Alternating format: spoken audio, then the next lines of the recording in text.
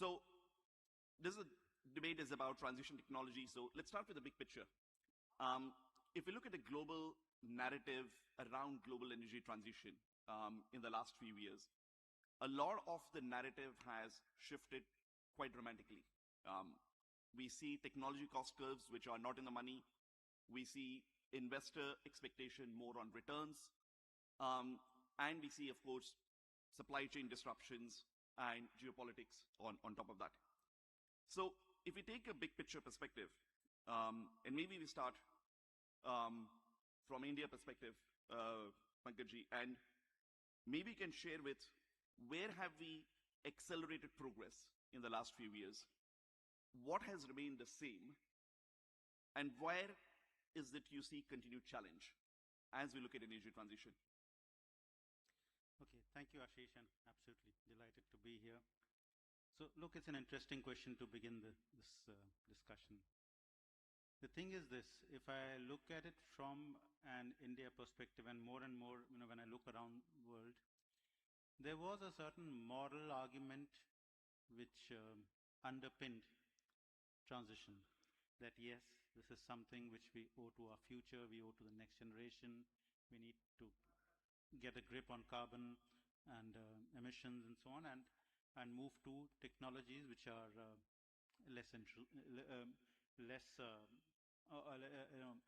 less damaging.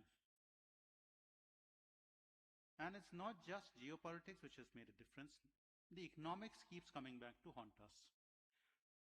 And technology hasn't really moved at the pace where one can say that yes, the technology has brought down cost. So technology has made some things possible, but technology has so far not made it possible at scale where it's economical for people to do so. Where has it worked?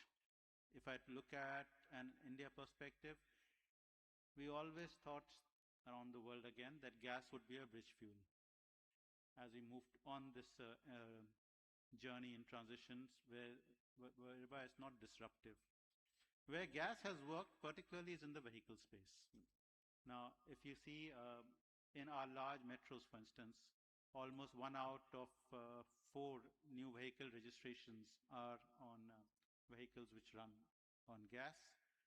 The entire tertiary cargo movement within big cities has moved to compressed natural gas. We have seen practical improvements happen in vehicle technology in terms of efficiency in use. That we have seen happen from the car manufacturers. And we have also seen efficiencies built in on the supply side in terms of new models coming in and the way the network has expanded. All that has happened. So that's one element where it's worked well. If I see on the biofuel side, the adoption of technology has been very rapid on 1G and on biomethane, what we call biogas in India. So there we have seen a lot of experimentation around new technologies. But again, it's been more around process improvements and process control. That has improved rather than a big leap in terms of technology itself coming in. But where, again, in 2G, there's been some traction. Pricing for 2G continues to hold back improvements in technology. There's not enough money on the table to justify it. There's investment which has been happening from state-owned enterprises in second-generation biofuels. But what, again, something which has worked well is the way flex fuel and flex fuel hybrids have come in now in terms of vehicles, and not just prototypes, but actual vehicles getting rolled out is what we are seeing much more happening in India. And finally, some early green shoots which we see on green chemicals, green petchem, some early investor interest which we have seen, that seems to be doing well. What is stuck? EV charging is still stuck.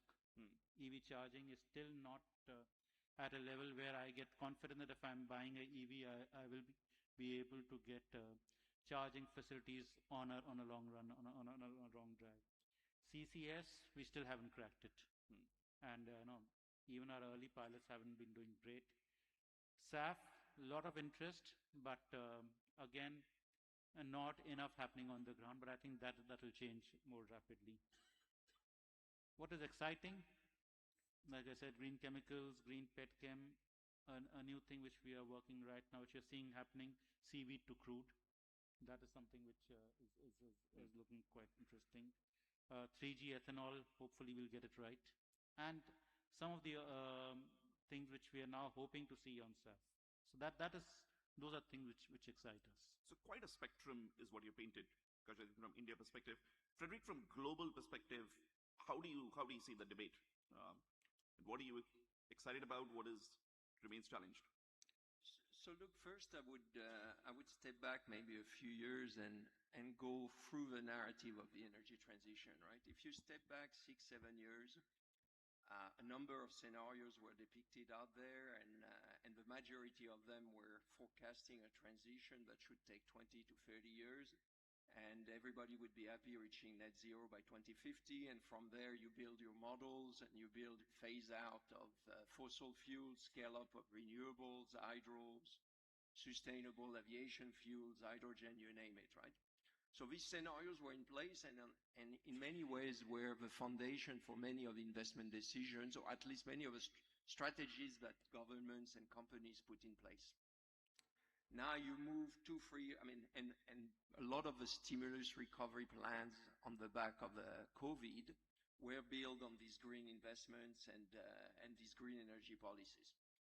Now you step back 2, 3, 6 years today post-COVID, and what you realize is a lot of the scenarios have changed, i.e. people have revised their outlook in terms of how the energy mix will look like.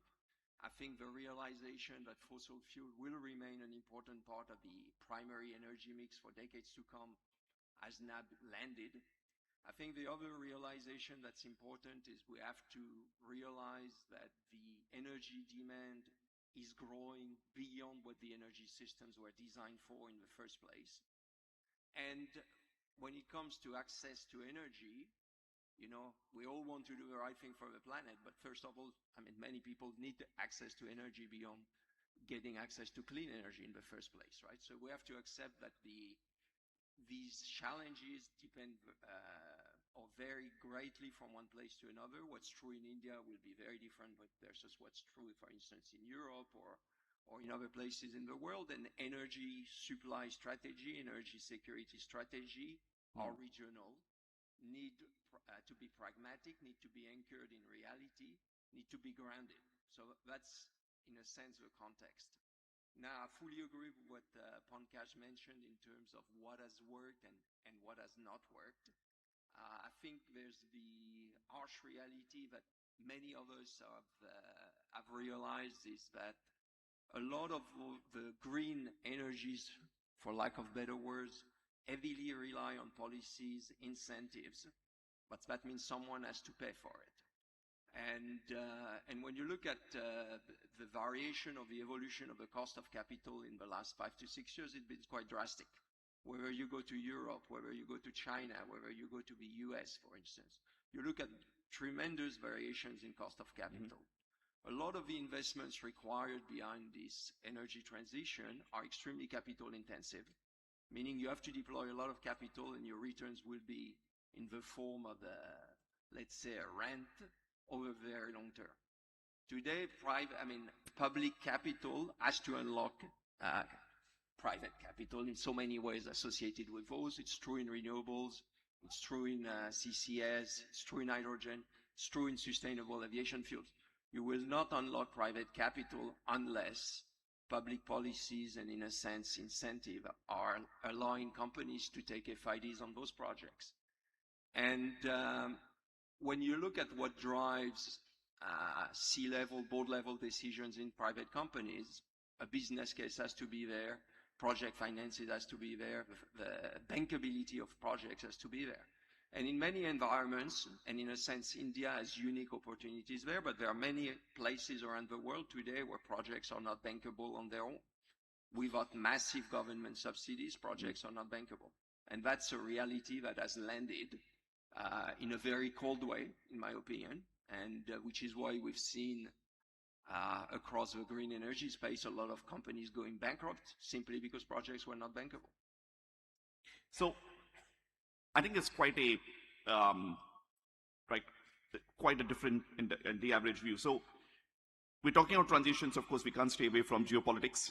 So maybe let's just we dive into that a bit. So if you look at geopolitics, tariffs, consequent implications on supply chain disruptions, and of course, you overlaid on top of that capital constraints and capital becoming more expensive.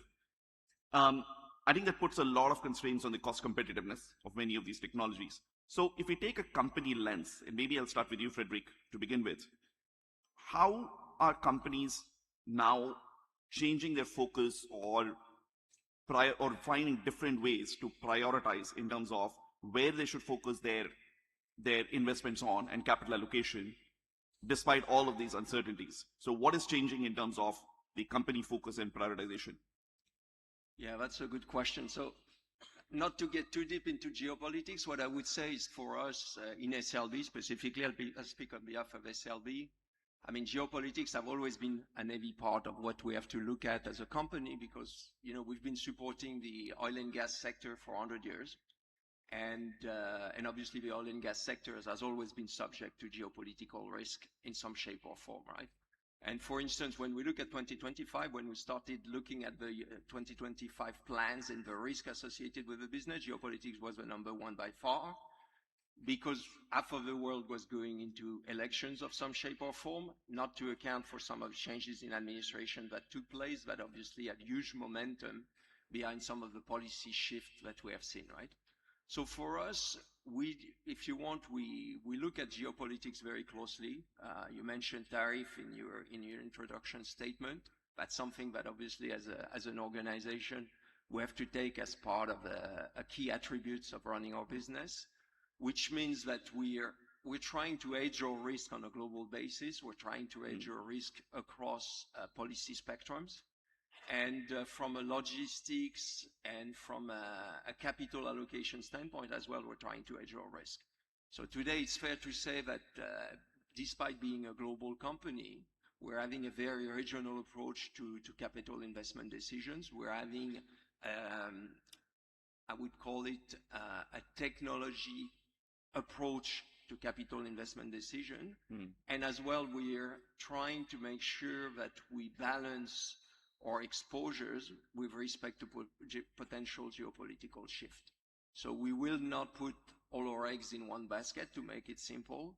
And when it comes to our investment portfolio, we always have an aspect of time risk, geopolitical risk, technology risk, policy risk, and all in all, I mean, we hedge those across a wide variety of investment opportunities, and we book upsides and liabilities accordingly on our prospects, right?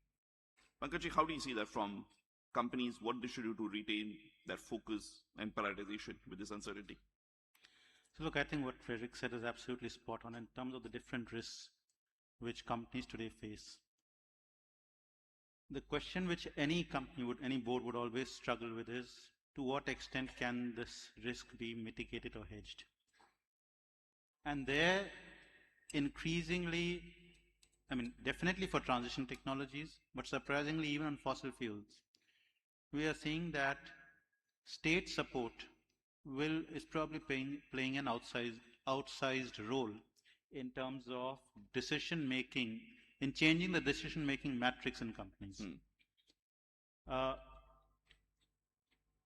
The answer to anything happening geopolitically, anything happening to tariff, typically companies tend to look at national governments.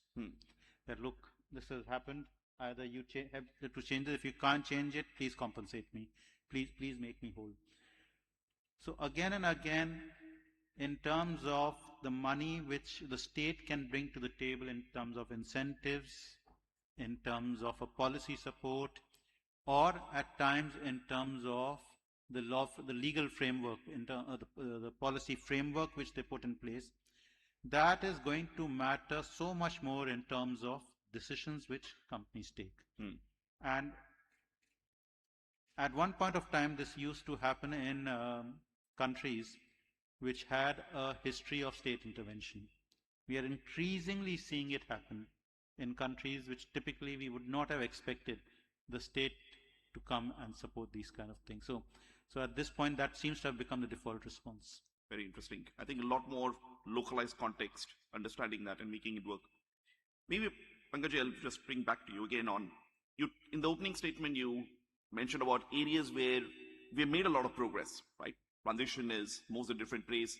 So from an India standpoint, what is it that technologies where India is starting to leapfrog and innovate in ways, and what is it some of the areas that you think the world can also learn from where India has made progress in the last few years?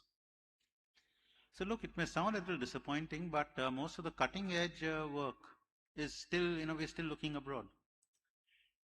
In terms of practical usage, that is where we seem to be better. In terms of, you give me a technology, how I tweak it, how I indigenize it, how I cut down costs, strip out every dollar out of extra costs. That is where we seem to be better in terms of deploying them and establishing that yes, this can work. Ripping out the niggles and so on. On all that, we have been much better. But if I were to put a hand on heart and say that, look, this is absolutely top of the line, this is the best technology, has come from here, I'll probably struggle to name it. Okay, ways to go for us to still make progress on that. So the thing is, who's going to do this work in India? So there is a vacuum there. Because if I'm going to expect state-owned enterprises, if I'm going to expect the private sector to do it, I don't think we've got the ecosystem for that. Very interesting. Frederick, from a global perspective, what, from a energy transition technology perspective, what are you particularly excited about? What is it that you are serving many of the clients? So look, I mean, then I would step back to what we do as SLB, what the majority of the company does, which is to be an energy service company and supporting E&P operators, exploration production operators, with respect to oil and gas production, right? I mean, there's obviously deploying technology is what we do and what we've been doing for 100 years. There's many things that I could pick on, but if I was to pick a few in line with what our customers' value drivers are, one, we accelerate time to first hydrocarbon. That's a key value driver for our customers, and we're doing that in a number of ways. We help them acquire and process seismic data a lot faster. Some of the high-power compute technologies enable to illuminate zones to the level of resolution and accuracy that was not happening before. We're able to link seismic insights, mappings, to early exploration prospects. So in a sense, you accelerate workflows. We're able to accelerate the time from exploration, from discovery to first hydrocarbon. So this creates value to customers, and a lot of it is leveraging artificial intelligence nowadays. I mean, the industry is fortunate enough to have access to a lot of data, so artificial intelligence is surely disrupting the industry.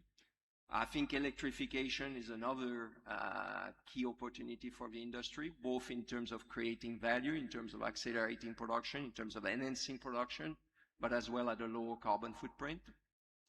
And if I was to pick one main opportunity that I see for the industry at large, it would be agentic AI. I mean, we do see transformative potential from agentic AI when it comes to observing, planning, generating, because obviously agentic AI leverage generative AI, acting and learning. And what we see is that for technology companies like ours and like many in the sector, a lot of these solutions will rely on domain-based knowledge, meaning, yes, you need to know data science, you need to be able to process that amount of data, but you need a lot of domain knowledge. So meaning that these solutions will be designed by the industry for the industry. So for us as a technology company, this is something we're investing a great deal of R&D and engineering efforts about. And we believe that this is going to unlock a lot of value for customers. We already have a lot of use cases, and we think that that's going to scale pretty drastically. Exciting. So we come back to role of regulation. I think you touched upon in some of the comments before. And role of regulation, I think, couldn't be more important at this particular moment in terms of playing a catalyzing role in terms of unlocking many of the transition technologies, whether it's CCS, whether it's networks, whether it's storage across the value chain. Maybe if I come to you, Pankajji, on how can companies best collaborate, I think, with the regulators, with ministries, and with state agencies in order to shape policy? What works, what doesn't work? What have we seen? So look, on regulation, there are two streams. There is one in which companies can engage. There's another one in which companies will find it more difficult to engage. The ones where companies will find it more difficult to engage is something coming out of court judgments. So let us say, particularly in India, we've seen this. You can go to court and argue that around the world companies are conspiring to make sure that citizens don't get clean air, and therefore you get a court order mandating that you move out of diesel, or you move all buses to be on gas, or all buses to be EV. You could potentially get such an order. There's a history behind this. It has happened in the past. Now, I don't see companies being able to influence that process too much, because that's an autonomous process. It's going to happen. Where companies will have a role, or where companies will be heard, will be much more on the government side and on the regulatory side. That yes, a regulator comes up with certain ideas, or a company comes up with certain, or a country comes up with certain ideas in terms of what can be done. Now, where companies have a role and where industry bodies really have a role, because what we have seen is industry bodies on this often fail, because they end up being more of bodies which will talk about tax concessions and less about giving genuinely good things. That look, here's a good idea. We are also willing to put in our couple of pennies on this. We think government, if government does it, so that's an area where I think some more strengthening is needed in terms of being able to influence the dialogue. But the second is to be able to bring in more and more international experience, international case studies to government's attention in a manner which is not just about, okay, here's a set of papers, please read them, but to actually demystify it and say that, look, we think this can be done. We are happy to go along with you and do something ourselves, but we are also happy to handhold anybody in government who's interested. So there is space for that. It's a space which is currently less occupied. Okay. Frederick, how do you see that from collaborating, I think, with regulators from a company perspective, I think, in order to shape policy from the other side? So look, so first of all, as a company in general, we have an anti-lobbying policy, which means we don't actively lobby. On the other end, we do provide, I would call it unbiased feedback to regulators, eventually to governments, in terms of what we believe can help capital allocation behind some of those initiatives, and eventually what can be the hurdles or the no-goes and the red lines that actually prevent those. So we're actively providing feedback, either directly or via industry bodies. When it comes to some of the topics we've discussed earlier on this panel, I mean, we've volunteered quite a bit of feedback, whether it's in India or in other jurisdictions, around the need for policy and incentives to actually be aligned, which has often been a challenge, especially behind hydrogen, behind carbon capture and sequestration. So we've provided quite a bit of feedback, and in general, what it comes down to, how do you unlock capital deployment? The biggest challenge behind the pace of progress behind these initiatives is actually the allocation of capital, and we're regularly volunteering feedback to the regulating bodies and their affiliates, right? Now, to say that one size fits all, absolutely not. For instance, if you look at a region like Europe, I think policies frameworks are in place. The fact that there is a trade and cap mechanism or an emission trading systems in place greatly facilitates that discussion, because ultimately public and private corporations can build a business case around the decarbonization of their operations, the decarbonizations of their activities, and put a dollar value on carbon. Beyond Europe, it's becoming obviously a lot more tricky, right? I mean, we have China where that's taking place as well, but these are more exceptions rather than the norm today. Yeah. Okay. I think you touched upon AI very briefly, so I think it's good to probe a bit more on that. And maybe Frederick, I'll start with you around the potential. I think probably most organizations see, but there is a challenge, significant challenge still in adoption, scaling, and making transformative changes. So what are some of the challenges that you see in terms of which is really constraining AI adoption from a transformation perspective? From a transmission perspective? From a transformation, organization and transformation perspective. So look, I mean, I think today when it comes to AI, I mean, we're obviously seeing a lot of potential, and we're seeing that through use cases, be it in terms of acceleration of first oil, be it in terms of production enhancement, production management, be it in terms of late life extension for some of the producing fields, and there are technologies that are leveraging AI models to support that.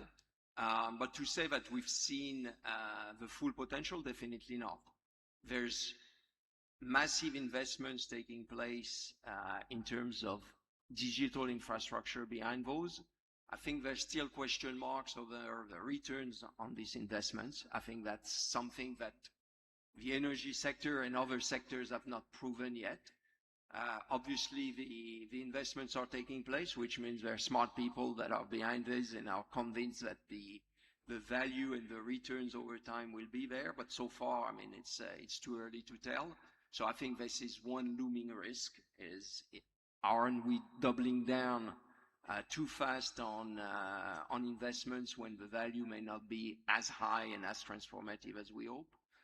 But I think from an early adoption of what we've seen, and for us, I mean, across what we do in the oil and gas sector, I mean, we have seen a significant uptake in the value creation associated with our digital solutions. So whether they are generative AI based, agentic AI based, we do see a very significant uptake. Okay.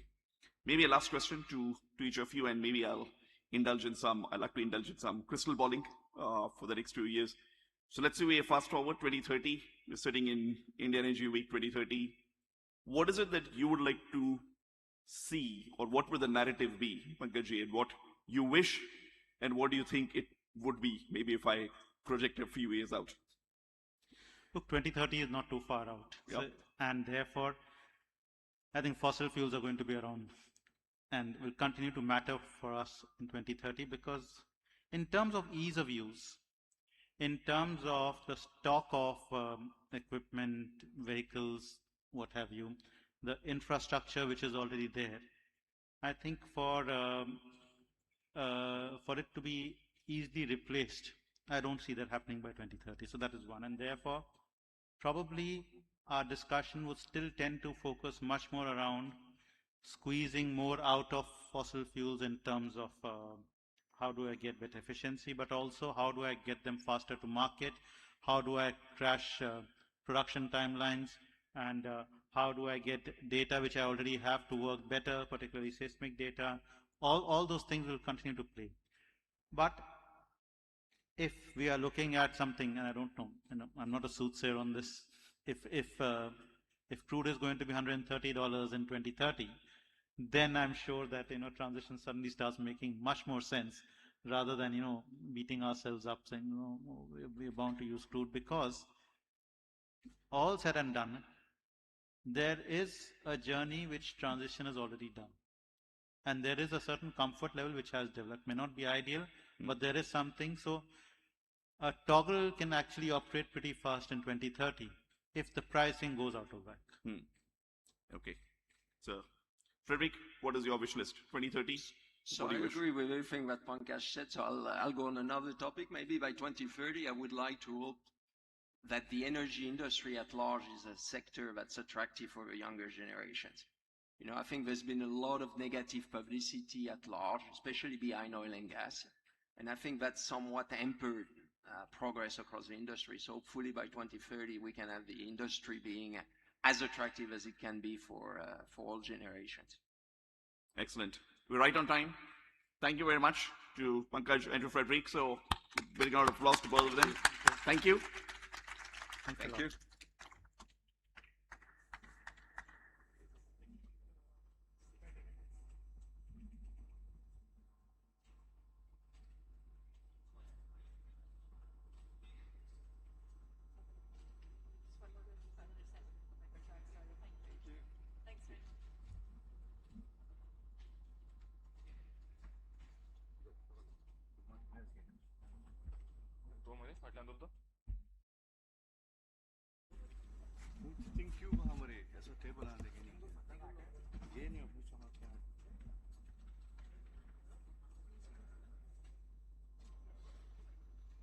Her name is Katie.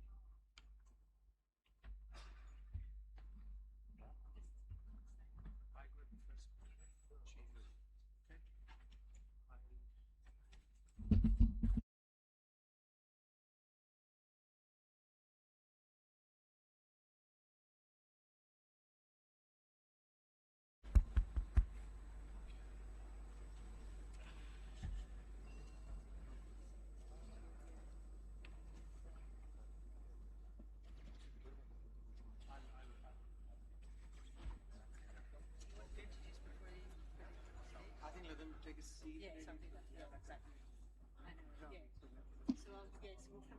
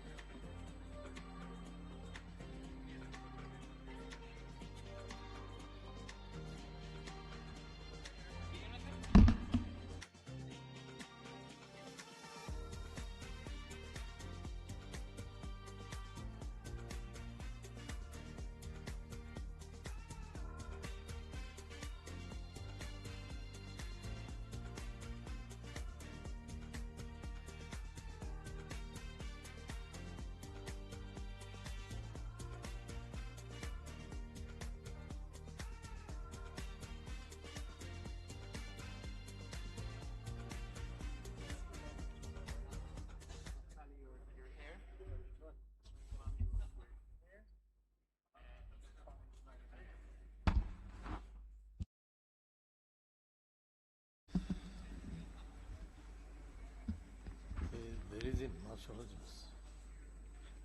Ladies and gentlemen, good morning. Delighted to have your company for our next session, which is a very profound one. My name is Gaurav Sharma. I'm a London-based energy analyst.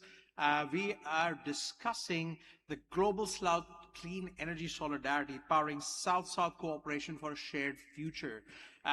It's a profound topic. This is not something we discuss that often, but it is getting louder and prouder. This discussion is about where the key energy centers of demand would be, whether you go by what the International Energy Agency is saying, where you look at some of the analysis coming out of the multilaterals, the investment bank.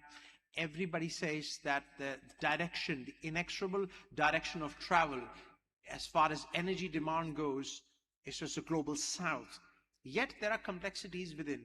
Of course, the global south aspires to have clean energy, to have renewable energy, but tied into that is that there are divergences in the global south, from Pacific Islands to a nation like India to Latin America.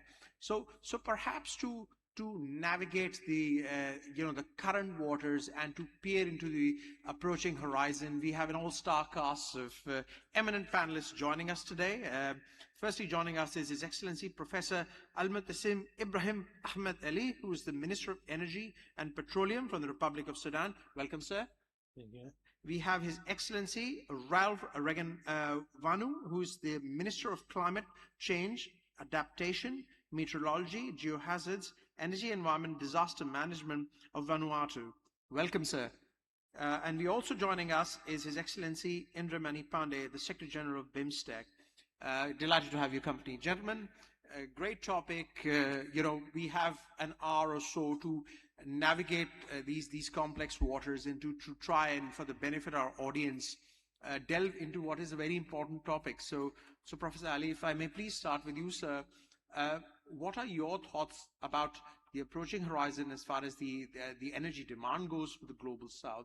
And of course, as I mentioned, we may call it the global south, but your concerns as a nation would be very different to, say, India or a Latin American nation. Okay, I'd like to thank you, Mr. Presenter, and the audience as well. And I would like to shed some light on defining the global south first. It's just like there are key characteristics of the global south, as the presenter might have mentioned. There is a history of colonization, unequal trade relations with the Western powers. I don't call it exactly Western powers, but it's the other side of the story. And they share all the South, or maybe most of the South, they share the underdevelopment and dependency and struggle for political and economic sovereignty. I'm not talking specifically about my country, but most of those countries which are pertained as South, they are also having some economic indicators as lower GDP per capita, higher poverty rates in a way or another, and greater economic inequality. They rely on agriculture, raw material, rather than productive exports, and labor-intensive industries. They also have some influential political factors plagued by instability, weaker governance, and less influence in global institutions like the UN, maybe in a way or another.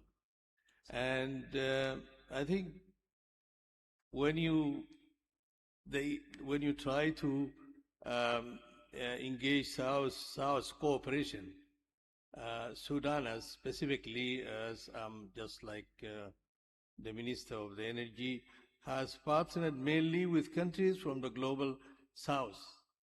And that's an experience which worth mentioning. Like we partnered with China, India, Malaysia, Saudi Arabia, and others from the global South, where you just like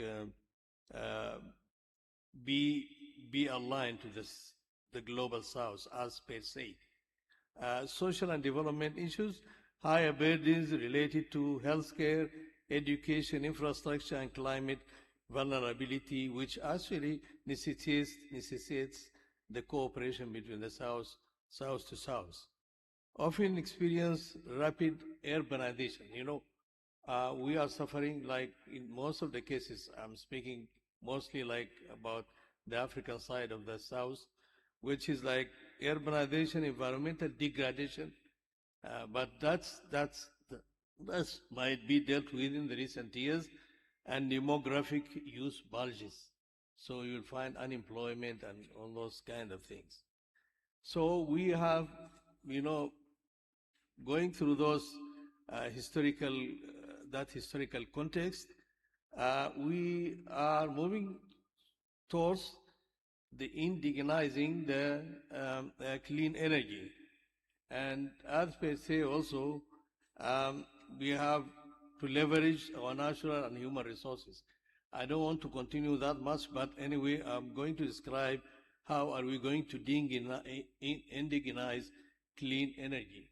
And we have first to map our local renewable potential, solar, wind, hydro, geothermal, and biomass resources tailored to regional conditions. I will speak later about those regional conditions, and if you allow me to just like shed some light on the leverage natural human resources and development of value chains, like investing, how do we invest in renewable energy, solar panels, batteries, and then we initiate locally manufacturing to retain economic value, rather than just importing everything and putting it into an erection of those systems which vary from small household to like agricultural projects.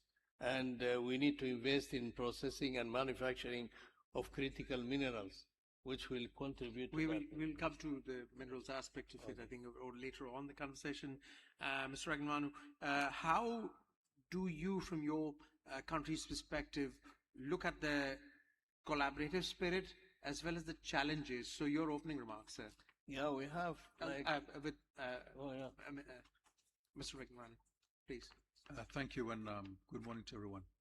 So I come from a very distinct and very unusual group of countries of the Global South, which is the small island developing states. So Vanuatu is a country in the Pacific Islands region. There's about 17 independent states in the Pacific Island region. Very small populations, very small land sizes, and a long way from everything across the ocean. Similar to the Caribbean states, which also sits, and also there's Seychelles, Mauritius, Maldives in the Indian Ocean. So South states, but very specific characteristics. And one of them is our vulnerability to climate change. And so we generally have taken a very ambitious view on the transition to renewable energy sources. And that's because the effects of emissions-driven climate change, we experience it in the front lines. So it's part of our mandate to make sure that we develop our energy sectors that are low emission. We have low emission pathways. Also, of course, the issue of security. We have to, if we are going to continue to use fossil fuels, we rely on markets thousands of kilometers away to provide them. And for example, Fiji, Vanuatu, Solomons, a group of countries in the Southwest Pacific, we import our fuel from Singapore, and before that, somewhere else. So it's a long way, and it's very insecure for us, because we're also subject to extreme weather events getting worse every year because of climate change. So we must develop local renewable energy sources, and that is the path we are on. And to leverage, because we are so small and so distributed, we have to leverage working together. And in the Pacific, for example, we have the Pacific Islands Forum. So in Caribbean, you have CARICOM. So groups of states which come up with our own energy policies for the region, where we manage to pool technology, standards. Standards are particularly important, and I must say that we are running behind the industry in terms of setting standards. We are still behind in terms of setting, for example, for the Pacific, vehicle standards or emission standards, these kind of things. So we rely on having what we call our crop agencies, our regional agencies, who work as membership-driven bodies to set these standards for all of us, in consultation with all of us. And I think, the reason I'm here from so far away is we see the enormous potential of partnering with countries like India. And Vanuatu was one of the founding members of the International Solar Alliance, for example, some years ago. We turned up for that because we recognized that we need to access India's enormous experience in community solar, in the technologies that we're seeing developed. At the moment, we are accessing mostly Chinese technology. We recognize that in this region, in South Asia, there is amazing technology that makes sense for communities with small communities leading to large cities, issues of sea level rise, issues of extreme weather events. So these are things that cause a commonality that we want to see get us to gain more out of. And there are other forums that we are part of with other countries in the South. And basically we have to use these multilateral alliances to find our own strategies to basically meet the three objectives of energy. And particularly in terms of us, it's access. Sure. We have some of the largest populations that still do not have access to regular electricity. So we're entering those markets with renewable energy to start, and we're so far away from the centers where these things are manufactured. It's important for us to establish good relationships with those who are in creating them. Ms. Pandey, if I may turn the floor over to you. Of course, we'd love to hear from you about the collaboration and some of the challenges that the clean tech adoption the Global South faces. But before you go on to that, could you please hear a little bit about BIMSTEC for the benefit of our audience, a little bit about your organization as well, please, sir? A very good morning, Gaurav, to fellow panelists and also to August audience. I'm very happy to represent BIMSTEC here, a regional organization of which India is also a member. I understand BIMSTEC is the only regional organization which is represented here. The idea of South-South cooperation is not new. Since 1960s, the developing countries have been talking about forging more South-South cooperation. What has changed that a number of developing countries have also acquired capacity to assist fellow member states. And in the present geopolitical and geoeconomic context, where multilateral institutions are facing a lot of strain, South-South cooperation has become even more important from developing countries' perspective. India, if I can speak for India, has always attached a lot of importance to South-South cooperation. From 1960s onwards, India's ITEC program has enabled capacity building with a number of developing countries. And developmental partnerships of India has grown its breadth and scope and its reach. India has also supported as a part of its South-South cooperation policy regional organizations to begin with SAARC and then from 1997 BIMSTEC, the Bay of Bengal Initiative for Multi-Sectoral Technical and Economic Cooperation. It brings together 7 countries, 5 from South Asia, India and 4 its neighbors, Sri Lanka, Myanmar, Bangladesh, Bhutan, Nepal, and Thailand, also a maritime neighbor. It started with ambition to create a platform where countries could work together on a set of technical and economic cooperation objectives, but it has expanded in its scope. It has all the institutional mechanisms which are needed. So we have regular summits, regular meetings of our foreign ministers. We have regular meetings of sectoral ministers. There are senior officials level meeting. Now BIMSTEC has its own charter, a vision document, and a permanent secretariat which is located in Dhaka for past 11 years. So the scope of cooperation that we have under BIMSTEC has increased. We have negotiated a number of conventions in different areas, agreements. Recently we concluded agreement on maritime transport cooperation, for example.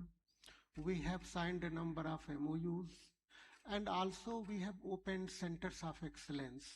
There are 3 centers which are already functional: BIMSTEC Energy Center in Bangalore, BIMSTEC Center for Weather and Climate in New Delhi, and BIMSTEC Cultural Industries Commission in Paro, Bhutan. But there are 8 new proposals to create another set of centers of excellence by our member states. BIMSTEC has been supported by India and all the countries in the region because they look at it as a regional organization which can address their shared challenges that they cannot address alone, and they need cooperation with all the countries. And we have support from all the member states to continue with this kind of cooperation. I will speak later about what we do in energy sector, but I would like to conclude this part that organizations like BIMSTEC and His Excellency Minister from Vanuatu talked about Pacific Islands Forum, CARICOM, African Union. These regional organizations are actually the very important instruments for forging South-South cooperation, because when we talk about South, we are looking at 125 or more countries, and there is no single organization where all these countries are together. So how do we strengthen South-South cooperation? It's through regional organizations that bring in a small number of countries from a specific region. Sure. Professor Ali, if I may turn the floor over to you. Our colleague mentioned the role of multilaterals, the role of these organizations. What is your government's thinking in terms of bringing the world together? And of course, it needs to be financed. And could the South cooperate on finance? And what role do multilaterals have? Yeah, I think before I answer your question, I would like to shed some light of the situation in my country, which actually enhance, the south to south and on the renewable energy. You might actually know that we have been through a conflict for the last 3 years, and our infrastructure pertaining to energy has been largely affected, and there is a large extent of destruction. So we have to rebuild that energy sector in collaboration with our partners, our maybe neighbors, and our institutions which we think that they are ready to help. And we have to foster South-to-South cooperation in that regard. So we share knowledge and technology, because also we need the enhancement in that area, and we should create some sort of a leverage from the energy markets like the Asian power grid and the Africa single electricity market to enhance our resilience and optimize our resources. We have to, as you have mentioned, joint financing mechanisms, pool resources through initiatives like the South Africa Renewable Energy Initiative and the BRICS, as you know, and the New Development Bank to fund projects with better terms than the Northern-led institution which we have been experiencing. And then it also came to our mind that comparatively, I think the like-to-like might be the best option, rather than going to maybe a vast area of discrepancies between our country and the North. We have to secure tailored financing and de-risk like investment, like using the public funds and guarantees to attract our private capital for early engagement in projects.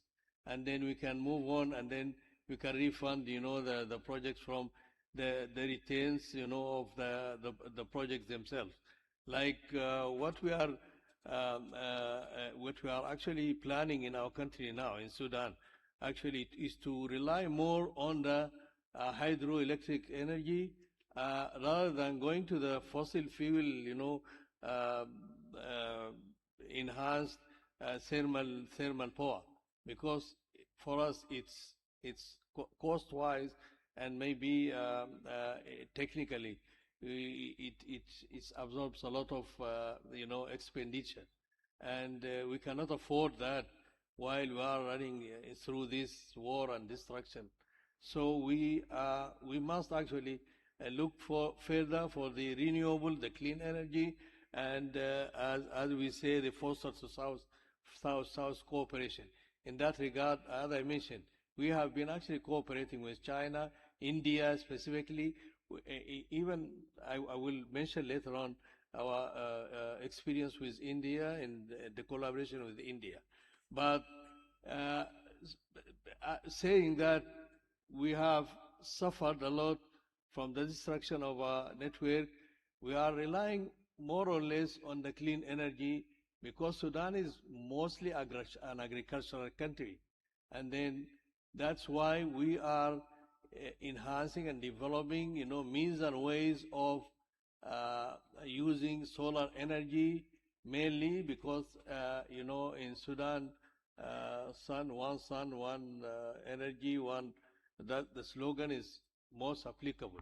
So renewable energy is the main source of energy for the agricultural sector in Sudan. Absolutely. Appreciate it.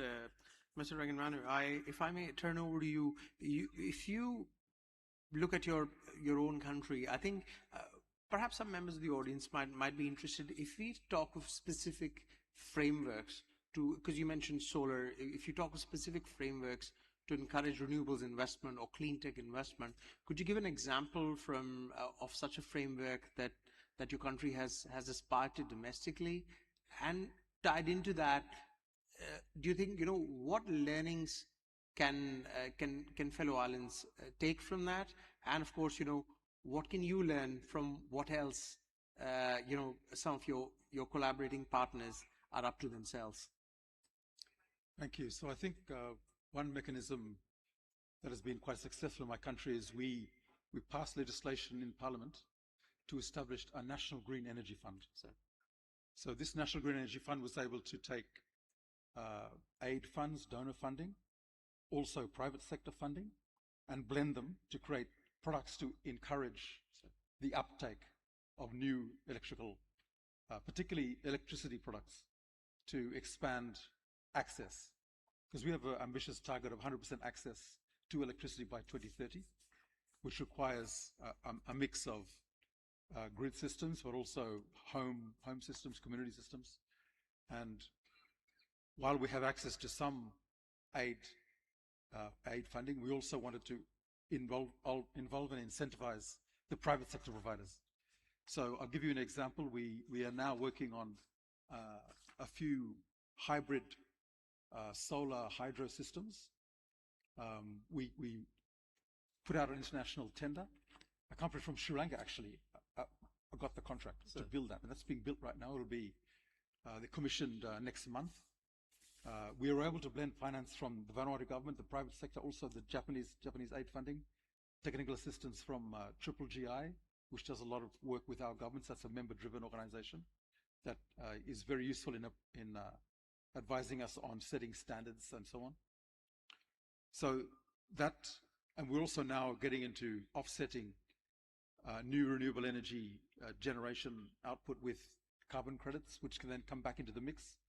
And we're now we are in the process of procuring coconut oil generators, and we will need to create a STABEX scheme for that to offset volatility in world prices for coconut oil, to ensure that we have a regular supply. And that is also something where we're engaging with companies from the global south in this credit scheme, so that we can create that stability to create the supply that we need to go that last gap to bridge what we can't with hydro and solar and wind power. So just an example of how we had to pass legislation to create a mechanism. That's also happening on the regional level. For this year, at the end of last year, the 16 Pacific Island states signed off on a new Pacific Resilience Facility, which is a regional fund with the same objective, to attract financing, because our markets are too small to attract the kind of financing we need from the private sector. We don't want to continue to be aid dependent. We want to be able to bring private sector actors in. So this Pacific Resilience Facility was established to try and create a region-wide, and you're talking about the whole Pacific Ocean, from one of the largest places on Earth when you see the geographical scale, so that we can bring especially energy resources, renewable energy resources, technology into the region across. We also need, of course, to establish the standards and the policies to enable investment, and that is something we're also working on.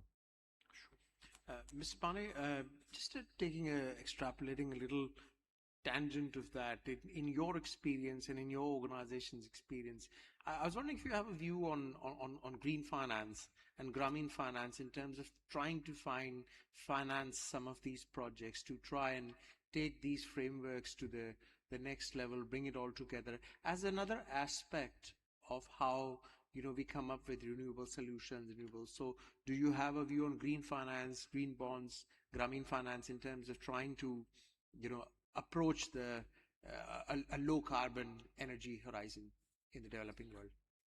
In brief, actually, no, we haven't reached that stage of cooperation under BIMSTEC, But if you allow me a couple of minutes, I would like to describe what we actually are doing under BIMSTEC in terms of energy cooperation. Sure. So India is the lead member state for energy sector cooperation. And we have regular ministers meeting and other levels of meeting to discuss energy cooperation. From the beginning, there has been focus on interconnection of the electricity grids of the member states. In 2019, MOU was signed, and we have been discussing some of the technical parameters on which we need to agree in terms of interconnecting the grids. I think as the audience would be aware, there already the grids are interconnected. India's grid, for example, is connected with Bangladesh, with Nepal, with Bhutan, and there has been trade in electricity among these countries. So there is a strong desire that we take this forward and connect with the electricity grid of Sri Lanka and also Myanmar and Thailand. Because our countries face the same challenge of fulfilling the energy demand, which has been growing, transition to green energy, and in the process of that transition, they need to use all the renewable sources of energy available. If you look at Bhutan, for example, it has surplus hydropower. Similarly, Nepal has huge capacity to create more hydropower. At the same time, countries like India and Bangladesh are deficient in energy. At some point of time, we need to import power also.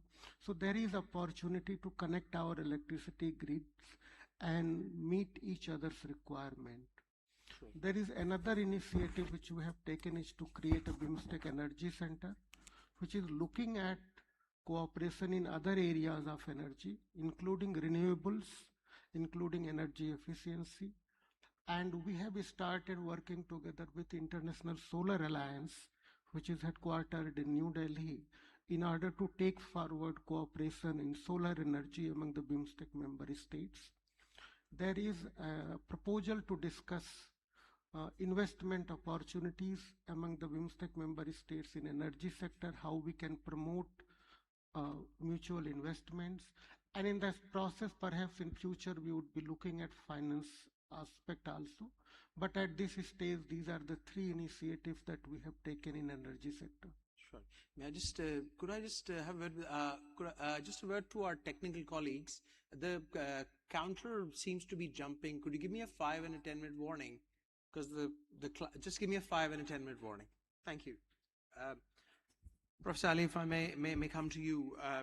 We colleagues spoke about interconnectivity of the grid, about wider collaboration. The continent of Africa has a huge potential. So, extending beyond your own borders, what is the spirit of regional cooperation? Yeah, I would like to mention, as I said, that the outcome of the conflict, and we're still suffering from it, but we are recovering. We are saying that we have to enhance, the clean energy portfolio as part and parcel of maybe resolving our maybe difficulty. So we, in terms, I just need to refer to how do we finance now the clean energy, and how do we collaborate with our neighboring countries and our regional, organizations. So in terms of financing, our central bank has already decided that 12.5% is going to microfinance, and most of that would be dedicated or allocated to the clean energy in helping, as I said, the agricultural sector and even the industrial sector. So it's going to be financed, as my colleague said, that there is a special fund which is emerging from the microfinance to finance those projects on the individual basis and even on the the agricultural societies and industrialized areas. So the central bank has offered that allocation of money, and then it's also brought in some soft terms. Right, sir. Soft terms. They are easier, not We don't have to have that, consolidated, guarantees and all those kind of things. And that's one of the options for the individual and the organizations to collaborate with the central bank and use that fund. And normally, even in the normal conditions, not the conflict conditions, normally they don't exploit that field, that fund enough to build the clean energy. Now, we actually facilitated the importation because we don't have the technology inside our country. The facilitation of importing the equipment, we have a concession, customs concession, and all the charges have been removed from that, from that sector for building the clean energy.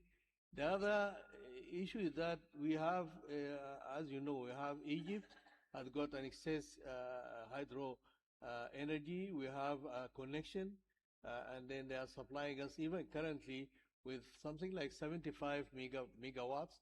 And then we are, in fact, I came directly from Egypt to India to negotiate extending that lifeline of 75 megawatts to 280 megawatts, and we agreed now to initial that project, and then we also send some of our teams to build the capacity to execute that project. On the other side, we have also Ethiopia, and you know that the Renaissance Dam is coming. So we are also planning to increase that. I'm going back also for some further negotiations for removing, the difficulties and the hurdles and the technical issues, so that we can actually collaborate with that. That's regarding just our neighboring countries.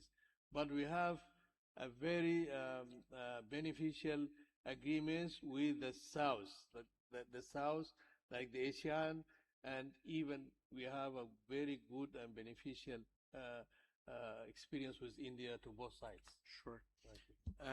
Mr. Reganmanu, if I may turn the floor over to you. Conversations of this nature, sir, you probably expected a conversation of this nature. When we debate the traditional versus renewable, you can never avoid the elephant in the room, which is the energy trilemma: affordability, security, sustainability.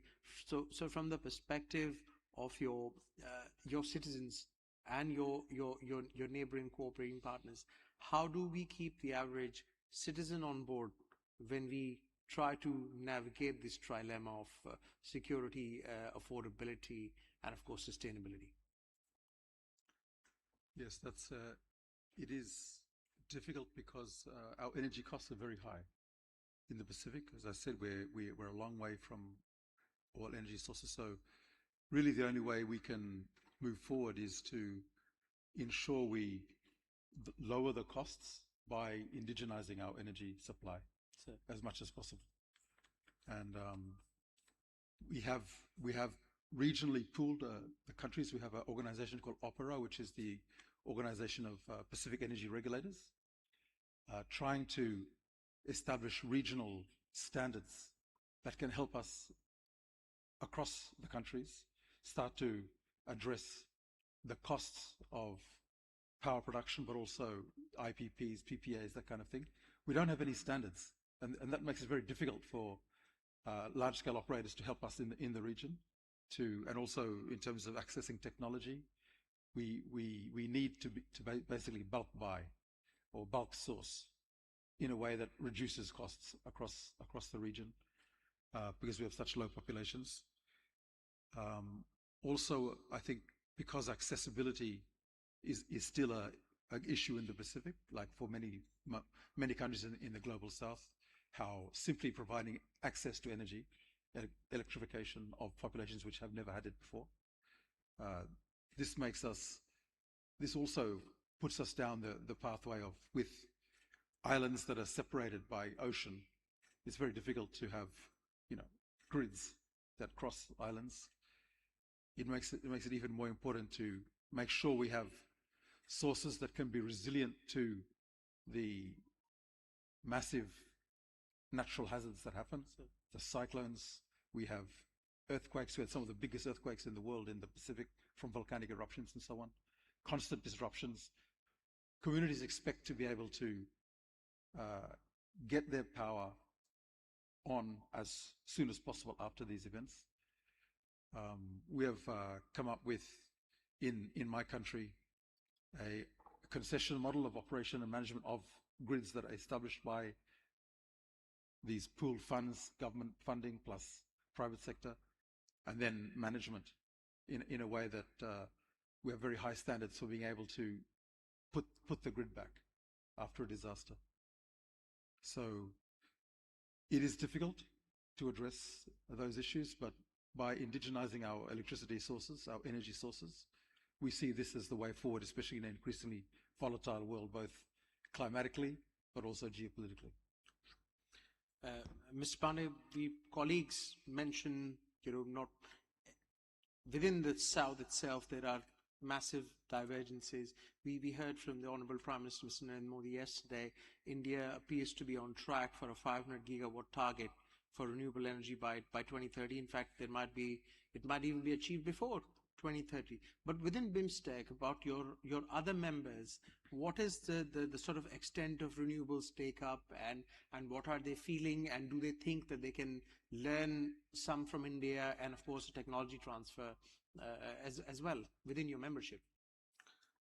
There are divergences among our member states. For example, Bhutan is the only carbon negative country, and it has committed itself to keep 70% of its territory under forest. Sir. At the same time, its energy demand is growing. So that's why India has invested heavily in exploiting the hydropower potential of Bhutan. Bhutan is able to export then that power to India. And in certain occasions, it's also able to import from India. If you look at Nepal again, another example, where there is a huge hydropower potential, and Nepal would like to develop that potential and then to be able to meet the energy requirement of its neighbor, India, and through India, other neighbors too. And there is an example of Nepal trading its power with Bangladesh also. There has been a lot of focus on renewables. For example, in Bangladesh, they have prioritized development of solar power. Similarly, in Thailand and Myanmar, there is emphasis on developing solar power. Myanmar again has a huge hydropower potential too.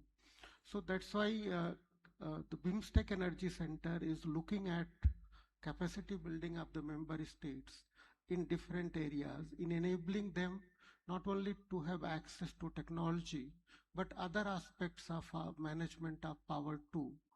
And through that process, it's assisting the member states in developing their own capacity. You mentioned the trilemma of challenges that our member states face. I think all of them are facing those challenges. India has managed far more in meeting those challenges than other member states, and that's why there is a huge potential for cooperation. Some of that cooperation is taking shape through bilateral engagements of India with its BIMSTEC member states. And again, to remind the audience, all the 6 countries are India's neighbor. So it's also part of India's neighborhood first policy, and India's policy of ACT is to develop close ties with the countries in the east of India. So BIMSTEC represents in a way coming together of all these strands of India's foreign policy. And that's why India's lead in energy sector is very important. And if I may inform the audience that we are also in the process of creating a technology transfer facility, which will be located in Colombo. And this facility would then enable transfer of technology among the member states, which will assist our countries in accessing technologies which are important for the green energy transition, including meeting their requirement for reducing carbon footprint, for example. BIMSTEC Energy Center is going to focus a lot more on energy efficiency cooperation, because through energy efficiency, we all know we can reduce our carbon footprint by 20 to 25%. So countries are working together in various ways to meet their energy challenges, and India's leadership really matters a lot in that process. Absolutely. Professor Ali, may I ask you, you mentioned some of the challenges, the complexities, and your own, internal issues. The recent COP in Brazil, these very issues came up that we are discussing, affordability, etc. Do you think your country's voice was heard? What were your takeaways from what happened in Brazil, in terms of the direction of travel for the energy mix and some of the challenges you face? Yeah, I would like to say that we have actually realigned our strategy to save our situation. So on the agricultural side, we are mainly moving towards clean energy. So that, as I said, there is a new regulation in place. There are soft terms of financing. There are also removal of all the customs and charges from the equipment and the accessories of the energy. We will have plans also to industrialize, the components and of the energy, mainly solar energy, because in Sudan it's between maybe 12 to 16 hours a day. We have sun available, so we concentrate on that, EV and the solar energy. In terms of the challenges we are facing now in our country is, as you said, the energy mix, so that we can say that priority of clean energy is for the agricultural, because in my province itself, we are now, farming about something like 700,000 acres this year of crops and, the feeds of the vegetables and all the like. So we need to bring as much clean energy as possible, and it should be a reliable kind of energy which can be accessible without much expensive, paraphernalia. So that's the issue of dedicating the renewables mostly to the agricultural sector. But it can be more affordable for the industrial sector to use the fossil fuels and, the thermal energy and a mix of hydropower. But the hydropower is mainly also now is tailored to suit the residential, requirements and the main, institutions like water and, educational, schools and the health institutions. So that's something like we are always, looking after. And then there are a lot of challenges which I can abbreviate in just in a short term. I will say that we have the challenges, there are the challenges to overcome now. They are like the costs and access to capital. So we are, as I said, we are using, public funds, in a way or another. And then depending on imported technology, that's what we are now having, a very vivid, strategy to start, manufacturing those components. Fragmented markets and weak grid, the grid infrastructure, which was destroyed by the militia who are fighting the government. And we, in terms of policy inconsistency, we are dealt with, and then we have a regulation now which govern the specifications and the capacity gaps in technical. We are collaborating with our South partners like India and other countries. Okay. Sure. Thanks. Mr. Rangranu, again, as Professor Ali said, there are investment challenges, unique investment challenges, and of course there's this throw in the mix of it are COP talks. So what was your reading of what happened in Brazil, and were you was Vanuatu's voice heard or not heard, or you left with mixed feelings? And layered onto that a sub question, saying, how do we look at the approaching horizons? You're cognizant of the challenges you as a nation face. First, square the international dialogue, what we heard at COP, And secondly, how do you then say, well, look, this is a complex situation. We've got to get our own house in order and see how we view the future. Thank you. So at COP, it's a good illustration of how we as smaller states have to work together. So Vanuatu is part of the Association of Small Island States, AOSIS, which is a negotiation bloc within the G77 plus China bloc in the COP process. And although, of course, we have, as we've been talking here, in the Global South, we have very divergent, different scales of economies, but that is the negotiation bloc that we are part of.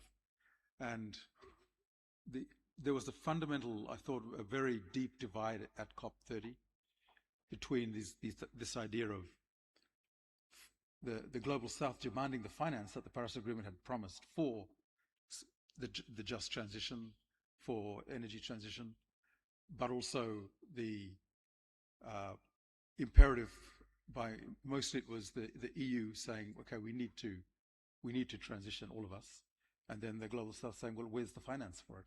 Sure. And this is something which we feel acutely as SIDS that need to make that transition and are looking for the finance and technology for it. And is one of the reasons I come to a forum like this, because we're looking everywhere, including in the South, for that. And we didn't see, we always come away from the climate UNFCCC COPs feeling disappointed with the outcome. We did see some small wins, but what we did see also was a recognition that we need to make some moves outside the process to influence the process within. And there are, Vanuatu as a small island developing state, we are a member of a number of coalitions of the willing. And this is a way we see South-South cooperation also. Countries coming together to say, okay, we need to set standards, we need the renewable energy piece, the financing. I'll give an example, the Global South Renewable Energy Fund is one of these mechanisms we become part of, we become members of, we pay membership fees to with the idea that this pool can attract other funding for that energy transition that we need. And so while the actual outcomes from the COP, the political outcome was maybe not necessarily as pleasing as you wanted, what was important was that meeting of the groups that we're able to do in the Forum of Belém, these like-minded groups to talk about. When I speak to various developing economies, that they feel that they are being lectured to by the West after decades of pollution, yet they are being lectured to go into.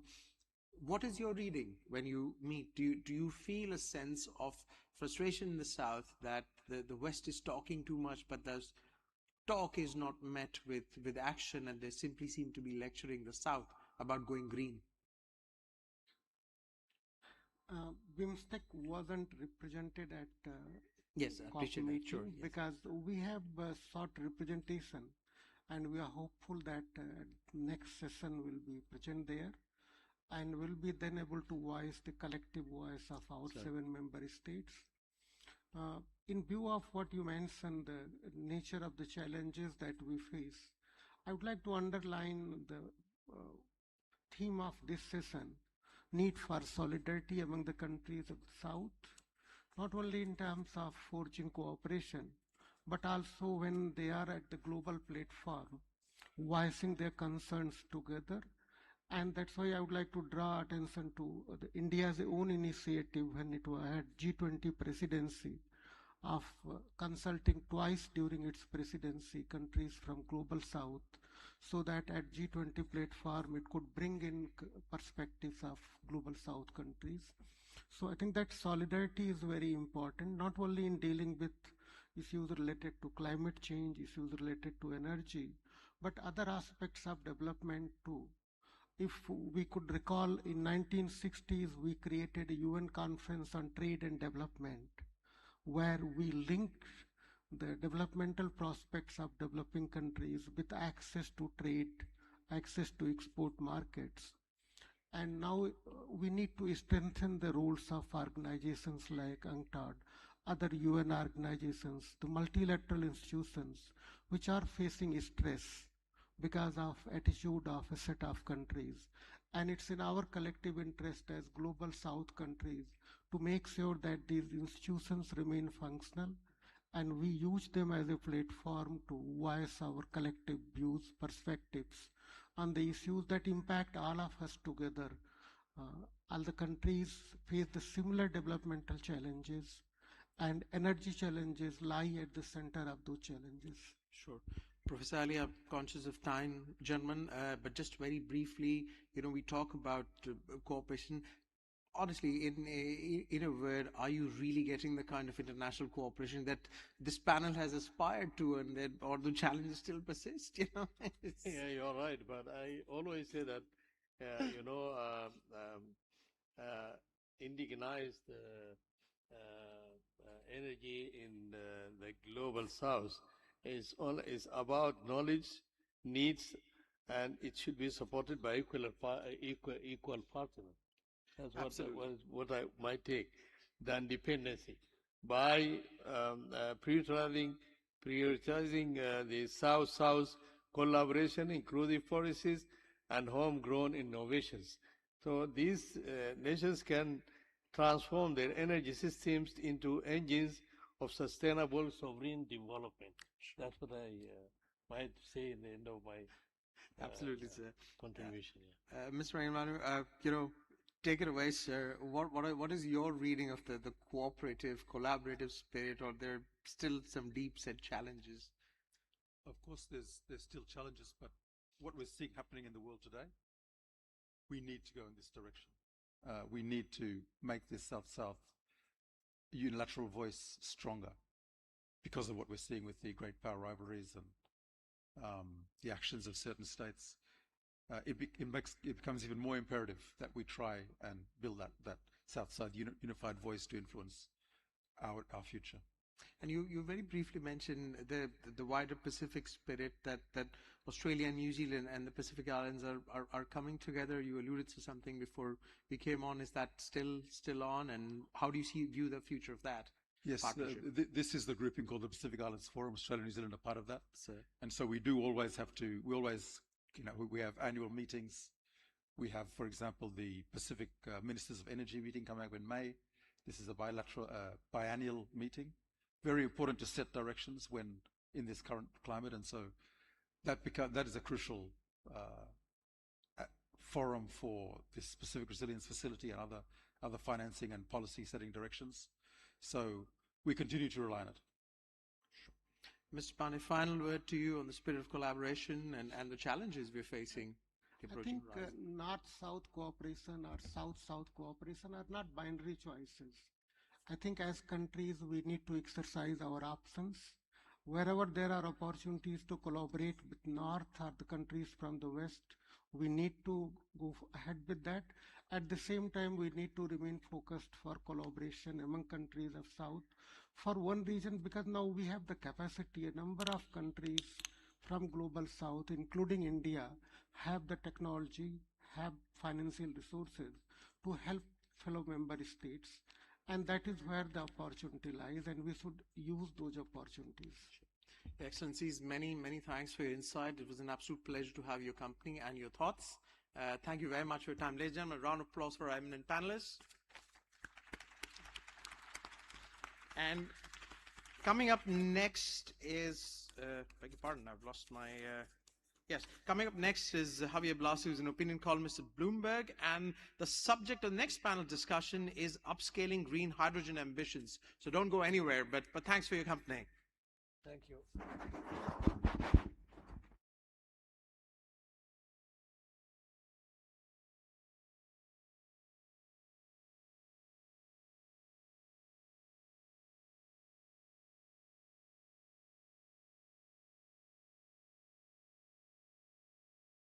One more.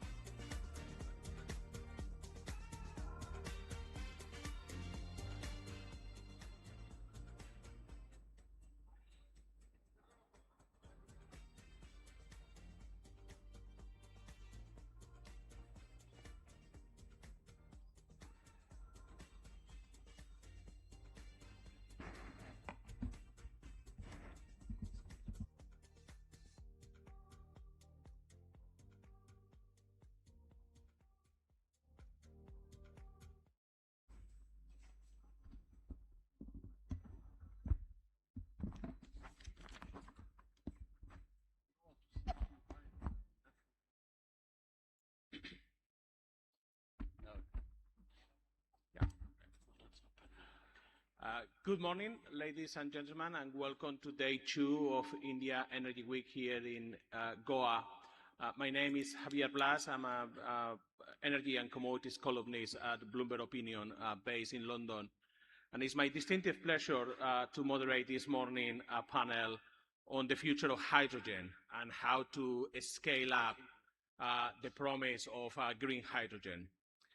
I'm very lucky this morning because I have a panel of the private sector, the people who need to deploy money and do the engineering, build the facilities, in some cases on the production side, in other cases in transportation, or as final consumers of the commodity. But it is going to be the initiative of the private sector what is going to be needed if we want to see the ambition, the hopes, the targets transform into actual tonnage and molecules of the commodity. So starting from my very far left, and no political indication whatsoever, I have Eric Bermer of Char Industries. Closer to me, Nicolas Poirot of Air Liquide, Vinet Mittal or Abada Group, Rahul Mujal from Herop Future Energy, and closer to me, Mr. Kanehana of Kawasaki Heavy Industries in Japan. Thank you so much for joining the panel this morning. I'm not going to go through their CVs. You have the app of Energy Week where you could read their detailed biography. It just suffice to say that all of them have decades of experience in the industry, in some cases running already projects and deploying capital and engineering ingenuity to try to make this ambition a reality. And let me start the conversation on that ambition and reality, because I'm a journalist effectively, and we tend to at times report the negative stories. Those are the ones that grab the headlines, unfortunately. And if I look at the headlines, and I was just doing a bit of research coming into Goa, a lot of the headlines have been negative of recent years. It's all about cancellation of projects, about slow progress. And I wanted to know from my panelists how much of this is just the expected growing pains of a new industry that takes time, or is an indication perhaps that there is a structural problem and that we were too ambitious with those targets and things are going to take it a bit more slowly. So, if Eric, if I can go to you, and then perhaps we briefly join everyone else on that debate. When you see the sector today, what do you see? Do you see growing pains, or do you see structural problems and a need to scale back? Well, since you said I'm a politician, I'll give you a political answer. It's a little bit of both. No, I would say firstly, no doubt the hype in the industry that we saw from a few years ago, that has substantially calmed down. But I think the reality is that calming down is reflecting a maturity in terms of how we see the projects being developed. So we are seeing now that people understand we're through the hype, and people are focusing on the things that get these projects to final investment decision. And a lot of the projects that were in development are, pilot projects. We often had very big, presentations from people making a few kilograms of hydrogen a day. Whereas now, the theme of this is also about getting to gigawatt scale hydrogen. And that means that process will naturally take longer. There's a lot more to get right in terms of the whole regulatory environment, the infrastructure that supports the projects, the scaling up that gets them to be bankable. So it's a longer incubation time period. So I think it's a necessary maturation in the market. And we are now seeing real people that are planning to spend billions getting involved supporting projects. And we'll get the next wave of investment coming soon. Yeah, please. Happy to add on that. First, a pleasure to be here again. I'm covering a wide part of this region, and I'm always happy between, the ADIPEC and the Omanis and the other Energy Week, like Abu Dhabi recently, to always bring thoughts and to share and to listen to peers. Because I think the first thing we should all admit is that we should be humble. We should be realistically optimistic. as engineers, as business people, and that's the state of mind I'm today, you know. And here in India, where you are at the crossroad, like some other countries a few years ago, of the need of energy, but the need to do it with a climate-friendly path, but also the need to be competitive. I think some of us, whether in Europe, in Asia, in Japan, in China, in America, have been through that, learned lessons that we can use in India today. The need is the same in India. I see even faster solution in India on renewable power, different type of trajectory in India. And for a company like ours, Air Liquide, we are not an energy player, but we bring technology block that are essential. So whether it's ammonia cracking, it's CO2 capturing, whether it's, of course, hydrogen making. We are big producers of gray, blue, green hydrogen already, and we remain very pragmatic. We have seen probably less success in small passenger vehicle running on hydrogen mobility than probably planned a few years ago. But we see today more concrete, large examples after the hype is finished. And we are some of the pioneers of the Hydrogen Council, and you have the ex-chairman sitting here with us today from Kawasaki. That Hydrogen Council is still going very well because we are all more pragmatic. We are, I think, more global south open, to be honest, and that's very important to do. We are more competitive, and us, Air Liquide, our uniqueness is that we both have the technology pieces and the operation. We operate 5 megawatt, 20 megawatt electrolyzers for years.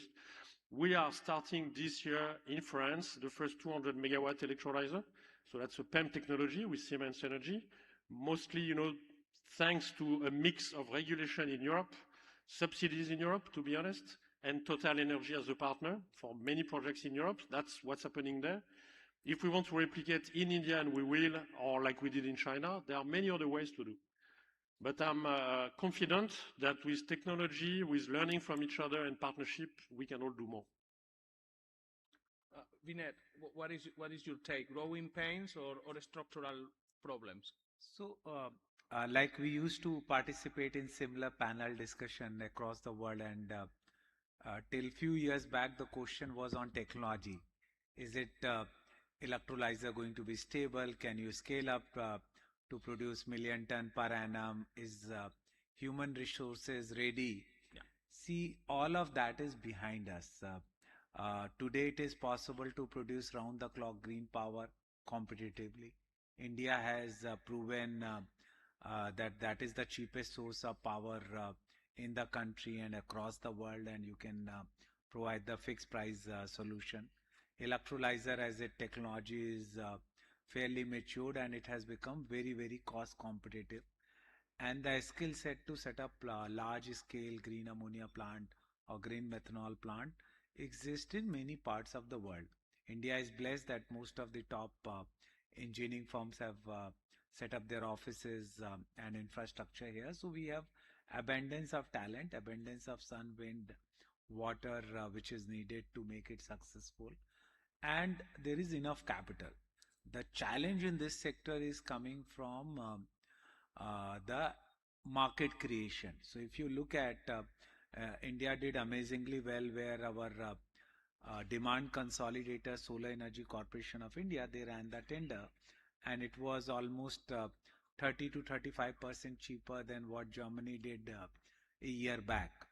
And now we are fairly competitive, and you are able to provide it fixed price green ammonia solutions for fertilizer sector at for 10 to 15 years at a fixed price, which takes the variability of gas away for gray ammonia. So I think the sector has tremendous potential even today.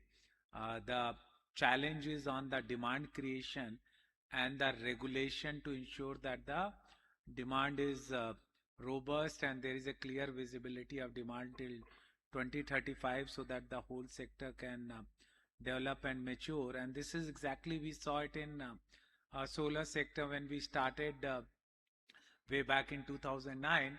My company did power purchase agreement at 30 US cents, and we still run that project, and now the new projects which we are doing is less than 3 US cents.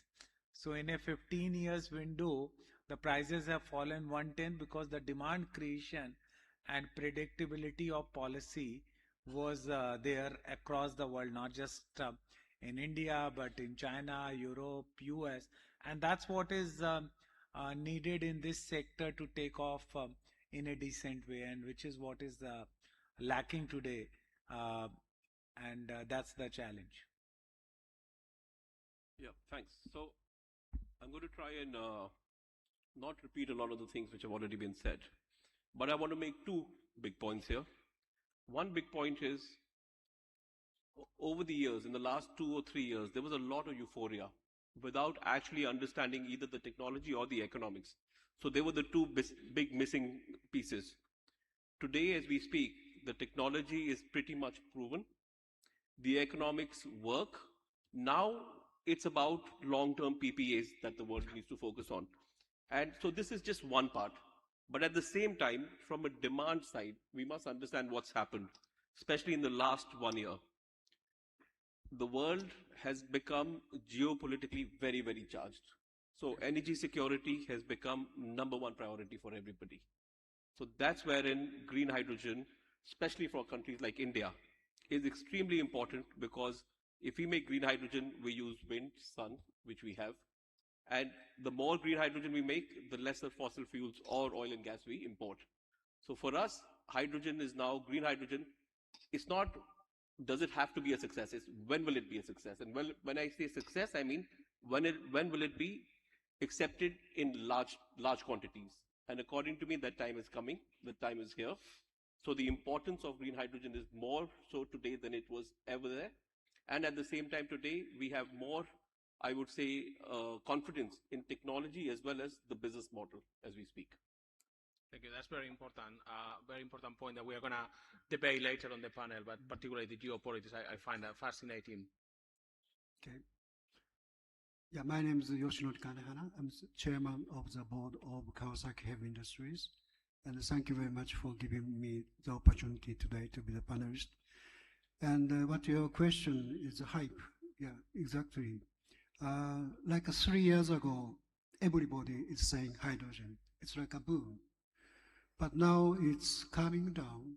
And I think the real project is remaining. So I think this year is a real implementation of the project.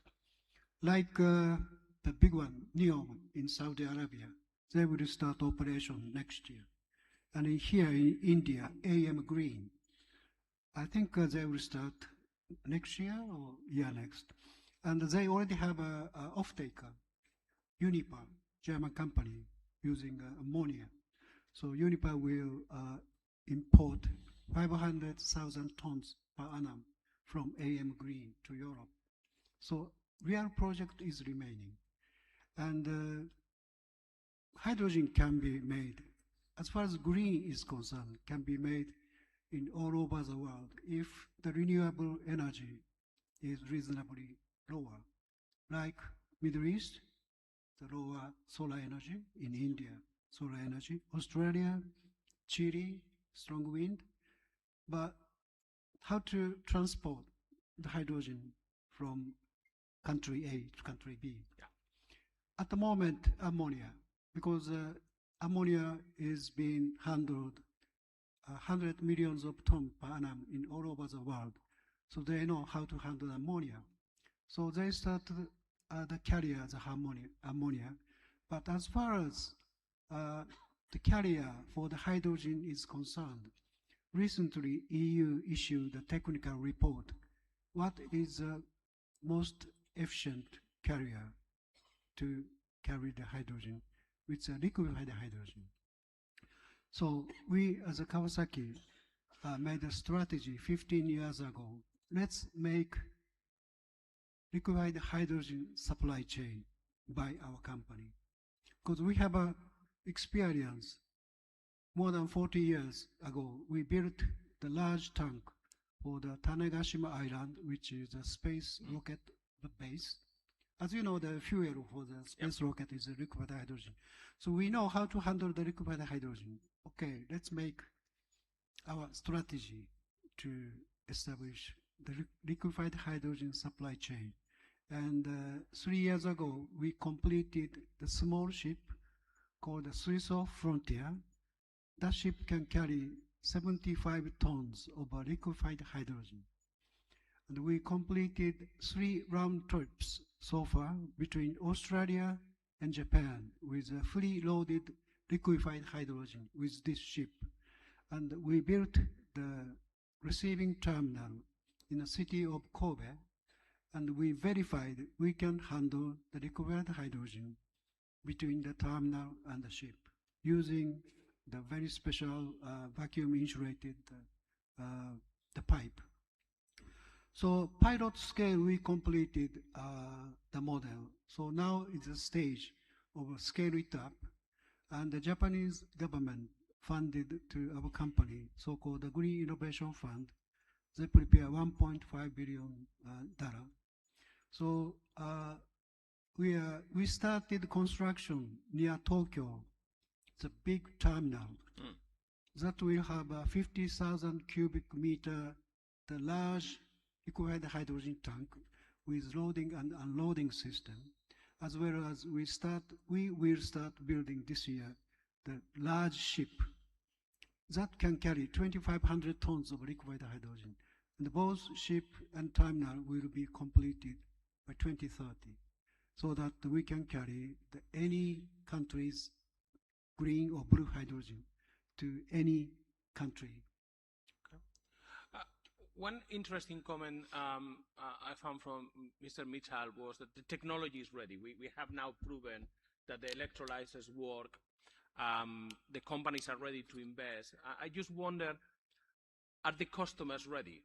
Are they ready to commit to have long-term off-take agreements? Because I think that at times that's what is missing. So it will be interesting views on where are the customers. So I think initially customers have to be created through regulatory policy. There is a greening target in EU, and EU came out with a target that they will do 20 million tons of green hydrogen by 2030, which is almost 115 million tons of green ammonia and green methanol. If EU even implements 25% of that target by 2030, I see that global marketplace would be created, because they had the specific target to domestically produce within EU and import 50%. So those kind of policies were good. They came out with the CBAM, Carbon Border Adjustment Mechanism. They put CBAM on fertilizers. So now if you look at the EU ETS price of $80 or 80 euro, then already with that carbon price, green ammonia is cheaper than grey ammonia in Europe. So it makes commercial sense. But because many times grey ammonia becomes so cheap that no one is willing to commit for 10 years or 15 years. And for any project to become bankable, you need to sign long-term energy contract if you need competitive energy.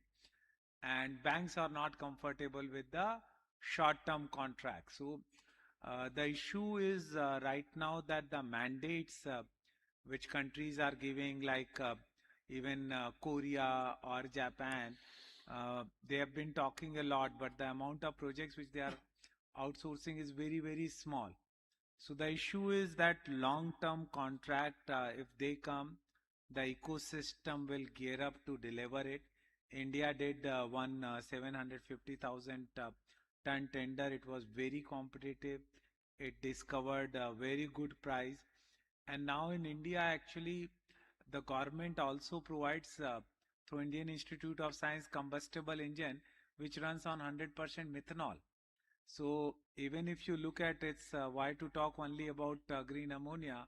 Now green methanol is a very viable solution where actually you can use even carbon dioxide from cement or thermal power industry and green them in that sense and create green methanol which can be used for mobility and maybe say, for example, if 100% of trucking and buses move on to green methanol in India, there would be a demand of close to 30 million tons immediately. So there are various pathways in every countries. I think because of, as Rahul was saying earlier, vibrant geopolitics, I think focus has got diluted of global government on healthy living and living in a green world. And I think once that comes back, you will see the rush again. Yeah. Mr. Pora? Well, I may add a personal view which is coming more from the fact that to us, the value of wanting to scale up and you want large projects, but you don't have large customers to commit on the long term. I mean, that's what happened with Qatar and LNG years ago, right? Japan took a long-term commitment and they initiated it, right? In hydrogen, we are looking for that. Our experience is that you have to go hybrid. So sometimes you have, and that's what we do in the industry, we use our existing hydrogen customers. So it could be spatial for liquid hydrogen. It could be the semiconductors industry in Asia. It's obviously the refiners using today gray, mostly hydrogen to remove sulfur from fuel. So they are the first customers moving to blue hydrogen when regulation and cost allow. And at the same time, we try to make sure we have an ecosystem that hydrogen is a vector of energy, but not alone. So if you want to have only a filling station on the road for cars on hydrogen, it's difficult today. If you have a mixed fuel, yes, I think it flies. I cover many countries in Africa. Some countries just bet on exporting green hydrogen because they have sun and wind. And I can tell you, most of them failed because they didn't have first a business model at home, which is not the case in India. That's why I'm more optimistic. This is not the case in Morocco. In Morocco, they're importing gray ammonia today. They want to make green ammonia on site, so green hydrogen. That's the case for local industry. So when you have a local decarbonization, when you have a local need of energy like India, your exportation could be an upside. It could help you to make your project viable. But if you bet 100% on exportation, I think that's difficult today. And it's that mix that is happening. And at the same time, that's what we do in many countries. With our engineering team, we also go for other blocks. So capturing CO2, like I mentioned, we are doing real scale ammonia cracking today to test it. So when you have all those technologies at the same time, you start to move at the same time to convince the customers, I think. Before we move to a bit of the geopolitics on the back of that comment of Morocco, very interesting that a country that is importing wants to create homegrown hydrogen to create green ammonia, and then, you know, less imports of fossil fuels would have national security advantages and economic advantages, similar ideas in many other countries. I think that the geopolitics is very interesting, but I wanted a question, Mr. Kanehana, on green and blue green hydrogen and blue hydrogen. So we were also mentioning them. How do you see that debate, and when do you see the cost? Do you see green hydrogen being able over time to elbow blue hydrogen? Do you see a coexistence of both? You said the blue and the green. Yeah. And the gray. Gray, yes. Because this is my personal opinion, but last year I visited Shanghai, and they are using gray, the massive scale, but using the cost-competitive gray hydrogen. They had a huge infrastructure to distribute the hydrogen. Then they're looking for move on to the blue or green. But if we wait until green comes lower, then we start the infrastructure. It's too late. So maybe start from gray. We expand the infrastructure, then move on to blue and green. And talking about blue and green, some special area like the Middle East, they have a massive the solar energy. It's very, very cost-competitive renewable energy. So maybe with the recent electrolyzer technology, they can produce green cheaper than blue. But if you look at all over the world, still blue is relatively cheaper compared to the green.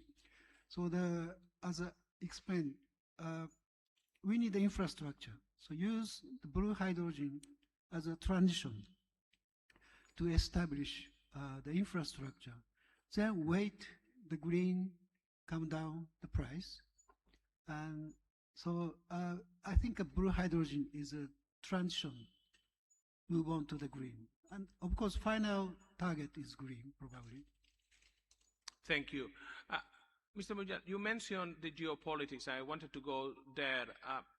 Perhaps you could speak a bit more on two aspects of the geopolitics. One, the advantage that green hydrogen could have for a country when it's produced at home, but also as a businessman, and business people in this panel, how do you navigate today's geopolitics? As a journalist, I almost dread looking at my email every morning on my Twitter and see what has been said overnight by a particular politician. And it's basically my fear is my day is going to be ruined. I was expecting to do some background reading and so on, and now I'm going to have to deal with this. But for you, your day can get ruined in much powerful ways. I mean, you are investing billions of dollars. Can be tariffs, can be work. And how do you deal with a new technology, a new industry in this very volatile geopolitical scenario of today's world? Yeah. So to be absolutely frank, I think in terms of green hydrogen, the world might have lost almost a year, if not a little bit more, because everybody was waiting and watching. We knew America as a country is going to be on hold when it comes to either climate change or renewables or hydrogen or ammonia, methanol, or any of the derivatives, or it'll go slow in the next few years. But which way was Europe headed was a little bit difficult to assess in the beginning. But from what I've seen in the very, very recent past, when I say very recent, I'm talking about as of the last 2 months, especially with EU fuel and their other IMO coming in and see how Europe will react to it. Today, I think the confidence is coming back in the world saying that Europe is going to do what it needs to do, and they are going to stick to their long-term plans regardless of what Americans do. So this is the new conviction that I think the world has. And that's why we've had kind of a rough start in the last year and a half. But I think going forward, I would put my money in projects which are done for Europe, because I think there is full faith in that still. So how is waking up in the morning these days? I read some comment about dollar and yo-yo. I don't know if you read that already, but it is quite something every day. Mr. Bermer, what we need from governments today, because they put very ambitious targets. In some geographies, in particularly Europe, we have significant subsidies too, but it seems that governments are zigzagging at times. What is, from the business sector, with the private sector, what is the priority, what you would like to see from governments in terms of support to the industry? Why do I get all the political questions?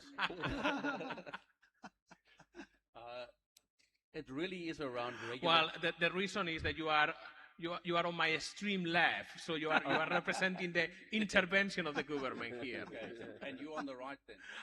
I'm for free markets. It's all around the regulatory certainty. Obviously the changing of the rules, whether, as Chart Industries, we're a manufacturer of the critical equipment that goes into the supply chain. And even the places where we investing in factories that make the products that will be used to enable these hydrogen projects, we need the regulatory certainty around the infrastructure that we get to support the factories that we build. And that's no different for the things that make these long-term hydrogen projects bankable. I think we heard that the technology stack is maturing. So, we're at the next phase. We've gone beyond pilot. People are comfortable. The financiers are comfortable with the technology risk. So now it gets down to the regulatory certainty. And often the projects, now when you go to gigascale, it's beyond financing a project or producing the molecule. It's around the entire system that will lead to the product being supplied and then sold under long-term sales agreements to different markets. And a lot of that infrastructure support needs to be scalable. And no matter how you create the product or how you're going to distribute your product, whether it's as a liquid or a gaseous form or whatever that form is, you need that infrastructure. You need the power availability. I think India, with the investment that India's made in renewable energy, almost 200 gigawatts, has got a sustainable factor advantage now with that recently installed lower cost green energy. And that's a point that India could leverage. We've seen that with a project that we've recently been selected as the liquefaction partner on in Brazil. Our customer there is got a 600 ton per day project for green hydrogen, anchored in hydro energy, secured with a long-term sales agreements to Europe, which have been made even pre, some of the more recent geopolitical dynamics that we've seen. So it's possible. I think some of the things happening in Europe, the carbon border adjustment mechanism, the scaling down of the tax on emissions, that's reducing. So there's certainty around that. And for projects to enter into long-term agreements that transcend what might happen, that's a commitment between now and 2034. CBAM goes to zero. A great chance for you to structure a deal with European buyers, knowing that the competitiveness of your product keeps improving every year, even though you've got learning scale benefits in your project, that by 2034, cost of grey is going to be high. So there's a lot of opportunities, but I think it's transcend that regulatory uncertainty and enter into long-term buyers who actually transcend the political dynamics of changes in whether you're right-wing or left-wing or anything else in between. Thank you. Mr. Munja. Yeah. So your question was, what do we want from the government, right? So I'll lay it out very simply, and I'll talk about from an India perspective. Please. So first and foremost, we need a long-term policy. We need to have visibility on what the policy will look like for the next 5, 6, 7 years. The plants will take about 4 or 5 years to come up, and then the business needs to carry on for another 25 years after that. So it's a 30-year window into the future that you want to look at. So you need policy, forward-looking policy is the number one thing. Number two is, in the beginning, supply chains will have to depend on other nations. India doesn't have today manufacturing for a lot of the supply chain that we need, electrolyzers, etc. So for the next few years, while India creates their own manufacturing base, we need to rely on other countries, and we need to be clear about that. That's the second thing we need. Same for battery storage, same for electrolyzers. The third thing we need is, India has done something really well. We've got, because we have wind and solar, the round-the-clock cost of power in India through renewables is extremely low, as compared to some of the other countries where they have really good solar, but maybe not as good wind. So round-the-clock cost probably goes higher. So that's what we've done very well. But in order to do these for our captive plants, we need very good wheeling and banking policies from the government, which are also forward-looking, which we know will not change. So these are the specific things we want from the government, and we need them forward-looking. So we know for the next 10, 15 years, we are able to deploy large sums of capital and see these projects through. Please. Yeah, the government support is essential, and as far as Japan is concerned, they passed a law year before, so-called Hydrogen Society Promotion Act, that will cover the price difference between hydrogen and fossil fuel for 15 years. So that, because hydrogen is a secondary energy, definitely more expensive compared to the fossil fuel. So we need that kind of support from the government. But the government cannot support forever. So I think the worldwide initiative is required for the pricing, the carbon pricing. And Europe will start CBAM this year, and Japan will start GX ATS this year. But we need to harmonize all the country all over the world need to penalize the CO2 so that the subsidiary will come down, the price of the hydrogen, then penalty will go up. So we need this kind of balance. And secondly, if we transport from country A to country B, liquefied hydrogen, we need a regulation in worldwide. We need a regulation and the standard, the same one. So that needs to be, that cannot be done by one country. So we need a collaboration between all over the world.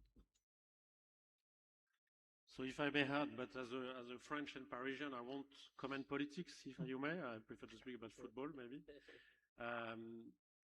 Two things I've seen changing after 30 years in this industry related to your question. One, which is very concrete for us private companies, we spend much more efforts today to speak, to listen to governments, right? We didn't do it so much in the past. Energy company used to do it, not the whole industry.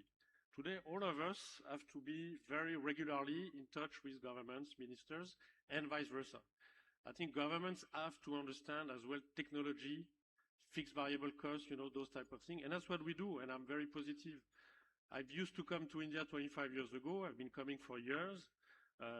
The last few months, our intensity of discussion, and not formal discussion like in the past, real discussion between government people and private people has improved, I think. We try to understand better each other because they understand, they need to understand us, and we need to understand them. So that's the first point. So we need to educate ourselves also on understanding their constraints as government, society, and they need to understand industry constraints. Second point is back to the scale. It's always the same issue. We used to design plants, factories, refineries, steel mills to be big, to be at scale and competitive, right? The issue with that is if you design whatever is your business model to be efficient at full load in this volatile world that you mentioned, you have to be ready to be flexible, and you are not, because most of us want to run the plant at full productivity. And we learned that during COVID, all of us. We had to address, the campaign, the season, stop and go. So you need to be able to run more than 100% sometime, and you need to be able to be still competitive at 50%. So it's also something for us, designing the plant, running plants, and supply chain, which is super important. How do we adapt to more flexibility of the world? I could ask for stability, but that would just be a dream, So I'd rather try to address my design and the way of working. Mr. Mittal, let's talk a bit about the specifics of India. What do you think about the targets that the country is setting for the future for hydrogen? Are they achievable? Are they too optimistic or too ambitious? And perhaps having ambitious targets is good, because even if you don't meet them, well, you get to a very large number. But how do you see it? So if you look at, India has come out with very ambitious target of 5 million tons per annum of green hydrogen, almost 30 million tons of green ammonia, green methanol equivalent. And to fulfill that target, they also came out with a lot of the subsidy for people to get kick-started, to provide the upfront capital support, as well as they came out with a tender where they signed the offtake agreement, long-term offtake agreement with a bankable entity. So, but that volume has been created for a smaller number. We need almost 10-20 times bigger. So India's challenge is not in its ability to make this green molecule, but for the market. And initially we need support. Almost 6 million tons of grey ammonia is imported. If we can initially substitute that, then it will create a very vibrant market. And second thing which India should insist more on, under COPS arrangement, Article 6.2 allows emerging country to give its carbon credit to the developed nations. So they have signed the contract with Japan on Article 6.2 carbon credit sharing. Yesterday they have formed a committee with EU for promoting green hydrogen trade. So these are all amazing steps. If these can be time bound, then we will see these targets to be met. Otherwise, it will be challenging to meet these targets by 2030. What do you see as the biggest consumers home ground in India for the green hydrogen? So it's ammonia, like fertilizer market is the low-hanging fruit. Refinery uses is a low-hanging fruit. City gas mixing is low-hanging fruit. So if these three sectors also government comes out with green hydrogen purchase obligation, then also the target can be met because the local demand can be created through the mandate, and because there is no robust carbon market today in India, there is no carbon penalty on fossil fuel uses. So if it can come in the form of mandate, I think it will help developers to meet, to help government to meet their targets. Mr. Majur, you want to add anything there? You know, the only problem right now is the world is facing a cost of living crisis. Yeah. You know, and we can't ignore that. At the same time, India must create a large market of its own and then export. We cannot only rely on export. So it has to be a combination of maybe refiners, fertilizers in India, and then exporting ammonia and methanol to Europe and Japan. Are the refiners interested? Obviously not. Why would they be? You know, but the point is one has to look at the bigger picture, right? The cost of climate change in coming times will be far greater than the cost of refiners today. So if you look at the bigger picture, I think the country should be interested, the world should be interested, and we should try and mitigate that risk. Okay. Please. I think India has a large opportunity for consuming ammonia, because as you know, in Japan, the power company JERA, they completed the test of coal-firing ammonia into the coal power plant. They mixed 20% of ammonia on 1,000 megawatt coal power plant. And India has a lot of brand new coal power plant. So opportunities, if they mix 20% of ammonia, coal fire, it's a large consumer of the ammonia thing. Do you think that the coal companies, the coal power generators are interested here? I'm not sure. In Japan, definitely. You know, I keep... Sorry. It doesn't make too much of sense that you convert energy into ammonia and then supply to coal power plant. It makes perfect sense for Japan because they don't have abundance of sun and wind, and the cost structure there is not favorable, whereas in India, electron should go as electron. Why to mix it with the thermal power plant? And the opportunity outside thermal power plant in city gas distribution, in refineries, in fertilizer, in steel industry itself is quite big. All the hard to abate sector, even for the cement sector, if the mandate comes out, I think India would far exceed its target. Okay, that's a good point. I would like to ask all my panelists, and I'm going to beg you for brevity on your answer. You could just put it in one sentence. What has been the biggest lesson that you have learned over the last 5 years in the sector, in green hydrogen? What that sentence will be? My view is don't anchor your project on government subsidies or incentives. For me, the trap was probably the one-size-fits-all. You have to be more pragmatic and diversified. So for me, green hydrogen is new oil, and any technology which has a merit will always find economic sense eventually. I think, firstly, green hydrogen is not a silver bullet. It is not the cure-all for everything, but it has a place, and it has a very, very huge solution to fill, and that's what we need to go after. I think we need a complete balance from subsidiary to find the off-taker. So we need a complete chain. There was a comment that I thought was very relevant when you mentioned now, Mr. Mujal, on it may not be everything, but it has a place, it has a role. And I remember that in the debate a few years ago, many in the industry, we were talking about all of the above. We need all of the above answers to the problem. I think it's quite unfortunate that the debate in the last few months, perhaps a couple of years, has moved to not all of the above, but only the above that we like. And the above that we like is different in Europe, it's very different in the United States, and it keeps changing.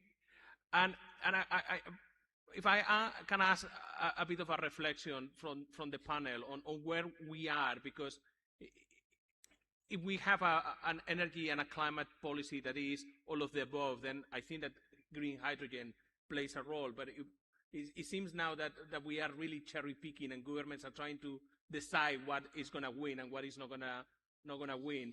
And different governments are doing very differently. And it must be very complex for the business sector to do it. But do you see that happening, that we have moved from all of the above to something else? I'm going to repeat what I said. Sadly, the world that we live in, we need, cost of living is the crisis that we need to solve for right now. That's what on top of mind for every politician. So till that's the case, it's not all the above. And if that becomes today, tomorrow the world changes and the priorities shift, that your answer will be correct. Okay, that's good to know, and that's why politically incisive, but politically enough correct. We don't get in trouble.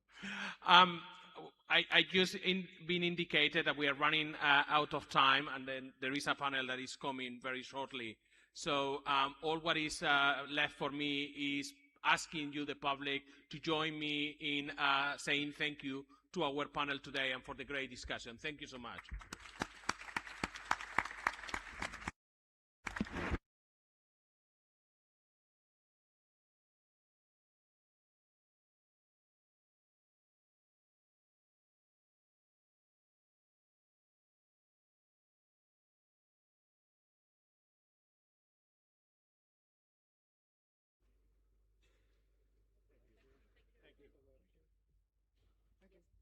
Thank you so much. Thank you. Thank you. I appreciate it. Very nice meeting you.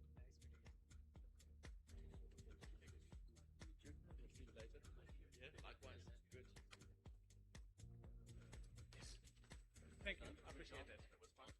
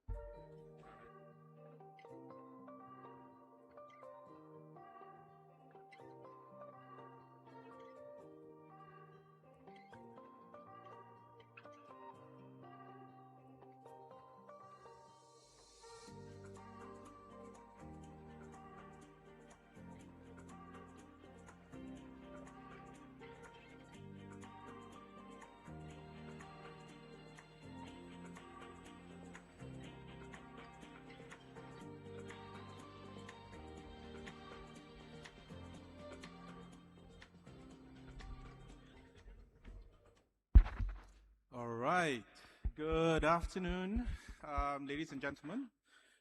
Thank you for being here to listen in on the next panel titled Energy for AI, Powering the Future of Data Centers.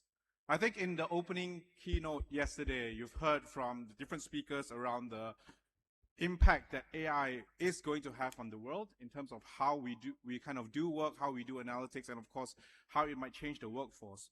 But also, AI has significant computing intensity and cooling requirements, and that really requires us to rethink generation capacity, grid infrastructure, and system resilience. And so, to address these challenges, it will require close collaboration between policymakers, energy leaders, utilities, and the technology sector.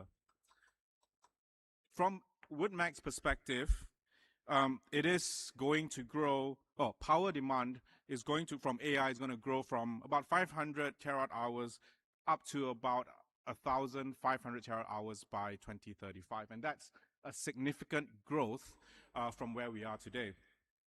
So joining me today to discuss this very interesting topic, we have Mansi Madan Tripathi. Please kind of welcome Mansi on stage. So Mansi is Vice President of Shell Lubricants Asia and Chair of the Shell Group of Companies in India.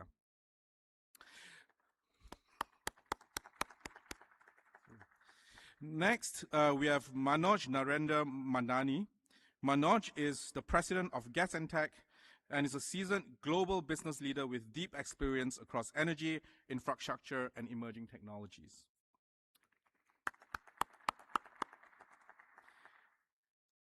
We also have Björte Pedersen. Björte serves as the Senior Vice President for India, Middle East, and Africa at ABB Energy Industries, bringing over 30 years of experience in driving regional growth. And last but not least, we have Venu, who is the Managing Director and CEO of India and South Asia at Hitachi Energy, and he's also the Managing Director of Hitachi in India. He has more than 4 decades of leadership in power systems, sustainable infrastructure, and grid modernization. And my name is Joshua Ngu. I'm the Vice Chair and Head of Asia Pacific for Wood Mackenzie. We are a research and consultancy company really focused around understanding the energy markets or energy industry and also coming up with views and forecasts in terms of how that would play out as well.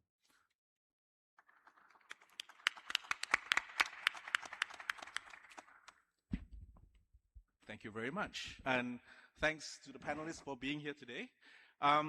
Before we get started, I think it's really nice that we will just kind of like keep this a bit more conversational, casual as we discuss. And of course, please feel free to kind of comment on any kind of specific topics that you have as well.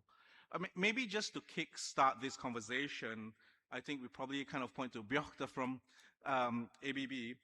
And the question here is, AI and data centers are really driving a lot of demand and really putting a lot of pressure on power systems today. This is not necessarily only in India, it is a phenomenon globally. So from your perspective, so where can we kind of better coordinate and how should we be thinking about generation, transmission, and demand planning as we go through this next phase of significant growth? Thank you for the question. That's a good introduction to the discussion. I think that maybe if we start with the planning process itself, I think that the planning plays a significant role here because we have seen that in many cases the processes are more driven sequentially. So you basically decide on an investment project and a demand, and then thereafter you start to plan how to generate and do the transmission system for it. So I think the first point I want to make is that this planning process probably will benefit from being more, let's say, integrated generation, transmission, and demand as a process. Maybe one argument as well is that development of the grid requires a lot of regulatory processes that will take time, maybe more time than let's say, a data center investment.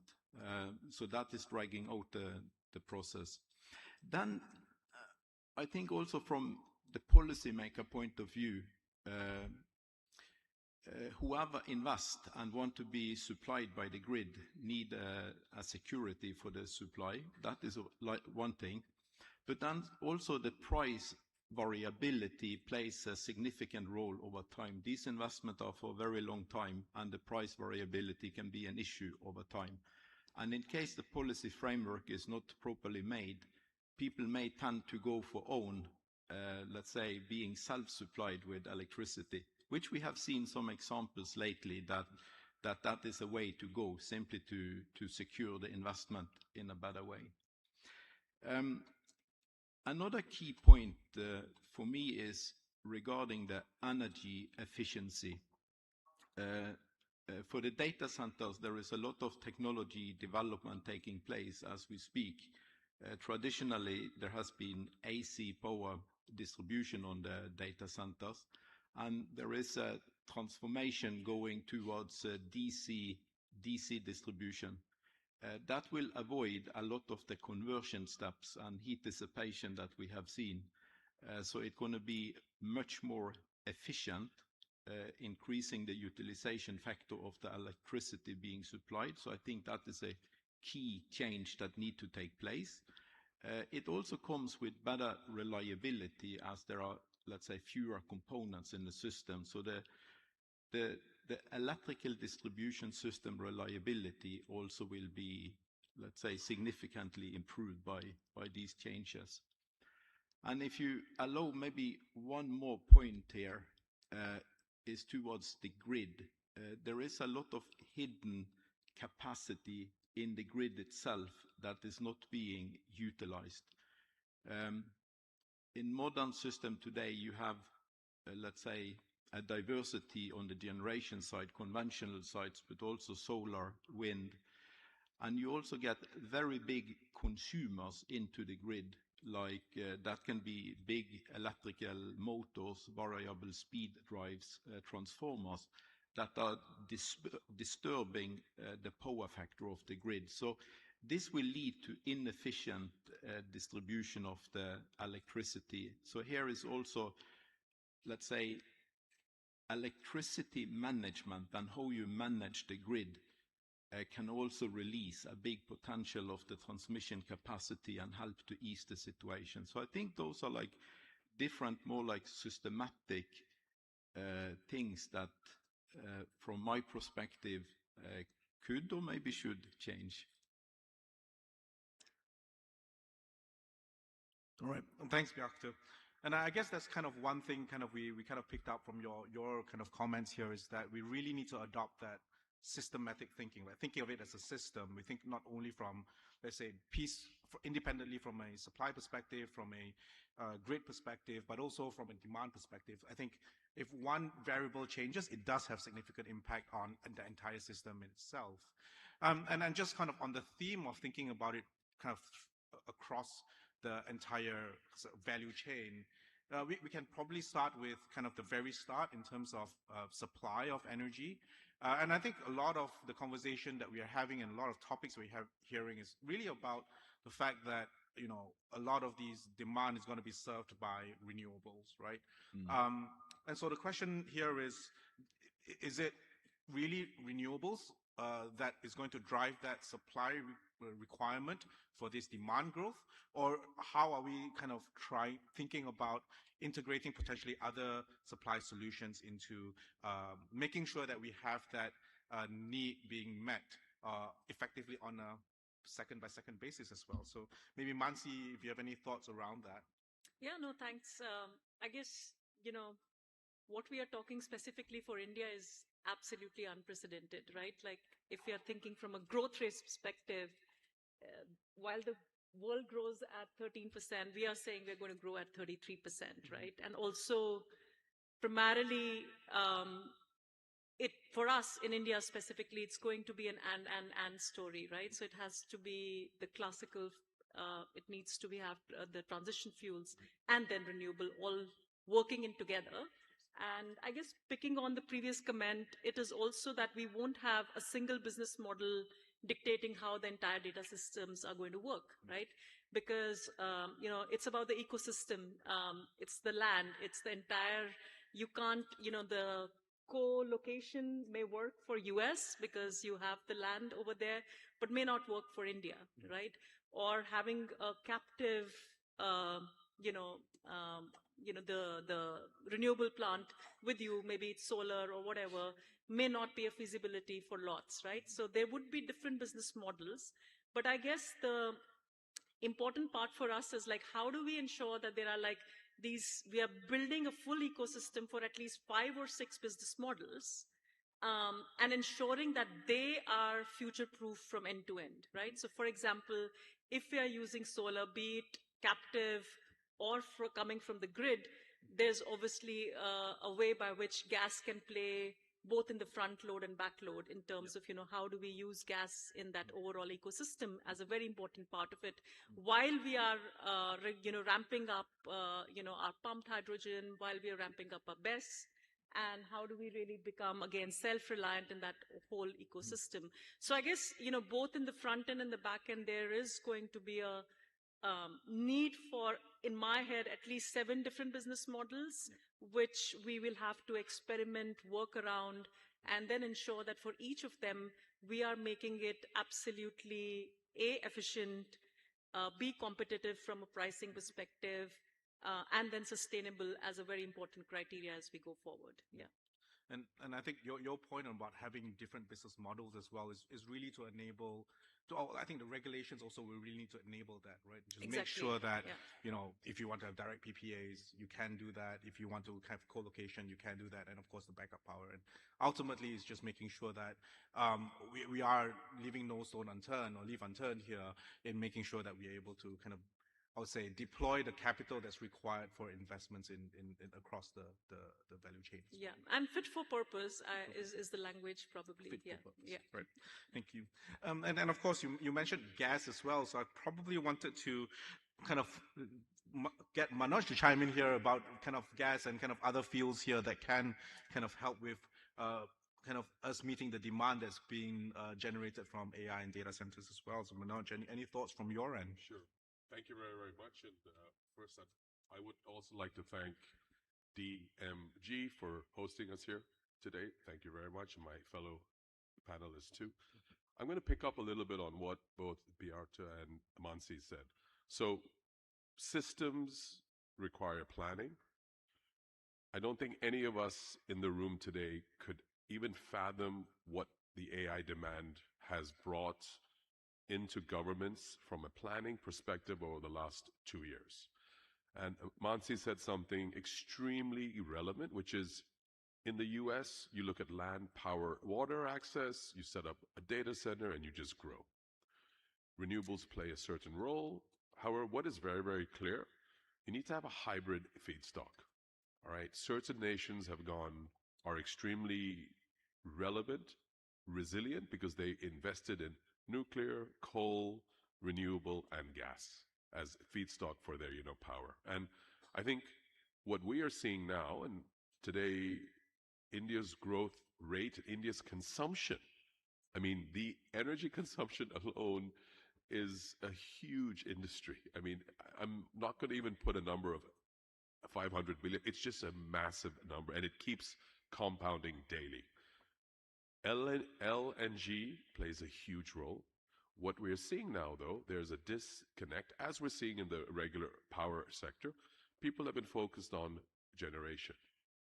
The focus is distribution. How strong is your grid? How resilient is your grid? And LNG plays a huge role. I don't only call it transition, I call it transformation. It's energy transformation at its core. And governments are now looking at systems parallelly because their sequential approach is taking too long. What can we do to make sure we are relevant? We have a seat if they don't have a seat at the table, they're on the menu. So you have to decide, where do you want to sit? And they have been very, very clear to say, we need to sit here. LNG has played a huge role, whether it's onshore, offshore, terminals, FSRUs. We come in and we've seen a huge niche in providing modular LNG infrastructure that we can deliver a solution in now 18 months' time.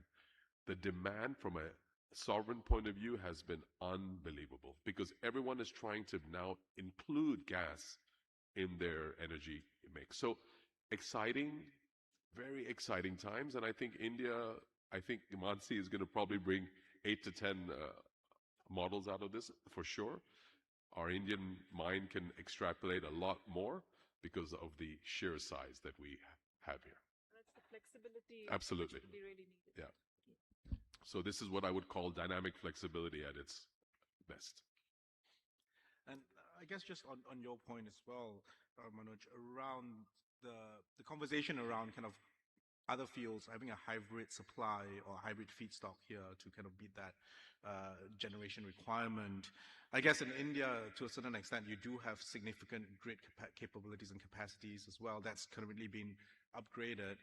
In other countries, in certain other countries, you don't necessarily have that. And to a certain extent, gas becomes even more important. Is that thinking correct? Because I think in India, you have got pump storage, you've got a lot of battery storage, and it's a huge system that can support that. And I think one has to just take into consideration that you, and this is just facts out there, if you have too much of a reliance on renewable energy, you create grid instability. A data center cannot have does not need 100% uptime. It needs 108% uptime because it's got to have backups all the way through. And we don't know what hours the sun shines. We don't know how strong the wind blows. But what we do know is if you have nuclear, coal, or LNG, you'll be powered all the time. So it's about creating a sustainable, resilient infrastructure that allows the nations to grow. And every single nation in the world that has an efficient energy price has direct correlation to GDP growth. So these are things that we need to ensure that we are not entering a zone of energy poverty. At the same time, energy security is to be maintained whilst we continue our digital growth. Thanks very much for that insight as well. I guess kind of moving kind of further down that value chain here, we're talking about grids. Maybe bringing Vinu in here around grid and especially around the topic on supply chains. I think there's a lot of investments that's required here to effectively firm up, invest in the grids and make sure that it can manage a lot of this volatility and variability, more so variability in the grid, especially when increasing renewables, but also at the same time, the load from data centers may not necessarily be 70% or 80% capacity the entire time. There will be variability in that as well. And so I guess the question for Vinu here is, so I think first thing, how important is that investment in grid, and kind of where are the areas that you think, especially India here, needs to really enhance and further focus on as we start to think about how else we need to make sure we have that ecosystem in place? Thank you, Joseph. First of all, good afternoon, everybody, and it's a pleasure to be back in IEW, and also great to be part of this great panel. And just adding to my co-panelist, it's very important that you need to have a multiple pathways, multiple technologies to ensure that these challenges have been met.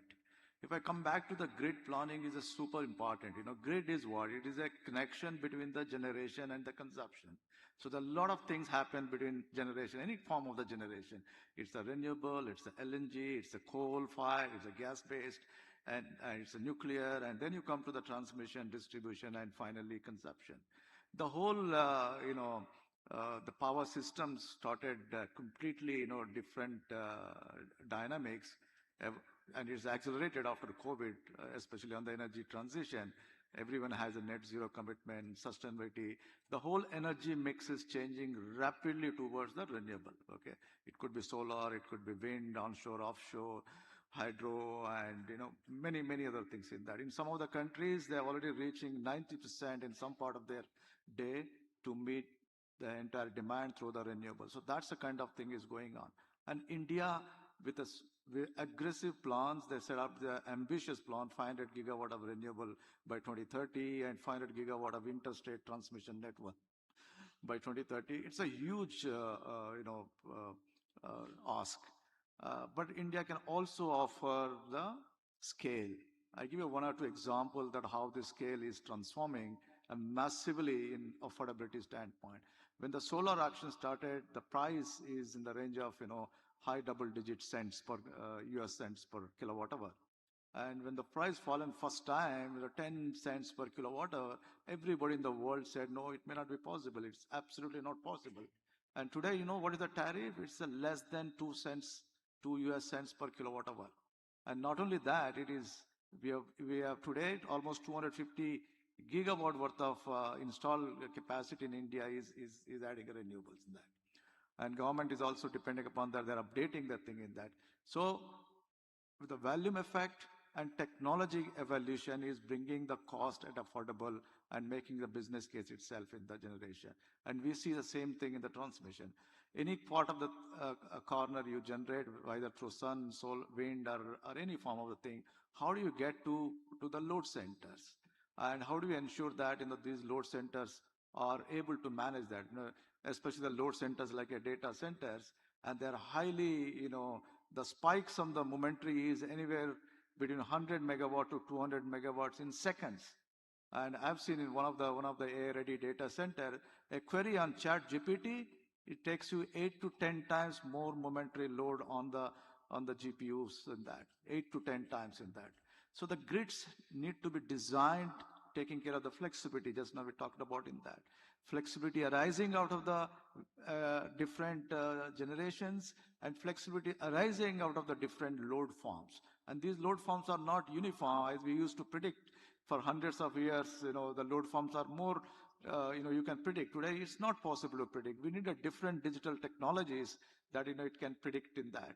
So all the good thing is that the technologies are available, the technologies are existing. Of course, we need a different technologies to complement as we are moving forward. But what is important is that we need to deploy those technologies so that, every component going into the system is future fit. And the good part is that technologies are existing in that.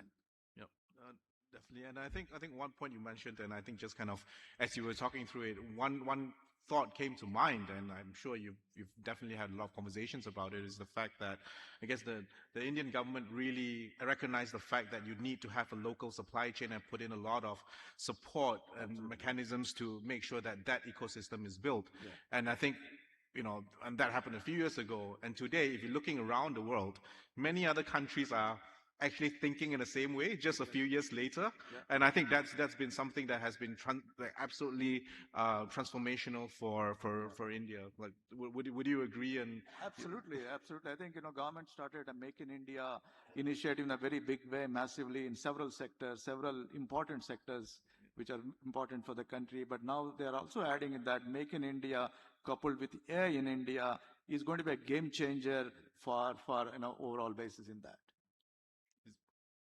Yes, definitely kind of that game changer as you mentioned. Yeah. I'll pick up on your kind of second part of your conversation here around grid and using technology to unlock the capabilities to allow the grid to be more flexible. I'll probably want to bring Björk back here again in terms of, I think, your expertise and your experience in kind of leveraging AI, leveraging technology, and leveraging digital technologies here to really unlock some of these flexibilities within grids. And if you can share any examples or success cases, that would be amazing. Yeah, thanks. That's also a good question. I think that there are two key areas where the AI going to play a significant role, and to some extent already playing. I think on one side, the grid optimization and managing the energy flow kind of used to be more like a static issue. But with all the variable loads that we are seeing today, and also with solar and the need to stabilize the grid. This is kind of becoming more like a dynamic optimization that is needed. Even before, it was difficult to optimize the grid, and we see that the digital tools powered by AI are really playing an important role in optimizing the electricity flow on the grid and avoid, let's say, the bottlenecks. That is probably the most important area I see that AI can play a role at the moment. But other than that, when you come to the grid reliability and resilience, you also have AI playing a very important role in condition monitoring and fault, let's say, fault forecasting or identification. I think I can refer back to the opening speech by ADNOC CEO yesterday, indicating that half of the unplanned outages have been reduced by using AI-based tools to avoid faults or unexpected faults.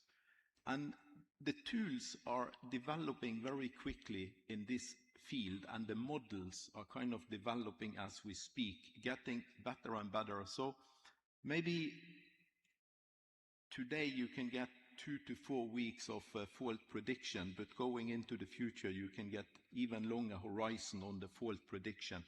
And I think that is the second area where AI really going to change the way or the reliability of the grid and the resilience in the grid. So I will highlight those two examples.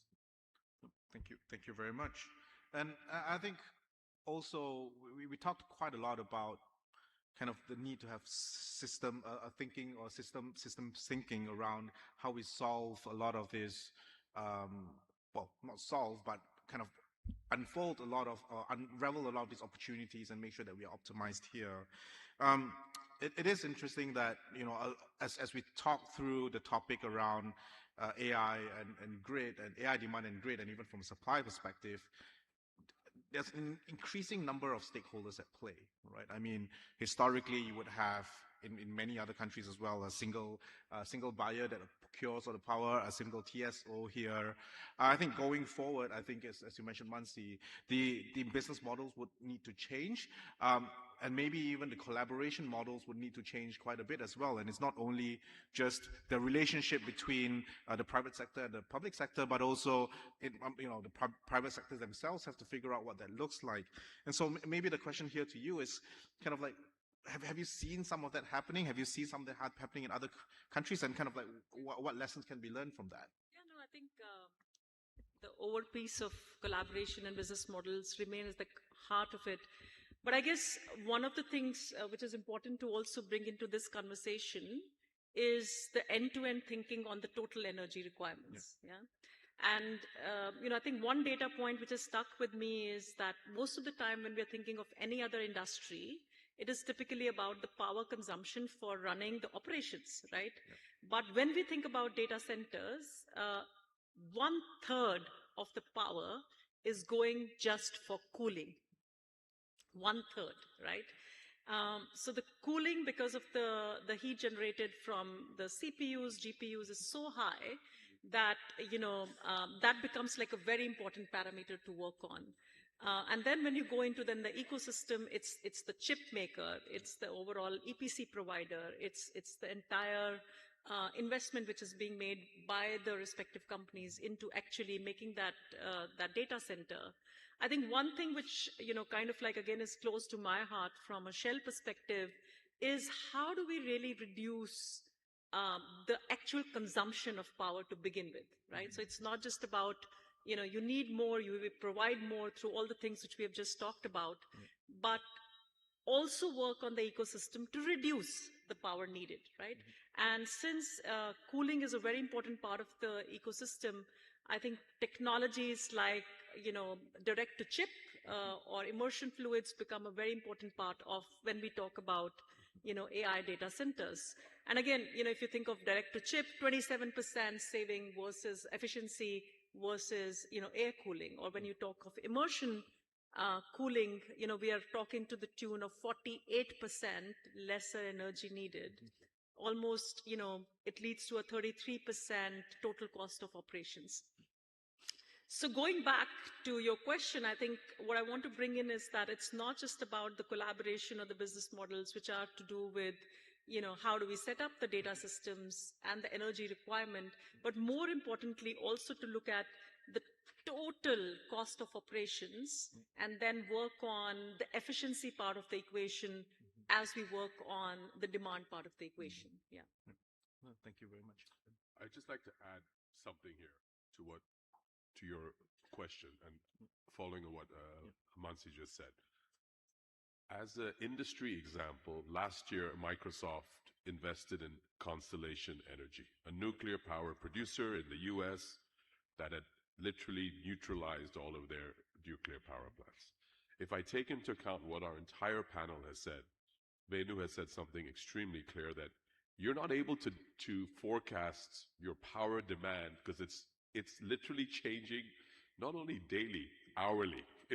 You need a certain amount of AI growth, which Bjarte said we need to focus, put in the models in there. Mansi is absolutely correct. Immersion cooling has become a multi-billion-dollar industry by itself. Everybody talks about AI, talk about AC, you need to cool us as well. But at the same time, we're also going on the fact that technologies will reduce the cost of energy over time. Efficiencies will come in. For someone like Microsoft to take a 15 gigawatt view on something, that's a huge view. And that actually shows you that you need to bring an end-to-end solution. And we are now getting invited to sit at the same table as the large hyperscalers who are looking at setting up 1 gigawatt, 2 gigawatt, 3 gigawatt capacity, saying, can we make sure that gas and tech is part of our solution so that we know that we've got LNG coming in? So the whole equation has changed. It's creating a demand infrastructure solution that can scale and grow with the demand as that scales and, grows as well. All right. And I think one of the key kind of like opportunities here is that these are very large investments, but these are large investments that cannot go on its own. You wouldn't want to invest in a large scale data center without knowing that you have grid stability, you don't have power supply, sufficient power supply, and vice versa as well. So the question here is what leads what, but more so I think, as you mentioned, and I think as discussed by the panelists today, it's really about trying to bring all of this together at the same time in parallel rather than from a sequential perspective as well. We do have kind of time for one last question, and maybe we can bring Venu in here as well. I think we've talked a lot about the energy systems and specifically around the power grid and power systems as well. I think from your perspective, are there any kind of broader strategic considerations that kind of like India should be thinking about, or not necessarily just any country should be thinking about as we're trying to kind of like increase our competitiveness and productivity ultimately through AI and data centers? No, absolutely. I think this is a great question. We talk a lot about technology, we talk a lot about business model, we talk a lot about innovation, but one area where seldom we talk about is the skill sets required for this transformation in that. If I give you one or two examples on that, so one of the critical equipment in the whole this data center, powering the data center, is the transformers, right? The transformers are so huge, and the numbers required for this data center growth is not incremental. It's going by multiplying every year as we are learning in that. Transformer manufacturing is also art and science. But we are not creating enough, vocational training institutions across the countries, across the states that is required for this. This is only one just small example. Like there are several examples in that. I think skill set is a super important in this transformation. It's not possible if you have a technology, if you have a finance, if you don't have the enough skill set locally in that. This can be a game changer if you have enough skill sets in the locally, in the countries, in the states, and that can create a differentiation in that. I give you another example on the productivities. The productivity is super important because our productivity, everybody knows, is much lower than any other parts of the parts of the countries in that. And how do we ensure that we bring up the productivity? And that's only possible when we have the vocational training institutions supported in our education system. And that's what is really focusing onto that. Any other thoughts and comments from the panelists before we kind of wrap up here? I'm looking at the screen here. We've got 1 minute left. So. I think one thing that I would just also look at is the fact that this is a very unique time where before securing a data center, those data center operators are securing their chip supply. All right. So they're actually in a conundrum where they now have to source the entire value chain. And I've never seen this where they secure chips first without having actually built the center. And that explains the huge hardware growth which we are seeing. But at the same time, instead of running a sequential process, they're now running parallel process. How do we secure the entire infrastructure, the energy? I mean, it's a whole thing, and it's incredible to see how much money has been spent here. And I just hope that common sense kicks in, and we can actually provide all of the energy that we require. That's all. Absolutely. I mean, I guess for me, it's like, in this one, there is no debate in terms of, which, how fast, and I mean, it is an inevitable reality. Yeah. And I guess the most important part for me is then the cross-collaboration, which needs to happen with policymakers across the industry, because the only way to think about it is end-to-end. Yeah. Otherwise, we are missing the game completely. Yeah. All right. I mean, I think we just ran out of time. Quickly, from my perspective, from hearing and learning from the panelists as well, I think one key thing that kind of really came to me was it is a very simple topic, right? If from how we see it, we need more energy for AI and data centers, right? And from a very simplistic term, we need more power, if you think through that. But as we really start to unpack this conversation and this topic, it really becomes an extremely complex solution that I think a lot of us are increasingly aware of. I think some companies, some countries, some governments have just started. I think India has been down this path a lot longer, and there's a lot of perspectives that we can learn from one another as well. But ultimately, it is about systematic thinking. It's about making sure that we have the flexibility within the grid, and really making sure that we leverage all kinds of technologies and solutions to be able to I would say unlock these opportunities. And as we kind of look at how this industry is going to play out in the future, in my head, one thing for sure is that the energy systems and the industry that we see it today is definitely going to change. The suppliers of yesterday would probably be also integrators in the future, and vice versa. And I think it's extremely dynamic. As mentioned by Manoj earlier, around Constellation being purchased, but also at the same time, we are seeing Google and Meta buying power trading companies just to make sure that they also manage some of that price volatility and risk as well. So lots to look out for, lots to learn from one another, and a lot more conversations around this will need to happen as we kind of like scale and meet that demand. So thanks a lot to all the panelists, and for all the audience here, could you please give a round of applause and thank the panelists for sharing their perspectives. So thank you very much. Thanks for having us. Thank you. Thank you.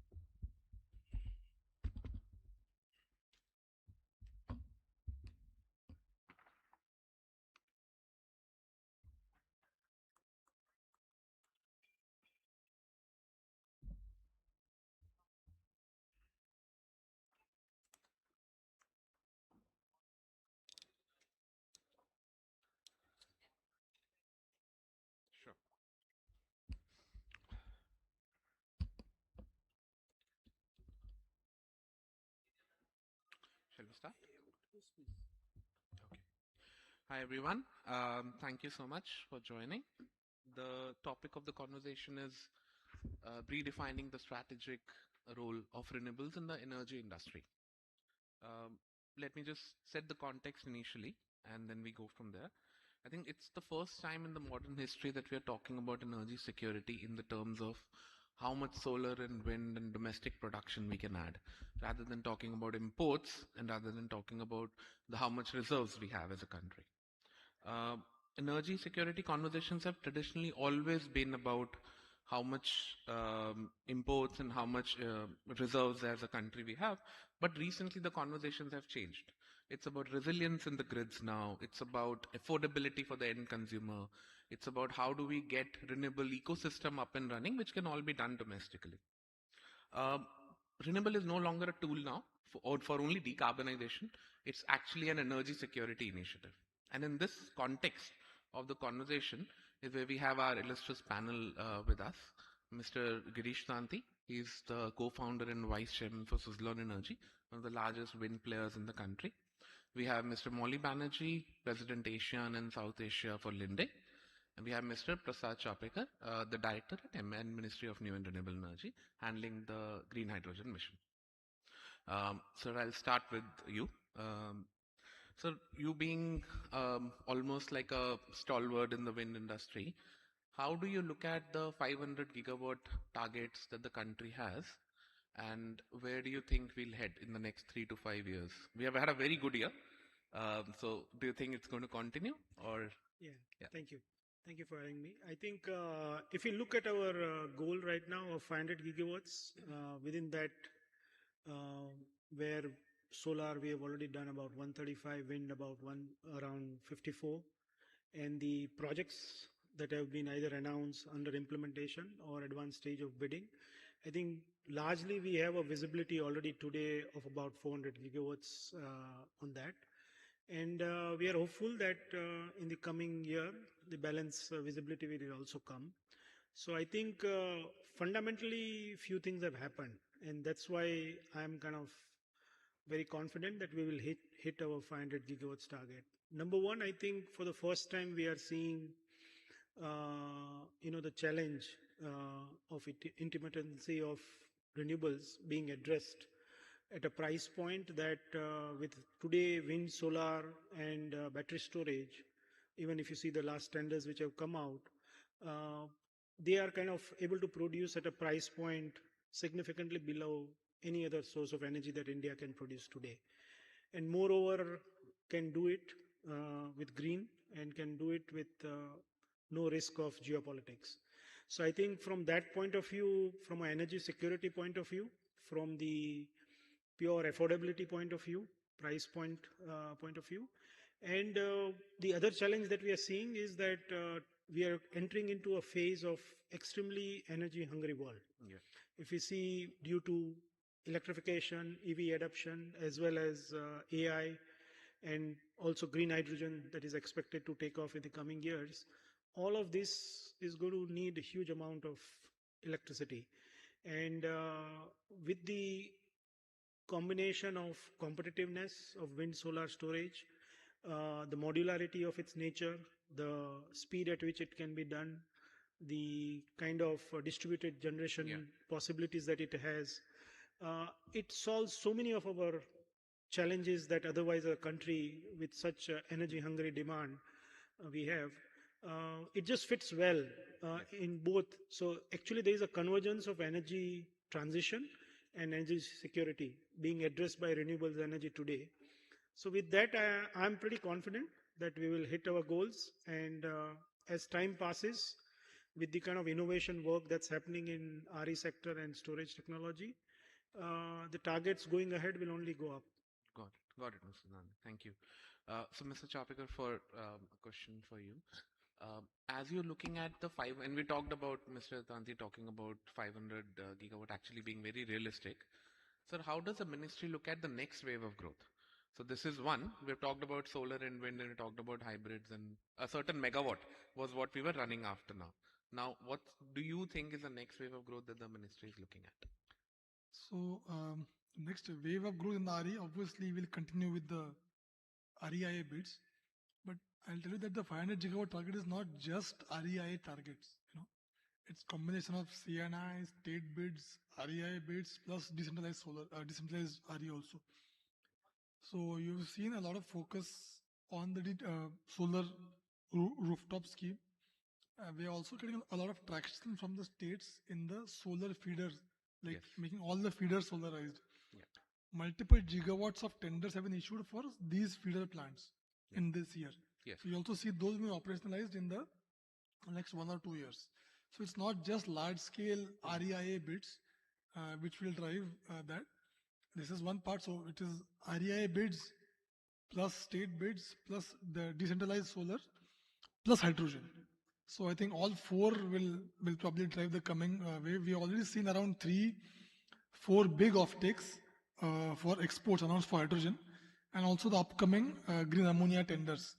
Those will add another 500 or 700 megawatts of drawal as well as injection.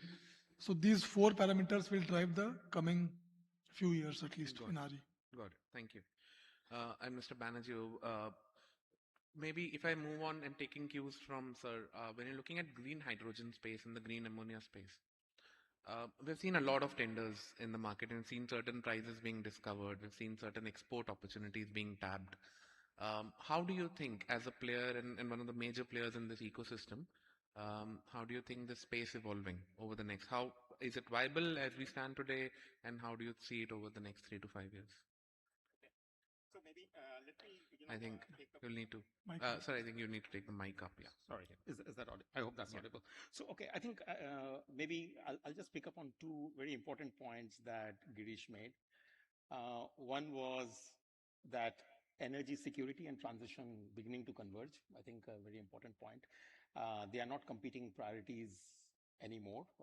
Energy security is not just about importing some cheap hydrocarbon and finding a sustained source of cheap hydrocarbon. And energy transition is not just about trying to move into clean molecules. I think it's an imperative overall. So we see that convergence happening. The second bit is that renewable energy is already becoming commercially viable. It is actually already available as a cheap form of energy. But the key issue is that, number one, there are hard to abate industrial sectors which have very energy intensive reaction chemistries. So they require the molecules. So whether you are talking of primary steel making, fertilizers, refining, you can't electrify those processes. You need the clean molecules in those processes. So hydrogen is important. Secondly, it's also about the storage. You can have battery solutions. They are now beginning to provide storage solutions, but only up to a certain point. Beyond a certain scale, you really need hydrogen to provide that storage. So this challenge around intermittency of renewable supply is something in the long run, you will require hydrogen to meet that. So that's what's going to drive the requirement of hydrogen, the demand of hydrogen. And that demand is something that's going to create the economics of hydrogen because the scale will go up. And that's something we are seeing. The current bids that we see, I think they are bids more in anticipation of what might happen. I don't think they really reflect the current cost points, but they are more a bit aspirational, thinking in terms of what might happen in the future. But definitely, I do believe that that's where we are getting. Got it. Thank you. And just talking about intermittency and Girish, we have talked about obviously solar and wind combining together and batteries and all of these stuff coming together. Do you think that the intermittency issue has fully been solved in the country, or you think there is a lot more that is required that the country still needs to do? And I'm talking it more from a wind side of it. Yeah, so I think if we see today on the parameters that you would typically procure conventional energy, on similar parameters, if you were to buy renewable energy, today you are able to get a solution with wind, solar, and storage at a price point which will compete. So all things being equal, it can compete.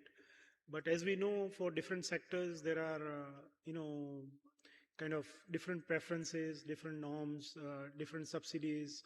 So the true cost of energy is actually not very transparent from that point of view. So I think, and we must also remember that today we don't factor in the cost of carbon. So that's the other element, but we can leave that for some other day. But I think it's a critical thing.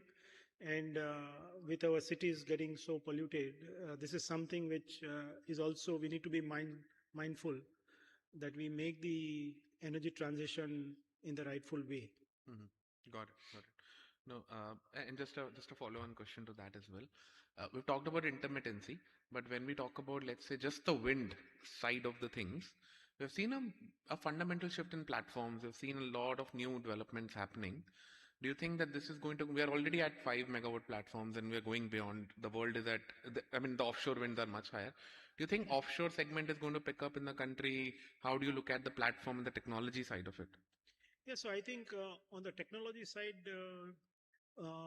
since India started this journey almost 3 decades back, I think for the past 2 decades, the product technology solutions which India produces can compete anybody in the world. Almost, just like Suzlon alone, we have exported 6 gigawatts of wind technologies to 17 countries. And competing and these are all, large portion of it is all in the Northern Hemisphere. So it's gone to most of the developed world, be it the US, be it Europe, be it Australia. So we have had very cost competitive, highly reliable, performing products that we have developed. So I think from a technology point of view, and the early research development work that has happened from day one is helping us to make sure that, because that has been at the core of what we do, has been research and development. Just to give you an example, when we started the journey early on, and now if you compare, the cost of generation has reduced by 3 times. Yeah. Yes. The PLFs have doubled. And effectively, if we see the wind potential of our country was about 300 gigawatts at then. Today it is 1.1 terawatt. It's not that the winds have improved, it's the technology which has improved. Yes. So 3x wind potential. Likewise, in 10 years, this 1.1 will further increase.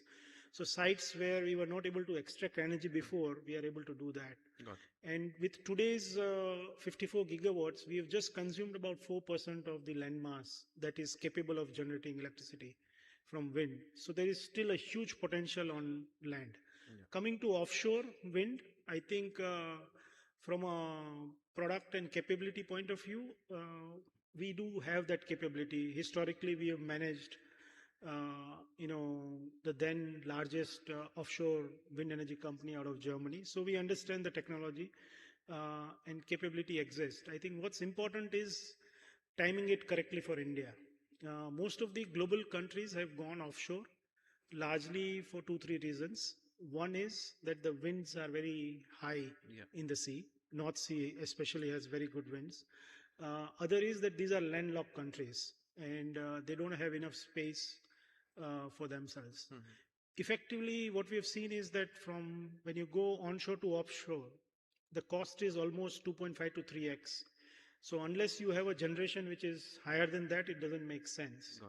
For India, we are at a stage where we still have just used 4% of land. Unfortunately, our Indian Ocean, Arabian Sea is not having that huge. There are pockets where we may be able to do some few projects, but the scale seems a little distant from now. So I think it's a journey. From a capability product-wise, I think we are there. But from a timing, I think we are still a few years away, although government is wanting to do some demo projects and work on that. So we are working very closely to make sure that India is well positioned also in the offshore market.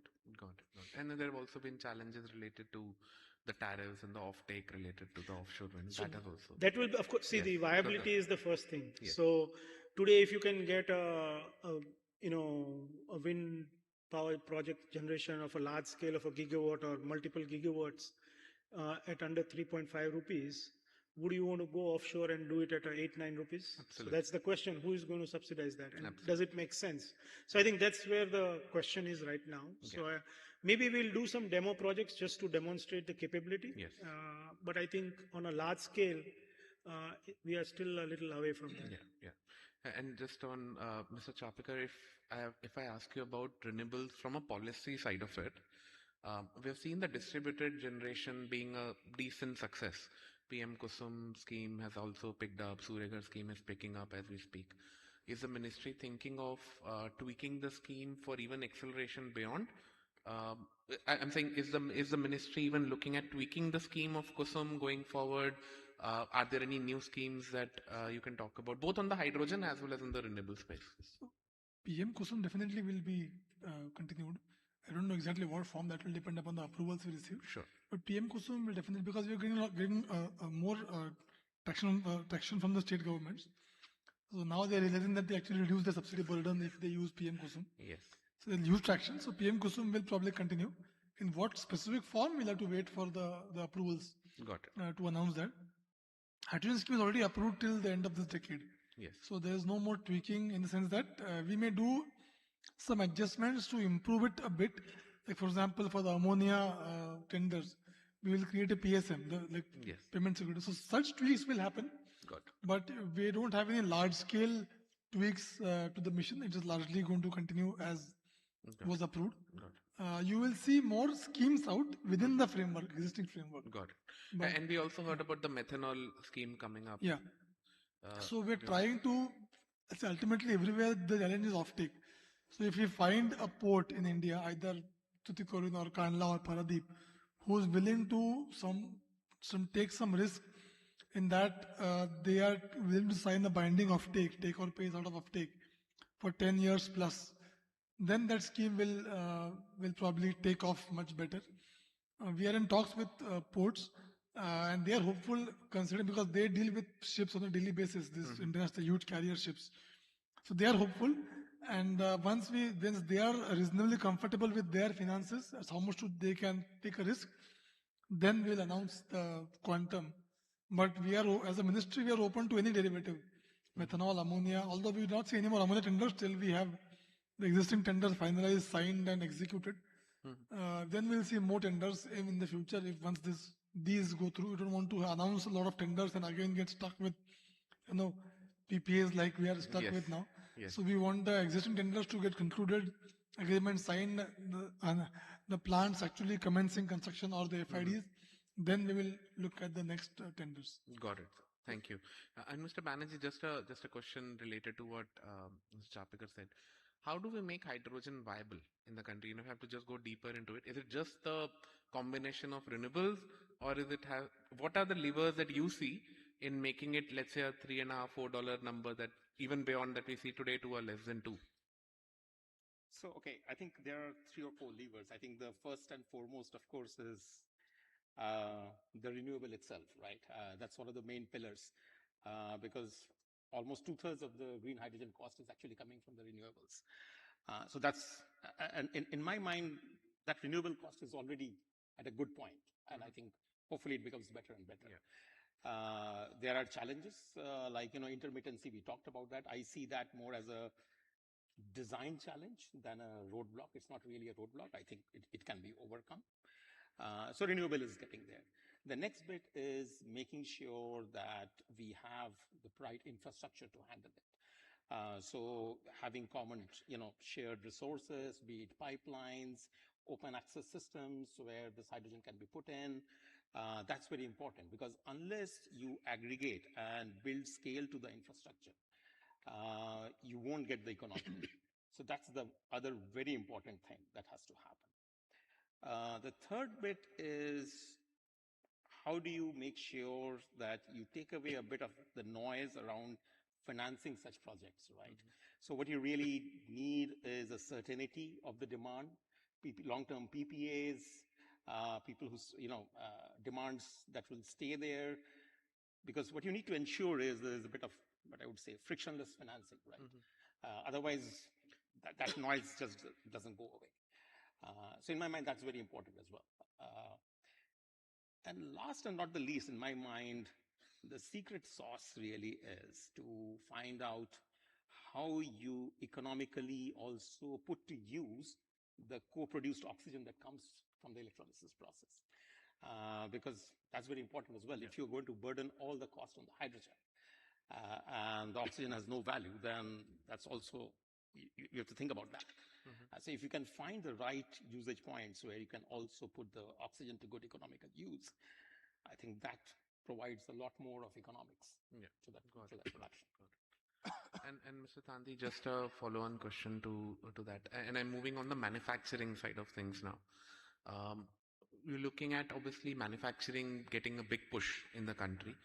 As Suzlon, how are you looking at that space? I'm sure you are obviously one of the largest players in the wind manufacturing side. Are you looking at any other associated energy transition areas as well? So there, I think, we've just defined our Suzlon 2.0 strategy, and the key shift that we are looking at is to move from a single source to a multi-source, full stack energy solutions company. And primarily what we have seen is that with the viability and, the demand that we are seeing on FDRE in the country, customers are, the complex piece of what we do is the wind part. And solar and BESS is a bit easier compared to wind. So customers are looking at that, could you guys kind of give us a full integrated solution? And I think with that, and since we also do the project development piece, adding solar and a BESS to that with the complex piece of wind is reasonably easy to do. So we are kind of moving into that phase where over the coming years we'll become a full stack RE integrated solutions enterprise. So customers can have everything under one roof. Where we are focusing from a technology and product specialization is more on the integration part, because we believe going ahead that is going to be critical.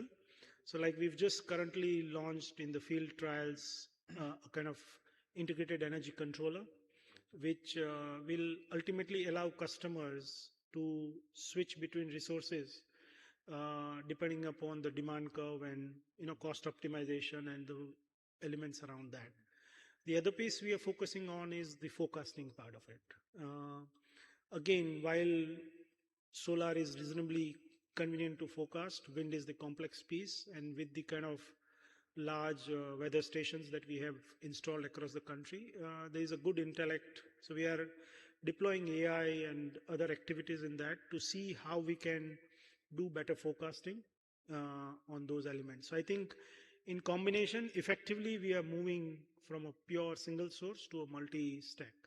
As far as the other sources are concerned, with regards to solar and battery, I think those are already available in the market. There is a good capacity also. So we will go more on a partnership approach, and where we can add significant technology value is where we will focus on. But ultimately to customer, it's like a one-stop shop, so that effectively, they don't need to worry. And since we also have a full value chain from project development to EPC to manufacturing to lifetime service, they get also the benefit of a partner who can take care of the whole value chain. So especially the industrial customers, the PSUs also now, and we are seeing the private utilities also. All of them are looking to a more integrated solution service. So we've started that discussion. And I think now people are also doing forward planning. So almost year 3, 4, 5 planning is happening, where they know that we need to decouple the development and execution. So we're working with them on building a more long-term view of how the RE assets will be built. And just to also add to what the colleagues were saying, I think many of the customers are currently also building up their RE assets, which in future they can switch over to green hydrogen support, So I think there is also that build-up which is happening ahead of the curve, because today on a standalone, they are viable solutions. And as the hydrogen side of ecosystem gets developed, off-taking and some of the elements which Sir mentioned, as they fall in place, I think that integration, they'll be on track to switch it over to use for those projects. Got it. And a similar question to Mr. Banerjee as well. From a Linde point of view, how do you see you play? What role do you see Linde playing, especially in an Indian space? Would you want to restrict yourselves to hydrogen, ammonia, or you're looking at something broader? And even within it, what is your strategy, if you can talk about it a bit? Sure. So, Linde's role overall is essentially to make sure that we support the hydrogen end users in terms of providing them safe, reliable, and a steady source of the hydrogen. And we have a range of technologies that we provide, be it in terms of compression of the hydrogen, delivery of the hydrogen, liquefaction of hydrogen. Hydrogen as a gas is pretty difficult to handle, right? There are safety issues with it. It's difficult to liquefy, very low boiling point. But Linde thankfully has all the technologies to deal with it. Over a period of time, we have commercialized many of these technologies all over the world. We run currently some of the largest electrolyzers. We talk of gigawatt scale electrolyzers today, but in reality, there are only a few megawatts capacity electrolyzers running anywhere in the world. And we probably operate some of the largest. We operate a 35 megawatt electrolyzer at the Niagara Falls projects in the US, where we are converting hydroelectric energy into green molecules, liquefying that. And then, we've doubled our liquefaction capacity in the US. Based on that project, we run a 24 megawatt electrolyzer facility in Leuna in Germany, which supplies into a large hydrogen grid, pipeline grid infrastructure that's supplying the entire industrial cluster. So these are ways which we are using to slowly help build up the commercialization of the hydrogen. Ultimately, our role is to make sure that we help transition from renewable energy to hydrogen molecules that are dispatchable, reliable, tradable, in a form that the industry can use. Got it. And I just want to move to Dr. Prasad as well. So we've seen the tariffs in the industry. We've seen, SECI bids and your policy drives a certain results in terms of tariffs. We see solar and wind tariffs solar going down, actually wind going up, and hydrogen obviously being very, very competitive in the market.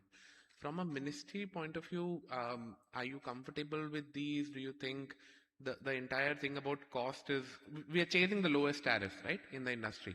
And sometimes over a medium term, they might or might not be the best thing for the stability. Any views that you can talk from a ministerial lens? So, as a ministry, obviously, when you see low tariffs, you are happy at the first, instance. But you are aware that, just quoting tariffs is one thing, and actually executing them is another thing. But I have also seen, in informal conversations, that, I'm talking about hydrogen part of it, that the tariffs or the rates which they have quoted are not just for that project. They are building much bigger plants for other clients as well. So there's a bit of, I would not say cross-subsidy involved, but overall the product is still profitable even at the rates which they quote us, number one. And with the rates they quote us, their chance of getting clients abroad also goes up. So it's a tightrope walk, I would say, for them as well. Yeah. But as a ministry, we are happy with the hydrogen tariffs at least. Yes. And obviously we'll have to wait till and for these companies, sometimes it's an issue of not just the tariff, but also an issue of prestige. That it's the first project or the first tender, and executing that project itself places them ahead of others in competition globally, just because they could execute a project, not because they made money from it directly. So there are multiple advantages of quoting low tariffs. So I would not go to so as to dismiss the tariffs out of hand that they are non-viable. They may have other benefits which we don't know of sitting here. Second is about the RE tariffs. The best, actually, now nobody, frankly speaking, now no state wants solar only. Yeah. Even for REIs, nobody wants solar tariffs or solar bids. The best tariffs are going historically low. Again, probably it may be, some may be overconfident bids, some may be, again, things which we don't know. They know something more than us, which we sitting here don't know. So I don't want to dismiss them offhand, but yes, there is a possibility some of them will fail. Just purely statistical basis, some of them may fail, but to say that all of them are over optimistic also is a wrong statement, I would say. You would see ups and downs in all bids. Even in RE tariff, so it's not like there's one hard ceiling set. The tariff is to go up and down beyond that, that small range. So this will keep on happening till either the supply chain moves here partially and then we impose some kind of duty or something like that. Tariffs will keep on going up and down depending upon who's supplying. Probably their supplier is more aggressive, in that country. So you don't know what factors are at play. Got it. So we just wait. I mean, that's all we can do at this point of time. Yeah. But we are happy to see tariffs go down and down. So the same question from an industry lens. I'm sure we'll find a... I was hoping you would ask me. No, I think, we've seen this for various sources of energy. You have that early phase where the prices are high because you don't have the scale, you don't have the certainty, visibility. Then you have that phase where all of a sudden the market opens up, there is more demand, then you see the tariffs kind of sliding down. Also, then you have, with the geopolitical situation, changes in tariffs could also impact, and that you see swings in tariff here and there. So I think it's a journey from that, and we've seen over time, I think now both for wind and solar, reaching that maturity curve where you wouldn't see big swings, they are at a stage, unless they are of more environmental in nature, of something linked to geopolitics or otherwise. But otherwise, mostly we are seeing a combination. And I think with the last discovered tariff of, FDRE bid, almost comparable to the key parameters of a conventional source, has gone to as low as 4.5, Yes. So I think effectively now that maturity curve is come where you wouldn't see big swings, at least in wind and solar. And as the ecosystem of local, like in wind, it's less because the ecosystem largely exists in India. In solar, you're still dependent on battery, you are still dependent on imports. And so that disturbance keeps hitting us also. Got it. And Mr. Banerjee, if you have to talk about, let's say, in the interest of time, if you just talk about one policy change that you would really want to hear about in India, what would that be? Which would make the business for all stakeholders better? Yeah, I think I can speak from a hydrogen perspective. Yeah. And clearly, like I said, of the three pillars that I talked about for making hydrogen more and more economically viable, right? The renewable energy, the infrastructure, and the demand aggregation and the PPAs, right? I think it's the sustainability of the demand and the demand certainty of the demand in my mind, which is probably the most important. And to that extent, putting out mandates for green hydrogen consumption, I think is an important element that will drive the consumption and give an early start to the consumption at scale, which will then in turn drive the economy of the hydrogen production cost, right? So in my mind, that's probably one of the most important things. The government also needs to make sure that the PPAs, the way they are structured, they are commercially viable PPAs. Offtake agreements are commercially viable. So that's something that the government has to work towards. Infrastructure has to be made with more open access in mind. Yeah. I think that's what's going to really help to make the hydrogen cost really. Got it. And it becomes a vicious cycle at the end of it, right? Because green ammonia and the hydrogen prices, if they are above, then let's say a gray at the moment, which they are, who pays for the premium? That's the challenge. Will it be directly from a subsidy, or is that actually, because the scaling happens over time, so obviously it's a vicious cycle. Any views on this? See, scaling and technology will take its time to catch up, right? So there is a particular point that you have to reach to make it economically viable, and it takes some time for the technology to catch up. That bridge is something that has to come from somewhere, be it through subsidies, through carbon tax mechanisms, through whatever mandates, whatever will be the process. That there has to be a policy mandate that provides that bridge till such time that the technology catches up. Got it. That cost point. Just to add, I think, we've seen historically that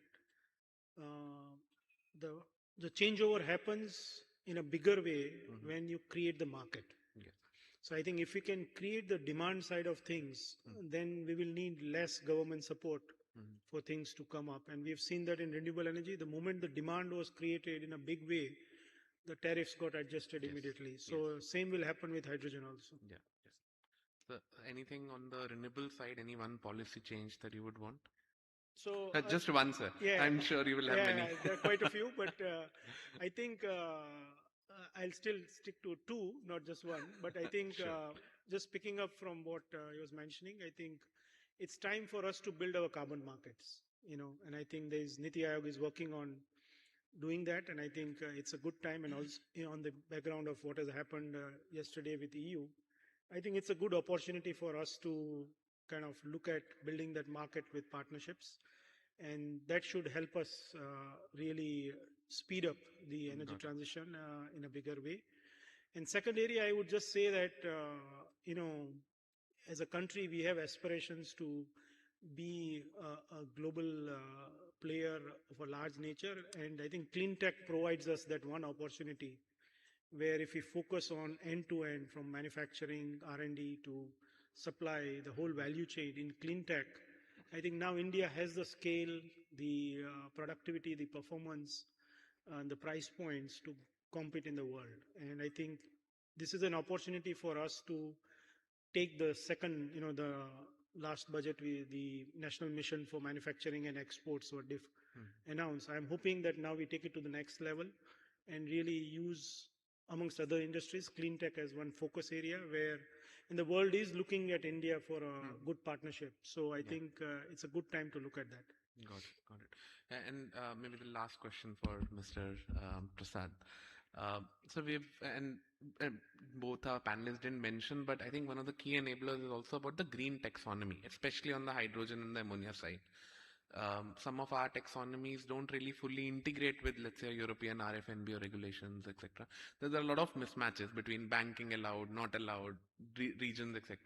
Some of the stuff hopefully should get cleared with what we saw yesterday and the day before, but any views on that would be very helpful. And then that's the last question that I have. I will only say that just because you did something first doesn't mean you did it right. Okay? Europe did something first in RFP, but doesn't mean that they are doing it right. Okay, who knows? They may come down to match our standard, but that's not even the goal of any country. Any country standards, especially legal standards. I'm not talking about safety standards. Those are not specific to green or grey hydrogen, but the legal standard for certification. Each country has its own carbon levels. No country is willing to agree with the other country's levels. Because they have their own domestic compulsions. Yeah. We are not meant for, Europe has one, but we also export to Japan and Singapore. Yeah. That's the ambition, to Korea. Each of them have different standards. We aligning to any one of them doesn't make any sense, because then you say that, but this is not aligning with their standard. Absolutely. So as a country, we cannot align to every standard.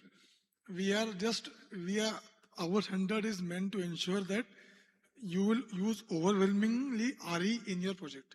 Got it. That is a single goal which we had in mind. Absolutely. And not make it too complicated about additionality and other correlations, which their grid is problematic, so they have it. We don't have it, so why should we import their complications? Absolutely. So that's why we have not done it. And I would sure with time they would realize what they have done, and probably their review is scheduled in 2 years. Maybe you would see them scale back rather than we scale up. Yes. No, I'm with you there personally. Thank you so much for your time. Thanks all. I think we are almost out of time, so I'll just conclude. I think very, very interesting conversation. We see a lot of the conversation, interestingly, are now shifting from a pure solar and a wind discussions on electrons to an integration between electrons and molecules. And that is a very significant shift. I've been coming to this IEW for many years, and we're seeing this conversation happening increasingly every year. So good to hear that. Thank you so much, gentlemen, for your time. Thank you. Thank you. Thank you.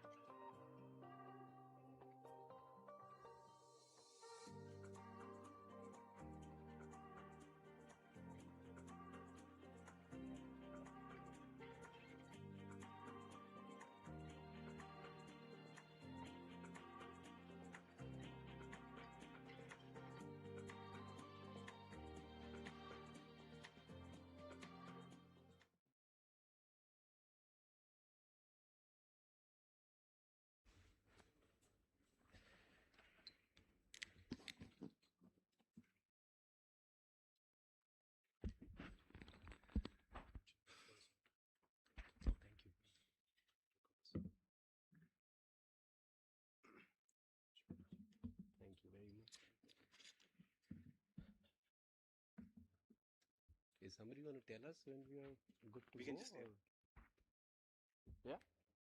Okay, so good afternoon, everybody. Nice to see a packed auditorium, and pleasure to be here. Let me start off by doing a quick introduction of my panelists. I'll start off with Shane. Shane is the CEO of Kongsberg Digital, which is the industrial software arm of the Kongsberg Group, which is a Norwegian technology leader with over 200 years of heritage. Shane doesn't look so old, but he's a PhD in chemical engineering and has over 20 years of experience in digital and industrial information. Let me move on to Raj, Dr. Raj Gattupalli. He is the president and CEO of Honeywell UOP. He's a PhD in chemical engineering, brings in deep experience in process development and commercialization, and helps customers improve efficiency, reliability, and emissions performance. And last but not the least, I've got Mr. Amit Sharma, who's the managing director and CEO of Tata Consulting Engineers.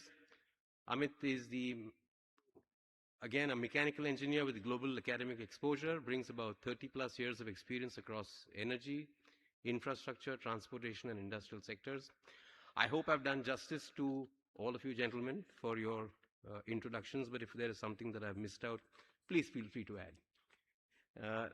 Let me start off by an introduction for myself. My name is Neville Dumasia.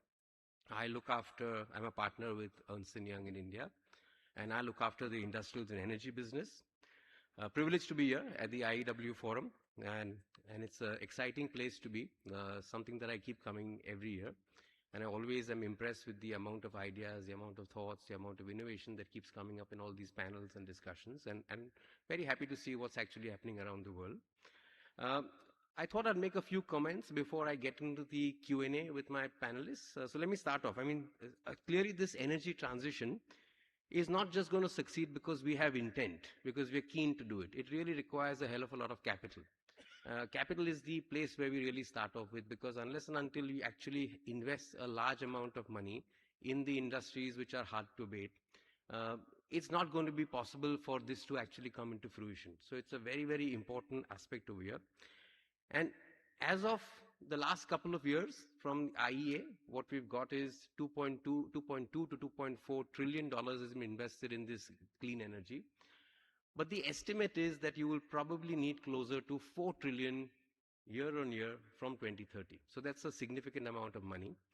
When you come closer home to India, what you see is a huge number of transactions that have happened in the recent past, about 1,400 odd. 1,400 transactions in the green energy space, investing about $33 billion of capital into the country. 70% of that has come from the private equity space, 70%. Now, unfortunately, there's a positive and there's a negative as well. When there is private equity money that comes in, typically what they look for is making sure that they're investing in reputable business houses, easy cash flows, visibility.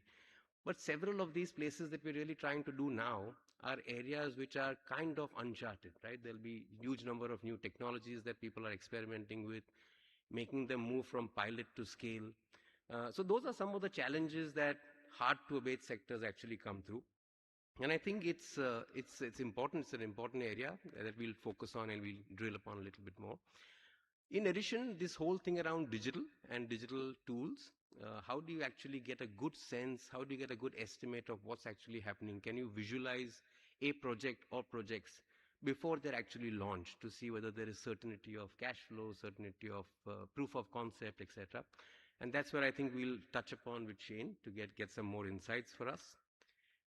This matters. The reason why I thought I'd start off and give you this context is matters because design choices made today can generate emissions for close to 30 or 40 years. You'll do an investment, plan comes up in 3, 4, 5 years, but the repercussions or the benefits of this will accrue to you for the next 30 or 40 odd years. Manufacturing processes and technology decides whether cleaner products can be made at scale, and digital systems decide whether improvements can actually last.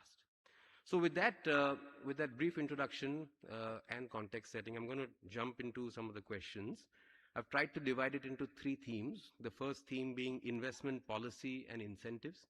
Do they actually change decision making? And I'm going to start off perhaps with the furthest. Amit, may I pull you in first?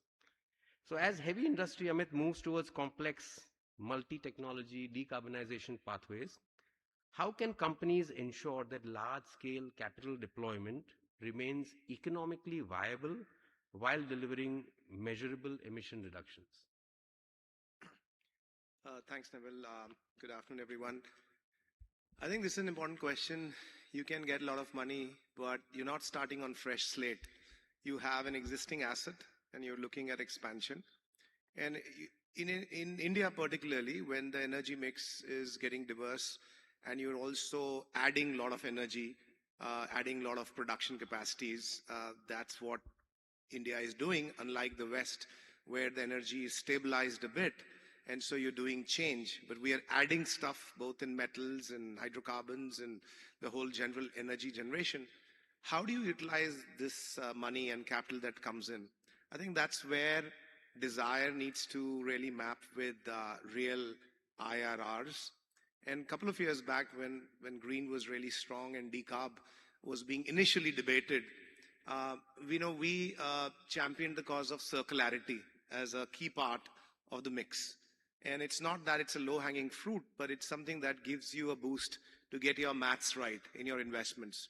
So circularity, which for example is aluminum recycling, steel iron recycling, is definitely one part. Second is, how do you look at brownfield and your greenfield investments? You can't, for example, steel cannot go to hydrogen DRI straight away, right? You need a mix of gas-based DRI, electric arc furnaces, while your blast furnaces continue. Then how do you make your blast furnaces relevant for the green era? Well, you do carbon capture, and then you convert that to methanol or SAF, and you try to do these adjacencies of circularity, both in terms of molecule circularity, but also more electrification, electrons into your mix, whether it's a refinery or steel. When it comes to aluminum, copper, they've already experiencing a big growth because of the whole AI and the EV story. And hence green electricity helps a lot. And last but not the least, when you look at electricity, how do you balance, convenient, intermittent, renewable grid with the base load? Because if you don't marry these two, you will not get a resilient grid for industrial use. And I think these are the equations to solve that will give you the right return of investment, with the starting case more focus on circularity before you do the big bets. That's what we've seen in the market emerging and panning out as boards approve various options. That's what I say, Neville. Thank you. Thank you, Amit. Raj, may I bring you in on the second question? It's in most of the hard-to-abate sectors, refining, fuels and chemicals, cleaner alternatives still cost more than the conventional ones. It's just a lot more expensive to do infuse clean as opposed to convention. Do you, from your vantage point of a global CEO, do you see today's government incentives enough to scale cleaner fuels, or are we still limited to small-scale trials, pilots? And maybe you could give us a view across the world, if possible, and then India. Yeah, no, great question, Neville. I think this is important for us to tackle.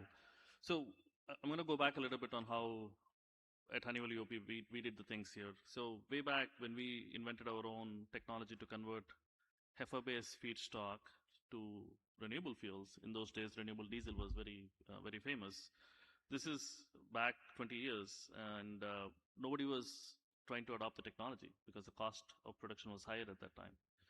And then if you look at in today's point of view, there are many heifer-based feedstock going to renewable diesel or SAF, sustainable aviation fuel, that have been operating. And the reason for that is because the economics are right for that particular technology. And the newer technologies that we have today, whether it's methanol to sustainable aviation fuel or carbon capture or ethanol, any of the technologies that we have today are pretty new, that technology providers have launched in the last 4 or 5 years. So it takes an evolution to reduce the cost of production. So do you really need incentives to be able to start up? Absolutely. When we first started the heifer-based feedstock, we had government incentives, whether it's in the US or other parts of the world, that triggered investments. And once the triggered investments happen, the technology developments will overtake itself, and then you get to a point where it is cost of production is going to go down, and then you're going to make much more profitable. I think that's exactly where today's new technologies are right now. When you have to do a seed investment, whether it's private investors or government incentives that helps seed the investment, and once the investment happens, I think you will see a good return on investments. I'll give an example. Even as us as a technology provider, we've been looking at all the options in converting to make renewable fuels. One example that I have here is when we look at whether it's one of the biggest things that we have challenged on renewable fuels is feedstock. Heifer-based feedstocks has been very famous because, as I said, the cost of production has been low enough that people are making money from it. But then there's not enough feedstock that is available in that space. So people are moving towards other alternatives, but the economics are not really making sense unless there's an incentive that kicks in. So this is where we are trying to develop technologies. For example, a technology that we just launched recently called biocrude upgrading, where you can actually utilize for a country like India, where energy security is important and a lot of biomass that is available. How could you use that biomass to convert into renewable fuels? So we have developed a technology where biomass, abundant biomass, which is cheap, you could take that to biocrude and then upgrade the biocrude to make marine fuel or SAF to make the economics better. So it has to be a part of technology provider licensing and innovation to reduce the cost, but also to seed the investment, to kickstart the investment, we might need a little bit of government incentives at the start. So it's a combination of both. It's going to be help, but long term, no one will make an investment assuming that the incentives are going to be there forever.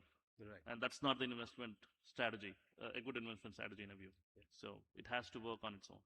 And at least in India, what we are seeing, Raj, is in the biomass space, we find that the supply chain is becoming quite a bit of a challenge. Right. Are you seeing that in other parts of the world as well? Absolutely, right. So because you have to have a place where you can aggregate all of the stuff, or if you can't aggregate all of the stuff, you can have a hub and spoke model where you make the biocrude in different spots and bring the biocrude to a common spot where you upgrade it together.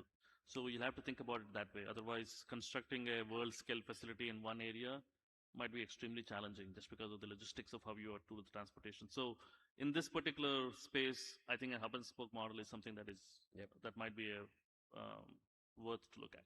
Thank you. Yep. Shane, question for you. Today's investors don't just ask what a technology does, they ask whether it is going to be able to perform reliability for the next 20, 30 odd years. How are digital tools helping build this confidence amongst the owner promoters? What kind of insights do these digital tools actually provide them when they're making a capital decision, making sure that this is really something which is viable, fundable? What kind of visibility do they actually get to see? We were briefly touching on this in the back room as we were preparing, and I think we've talked about this. There's two tracks. You have your brownfield assets, which accounts for the majority of the hard-to-abate industry today, and of course we're going to add capacity through greenfields and new projects. So you kind of have to look at this in two ways. If you look at the brownfield assets that exist today, digitalization's really efficiency 2.0. Right, it's about standardizing, about eliminating costs, taking out the emissions that we have in the existing infrastructure, and there's a certain capacity there to do that. Digitalization's really doing that. There's a lot of examples of this happening. Everything from cement factories, taking down 2 or 3% from these kilns. You see the steel manufacturing, also taking out maybe 5-6% efficiency. And efficiency is cost. It's emissions, and it's capacity throughput that we're adding there. And then if you look at carbon capture, which I'm a big believer in, we're going to have a mix of technologies, a mix of electrons and molecules. Some will be able to take completely down to electrification, green electrification, and some we're not. So we need CCS to be able to capture a lot of this and take it out. But the chemicals, the solvents that we use there to capture the CO2 and then the high steam that's required to release it, there's been fantastic headway made on taking out 20% of the energy costs. And it's almost one-to-one to emissions. It's about 20-ish% of emissions as well, just on that process in of itself. So again, through digitalization, and a lot of people throw around AI as a term, but it's old school machine learning and just better ways of working through digital tools. So on the brownfield, efficiency 2.0, think about that. And that can fund quite a bit of the energy transition as well. Then when you're looking at the green fields, and I say this again and again, if we're planning, building, executing, designing, engineering these assets the way we've done it for 20, 30, 40 years, we've failed. We've absolutely failed because we're not taking advantage of the digital tools that we have. That is the way of working, the future way of working, these plants of the future, etc. So we're getting in very much into the EPC stage, into the engineering stage. Make sure you're using engineering tools to design more optimally, because a lot of people think of emissions on the OPEX side, but 1 ton of steel on a subsea infrastructure, if you think CCUS, is 2 tons of CO2. So if you can optimize more at the limit using digital tools, you already have made a significant input into taking down the CO2 footprint of those assets. We're working with one particular LNG facility in Canada, and their big cost base was, on the OPEX side, was flying people in and out. It's a very remote area. They needed to prove that they could take down the CO2 footprint there. So they rewired the whole facility around a digital twin, a different way of working. We had to use AI inside there, and this is a mixture of the generative and more machine learning, and then just basic tools, better ways of working there. And that had to take down 10% on the CO2 footprint and 50% on the OPEX costs. So again, it goes hand in hand. But the willingness to change the mindset of how they were going to operate that plant. And, the way we build these facilities is you normally take people or experts who have done this before and you go, hey, you built an LNG facility, 10 of them around the world, let's come in. It doesn't require that way of thinking. You need someone who's maybe never built an LNG facility and go, why would you do it that way? And blending these experts with kind of new ways of thinking, that is what will really, really take down. And then I know we talked about electrification. Today, these hard-to-abate industries contribute about 40% of all global emissions. Right. That's a lot. By direct electrification, you can take down 25% of those emissions. So getting that involved from day one, from a design thinking perspective, and then maybe you have to look at locations and what type of molecules you're putting behind there, that can have a significant impact. But when you start integrating like this, it becomes more complex for humans to be able to operate it. That's where digital plays a key role. Fantastic.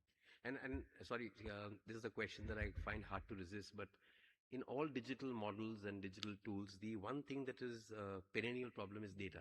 Oh, yeah. The underlying data. Yeah. It's almost as if you're saying, oh, tell me about it. No, but, I say, everyone goes, hey, we'll start digital when we get our data problem sorted out. And I said, look, that's never going to happen, right? Let's be real. Let's be pragmatic about it. And we operate and maintain our assets with the level of data we have. They're not blowing up all over the world. So we have data to operate these facilities. But taking that data, but we often say that's the minimum amount of data in a structure to operate these plants. And then anything you can do to improve it, taking it into a digital platform, it could be a data platform, a knowledge graph, whatever it is, you're already opened up new efficiency gains, right? So yes, data is the perennial problem, but I think people get caught up in it. Oh, my data will be perfect next year. It'll never be perfect. So starting now is something we keep advising people, and then iteratively improve on it. Yeah. Fantastic. Thank you. Thank you very much. Let me go to the next set of questions.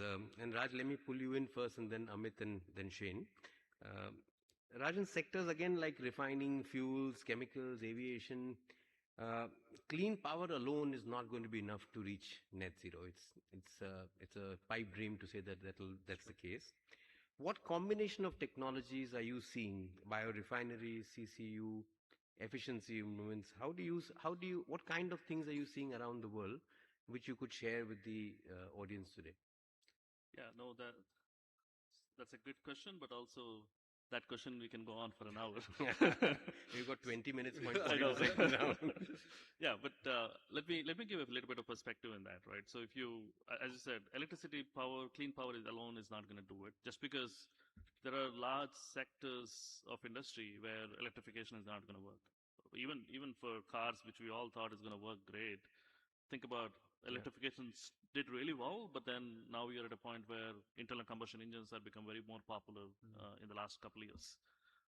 So it all starts with like, if you think about the main things that we are looking at, whether it's renewable diesel actually has become very popular in many parts of the world, and that's how we started with. That sustainable energy era started with a lot of renewable diesel, and that we have established a lot of good technologies.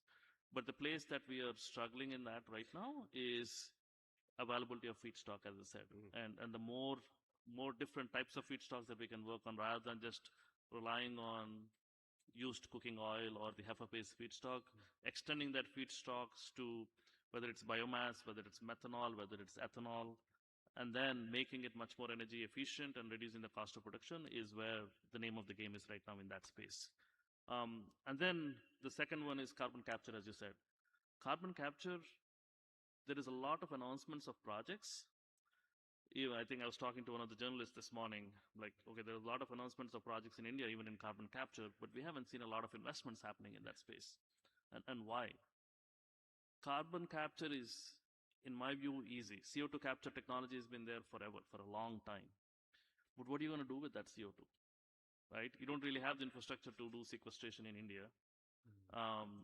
So what are you going to do with that? So CO2 monetization, CO2 valorization is something that everybody is focused on. But there are only few things that you can do. CO2 to methanol, and then you take the methanol and then you make SAF. That chain is where the technologies have been really well progressing right now. And I think there are a lot of investments people are looking at in that space, and there's a lot of talk about it even at IEW last year, this year, there's a lot of discussion about it. I think you're going to see a lot of investments in that space.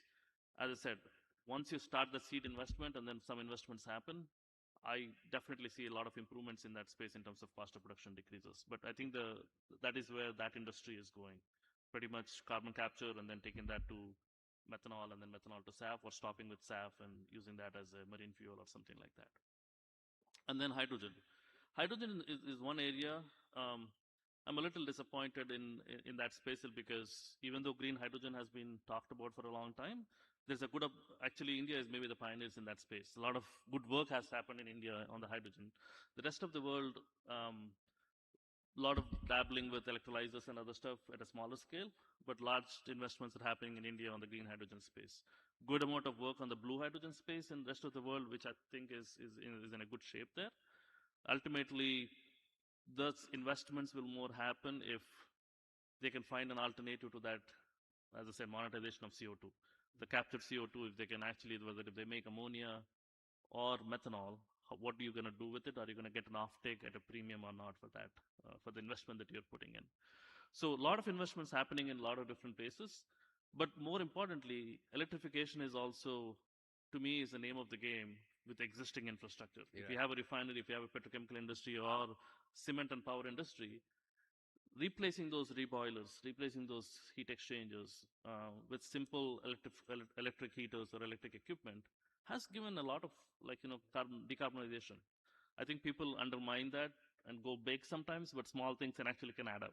Fantastic. And that's something that we have seen in the industry, especially I think India is adopting that a little bit, and I've seen that in public sectors where we are working closely with a few of them in electrifying their existing refinery process units. So that's been a good uptick. Lovely.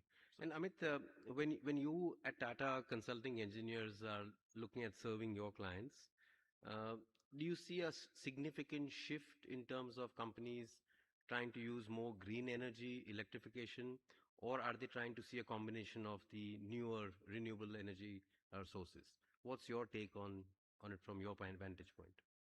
Yeah, so, in the last 5 years, we did a lot of feasibility studies, the initial, FEL 1, FEL 2s. And first, as I said, to start your business case or embark on this journey of energy transition, most of our customers looked at circularity because we kind of gave them the maths behind circularity is something that'll give you a business case that's viable. So we've crossed that first hurdle. Most of the recycling plants in steel or recycling in aluminum, copper, that's happening. We're doing global projects, both in Europe, US, as well as India, Middle East. The second part is, and I want to touch these three themes. The first theme is, if you go to renewable sources, how do you marry electronics and flywheels? And that's resilience. And let me explain this. When we looked at traditional power base load, it had a flywheel in it, and sudden demands of high amperage, the grid was stable. When you go to solar, wind, which is a grid following rather than grid forming, these networks and grids can't handle that load that the industry requires. And so there is a struggle between how do you balance flywheels and power electronics, because you can't have a virtual flywheel take such high loads that, say, a refinery, reformers, electrolyzers, or induction motors require. So that's the first theme. How do you marry virtual flywheels with physical flywheels to get the stability when you get into a mix of renewables and baseload, irrespective of any industry? You want to shift your furnaces to electric-fired furnaces, but you've got motors. The load out there is varying, and so that gets the complexity. So that's number one, and we're trying to figure that out, marrying the power electronics and the turbines and generators and flywheels together. The second thing is the capex and opex marriage. As I said, there isn't a greenfield strategy. Most of the strategies are a combination of brownfield and greenfield. And unless you truly connect capex and opex mindset inside your company, you won't get the total cost of ownership that's as planned, because you'll get into new challenges as you embark on this journey. You will look at value adjacencies, you look at energy balance equations, you look at product mix, input-output changes, and the market will change suddenly. We'll have either commercial challenges or technology roadmap challenges. So you've got to be nimble and agile. And to do that, the second theme is, how do you marry the capex and opex? Simple example, how do you get the projects team and the operation teams to be completely aligned for a very nimble and agile assets as you are in the energy transition? And that's where the digital story starts in with digital twins. It's no longer a nice to have story, it's a must have if you are balancing your energy transition story with both electrifications and the physical flywheel that you anyway need. And the third theme is the advent of AI. Of course, AI is an opportunity with all the story we are hearing on data centers and the surrounding value chain, but both stability of your energy with multiple sources, the capex, opex bridge with the digital twins, is how do you leverage your know-how to rapidly innovate and align with the sudden demand changes in the market, including technology leaps or complete changes. And AI no longer is based on just 3 years back. We were looking at prognostics based on all data to have LLMs be taught first. I think the way AI is leapfrogging, actually we are seeing weeks and months tangible outcomes coming with the data that resides in the four walls of the enterprise. So if you have traditional processes, if you have both OPEX, CAPEX, and processes that you did in your industry, and you leverage AI, you're innovating faster. We're working with 2-3 customers in the hard-to-abate sector, cement being one, steel and aluminum, and the focus on rewiring the energy product with their in-house know-how, knowledge bank, and their process licensors with AI tools is phenomenal. I think these 3 themes will determine how the energy transition, the energy stability, and multiple sources of energy will balance and coexist.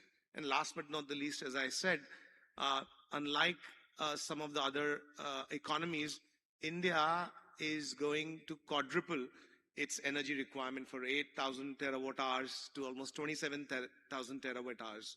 It's going to triple its steel from 120 million tons per annum to 300 million tons per annum. We're going from 500 gigawatts of power to 1,000 gigawatts of power per year by 2030. So amidst this transition, you have to keep on addition also. So all forms of energy, all forms of circularity, and a complete CAPEX, OPEX integration is a must for this journey to succeed. Thank you, Amit. And Shane, when you work with clients, just for them to evaluate the impact or the financial feasibility of different types of feedstock, different technologies, does the digital twin or technologies at Kongsberg, are you able to provide a clear view to companies saying this path is much more profitable, shorter turnaround time, return on investment is faster? Is this an area that you're working at Kongsberg using AI, using advanced language learning? Oh, absolutely. Yeah, I think every tech company has to start stepping into that, or otherwise they can't call themselves a tech company in my mind. But it's back to, there's always different parts of the life cycle of any given asset. There's the design part where we offer a lot of services there, and that's a mix, because as an industry, we're still very risk averse. It's a highly critical, safety critical industry. And I use this word purposely, unleashing black box AI into that's not the right way to go about things, right? There's still, when you think about these large language models, where were they trained? They scrape the internet for information. A lot of the information on how we operate and maintain our assets, it wasn't put on the internet. Right. It lives in-house. So what we go back to the drawing board and say, simulation is having this revival, and it's not just specifically from Kongsberg, but these physics-based models. And I really liked what Jensen Huang said last year, where the next wave of AI, industrial AI, is about understanding the physical world. And this is where that hybrid mix of inertia, momentum, all of this stuff you can simulate using physics is becoming really important. That happens in the design phase. So that blend we do offer with our own tools, but we also offer it through third parties. And I think that is very key for having gray box or explainable AI and how we actually design and build our processes. When it comes to return of investment, we hear a lot about that. You can kind of spin this a little bit different, return on value. On the operations side, it's happening. You see this in multiple areas, like in cement, as we mentioned already, taking out 2 to 3% on these smart kilns. On steel, just understanding the core temperature of these rollers. You've been able to take about 4 or 5% energy efficiency out of there, and this is something where I see happening in pockets, but not really being shared. And that's one of the core principles of digital. It's about being open, about sharing this, and I feel that's a little bit lacking. Mm-hmm. It's kind of a collective hurdle we have to overcome. Yep. This isn't a problem just for India or Europe. It's a world problem. So more and more these what people consider a competitive advantage should be shared inside organizations, and that's what digital is really good at. That's a fantastic segue into the next question. I really wanted to ask the fellow panelists, saying, do you see a lot of cross-sector collaboration? Do you genuinely see fertilizer, oil and gas, cement, etc., sharing good practices, or as Shane pointed out, most of us keeping it hidden, saying competitive advantage for ourselves? Are you seeing, and could you share some examples of what you're seeing for cross-sector collaboration in India, outside India? Would be delighted to hear your views. Raj, Amit. I can start.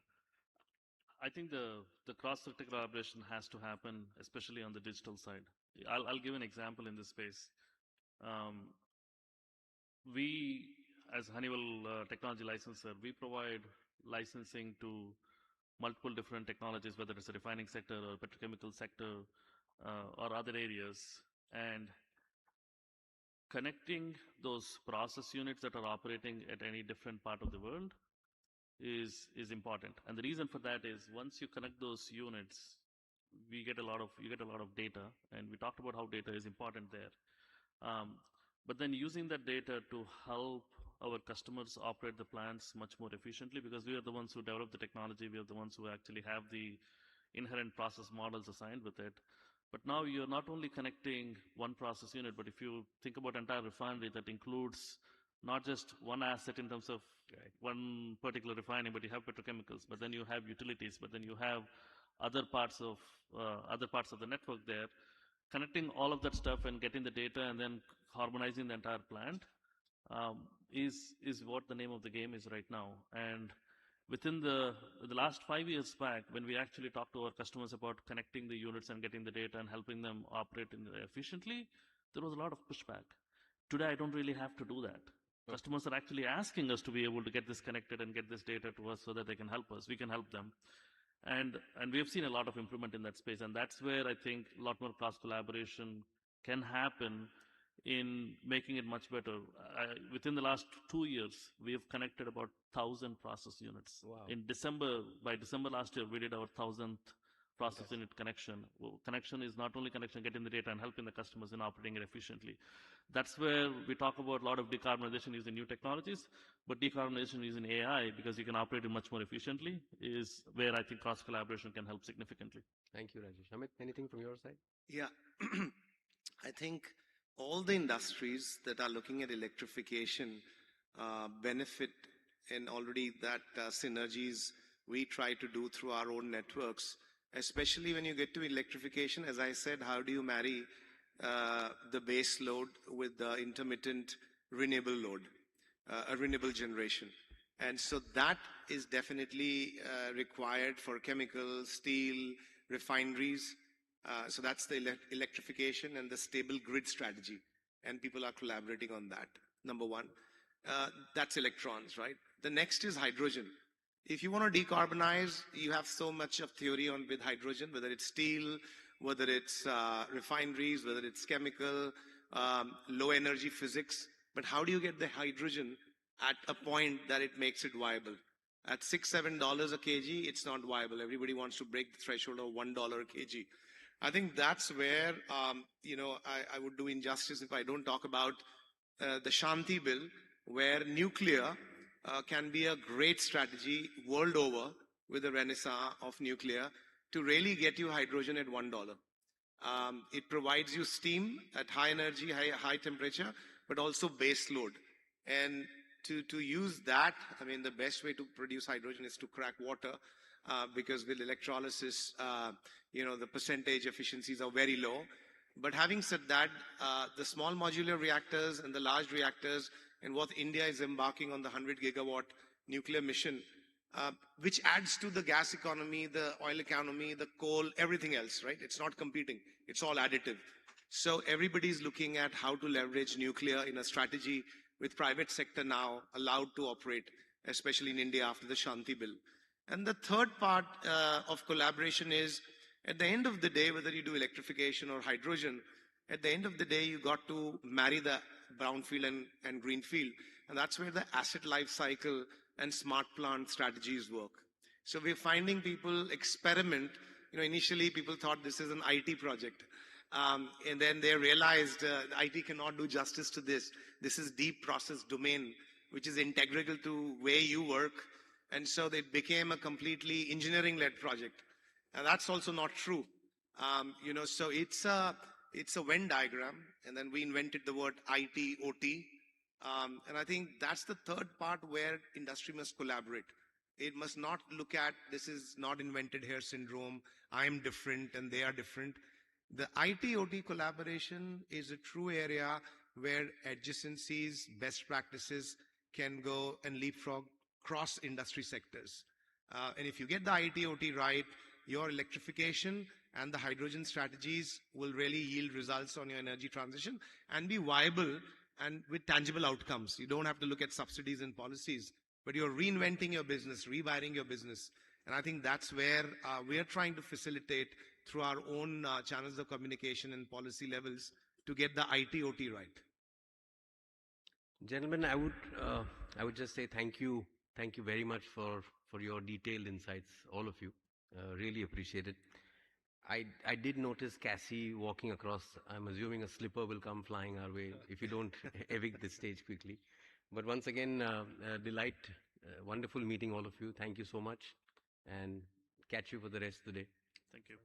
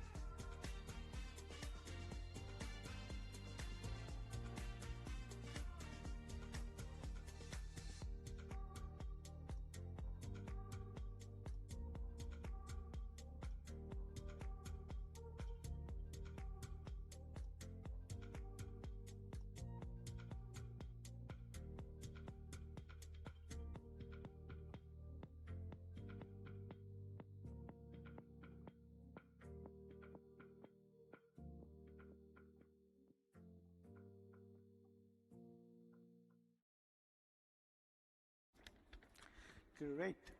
Hello. Very good afternoon to you all, ladies and gentlemen, and thank you for joining us at India Energy Week 2026. And today for this panel, we have a very prominent lineup. We start with His Excellency Ahmed Al-Kabi from UAE's Ministry of Energy and Infrastructure. Then we have Mr. Prince Dhawan. He's the Executive Director at REC. Then we have Mr. Naveen Srivastav from Power Grid Corporation of India. And then finally, Ms. Suman Chandra. She's the Director at Ministry of New and Renewable Energy. And before I begin with the topic and topic of the discussion, I just wanted to share a few stats with you.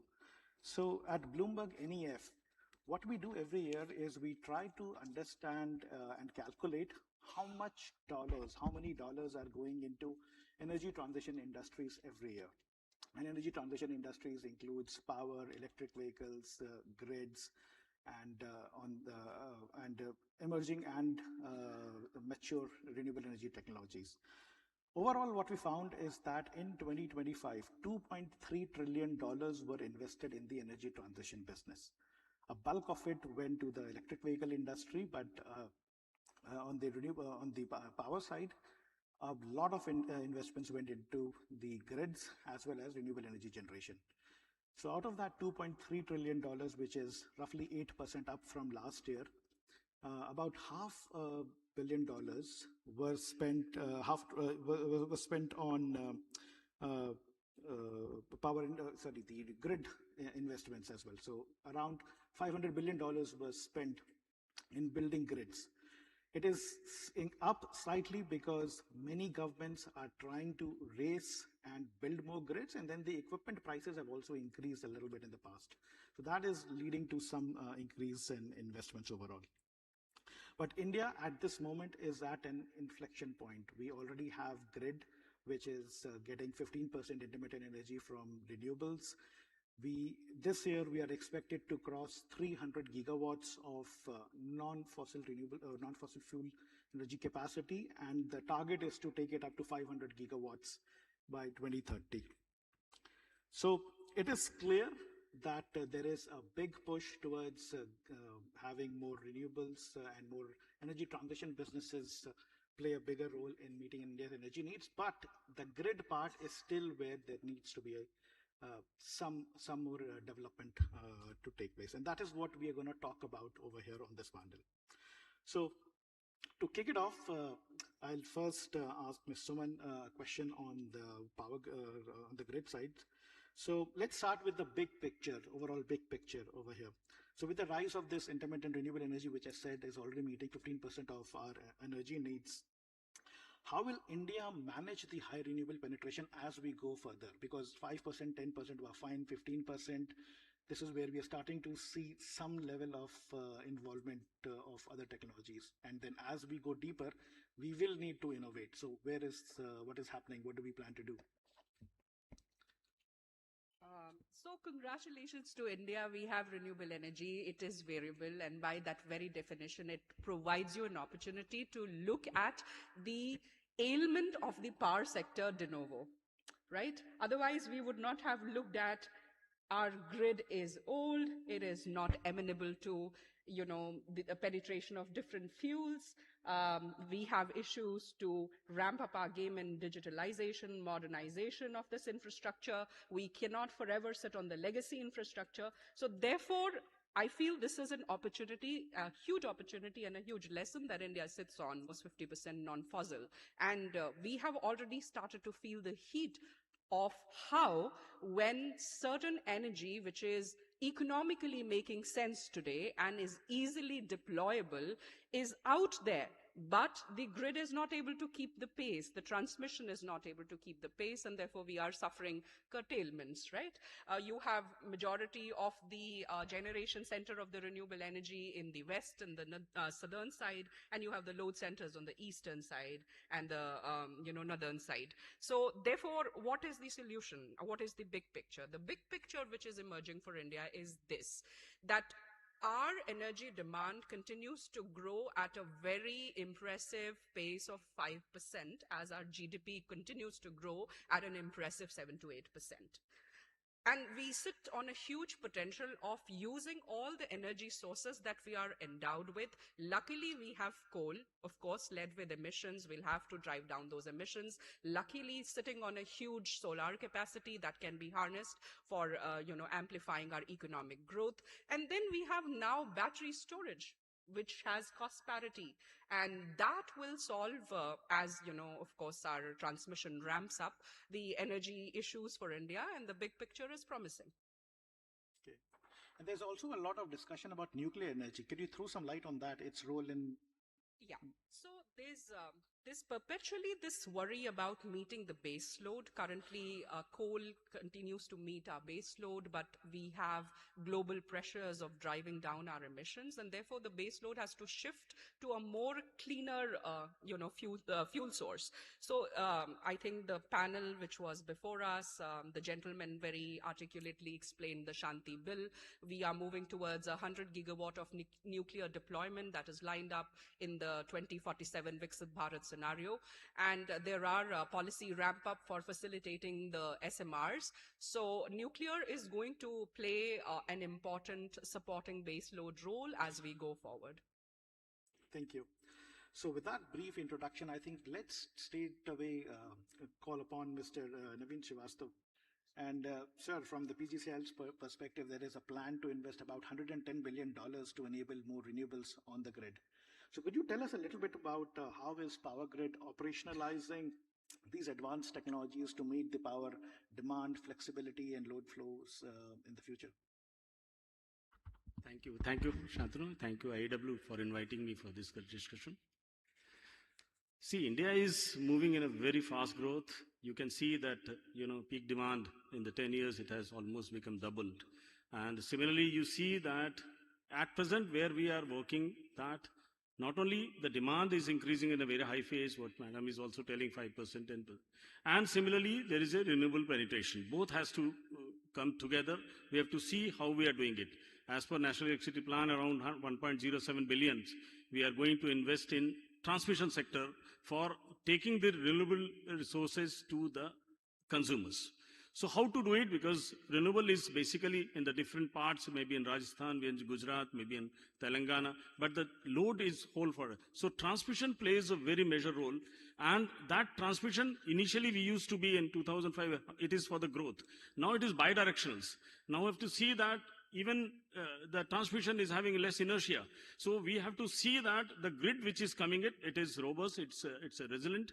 It is also, automatic. It is to be modernized.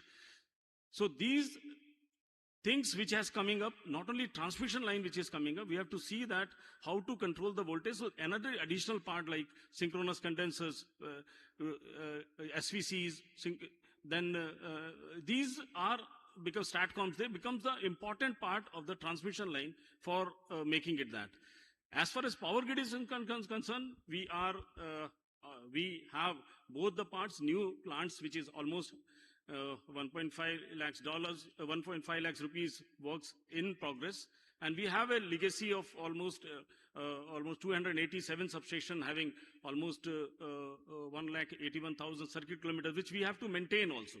So these are the two things which we are doing. So what the Power Grid is moving to in this direction is, not only we are bringing a new transmission line, new corridors, maybe in HVDC form or 765-400, but also modernizing our old systems. We are going in a modernization, digitalization in a very high level.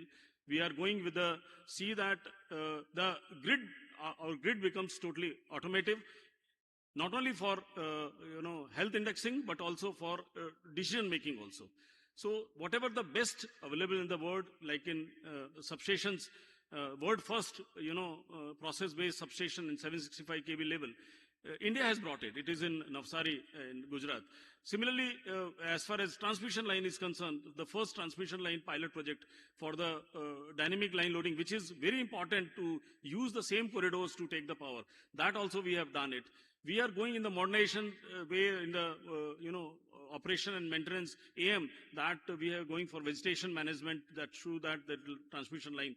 We are having a availability of 99.85 above, which we are continuing, and we are coming with the best available technology in the world. We are coming with the asset performance management also. This is you will see in next 2 years, it will be one of the part of that. So grid modernization is also an important role other than the grid integration. Thank you, sir. And you spoke about automation of the grids. And I have a question on the security part of it, but I'll come to that in a while.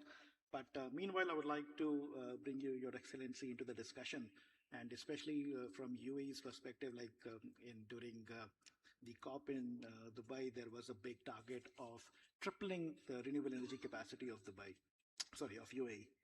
And with that target in mind, what do you think are the major challenges from the grid side that could come up in enabling such a transition, especially as you are seeing a lot of investments and demand coming from the AI industry, AI data centers, as well as electric vehicles in the kingdom? Thank you very much, Shanta, for this very important and strategic, actually, questions.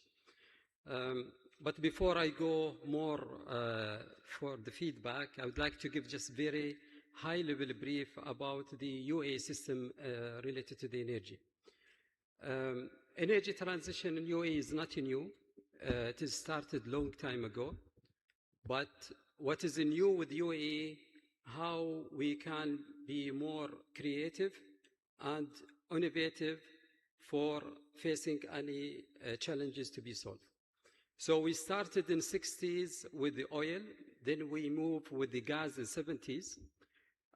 2006 with the renewable through our international company Masdar, and then with fully commissioned nuclear 5.6 gigawatt in 2024. With, of course, the wind started around 100 megawatt in 2023, and it will be double in coming years. In addition to that, we have the hydropower, around 250 megawatt, which will be coming soon. So this is basically the energy mix what we have. Currently, we have around 7.2 gigawatt of the solar. And this volume, it will be tripling in 2030, and we are targeting actually to reach not less than 23 gigawatt in 2031. So this is very brief, the landscape for the energy mix in UAE. So going back to your questions, which is very, very important. Actually, of course, there is a challenges, but always there is a solutions. What we see, I have two main important points. The one related to the grid flexibility and stability with all these penetration and the renewable.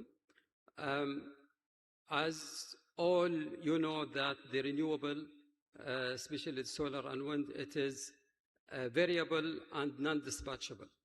So every time the renewable increase, there will be, it needs more maintaining the stability, frequency, and the voltage, and which make the more complex to be treated.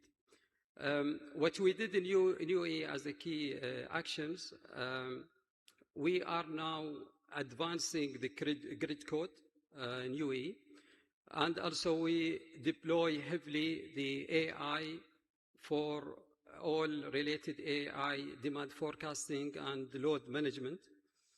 And just one most important thing that I would like to highlight.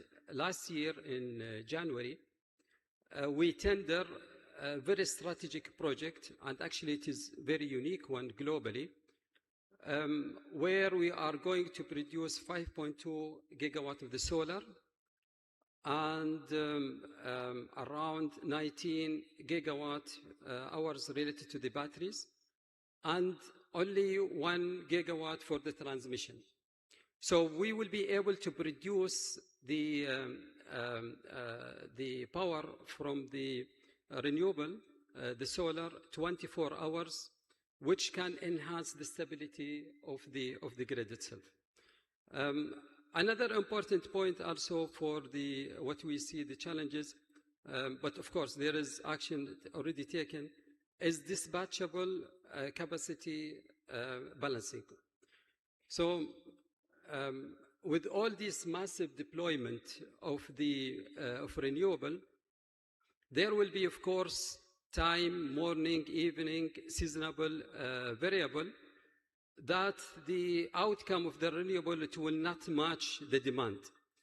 So what we did as action in UAE, we tried to provide the hybrid solar with batteries to provide the stability for the grid itself through the CCGT. And also, as I mentioned at the beginning, recently we will announce the hydropower electricity to be provided around 250 megawatt. That will give us support for the stability for the system.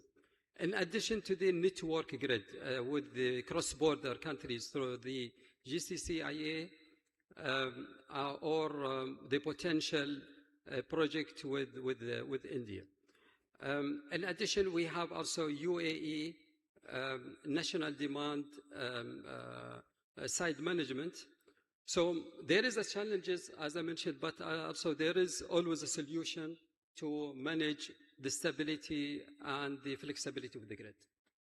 And the answer is in supersizing. Yeah. Thank you. All right. So I liked what you say, that there are problems, but these problems have a solutions. They are not something that is totally insurmountable.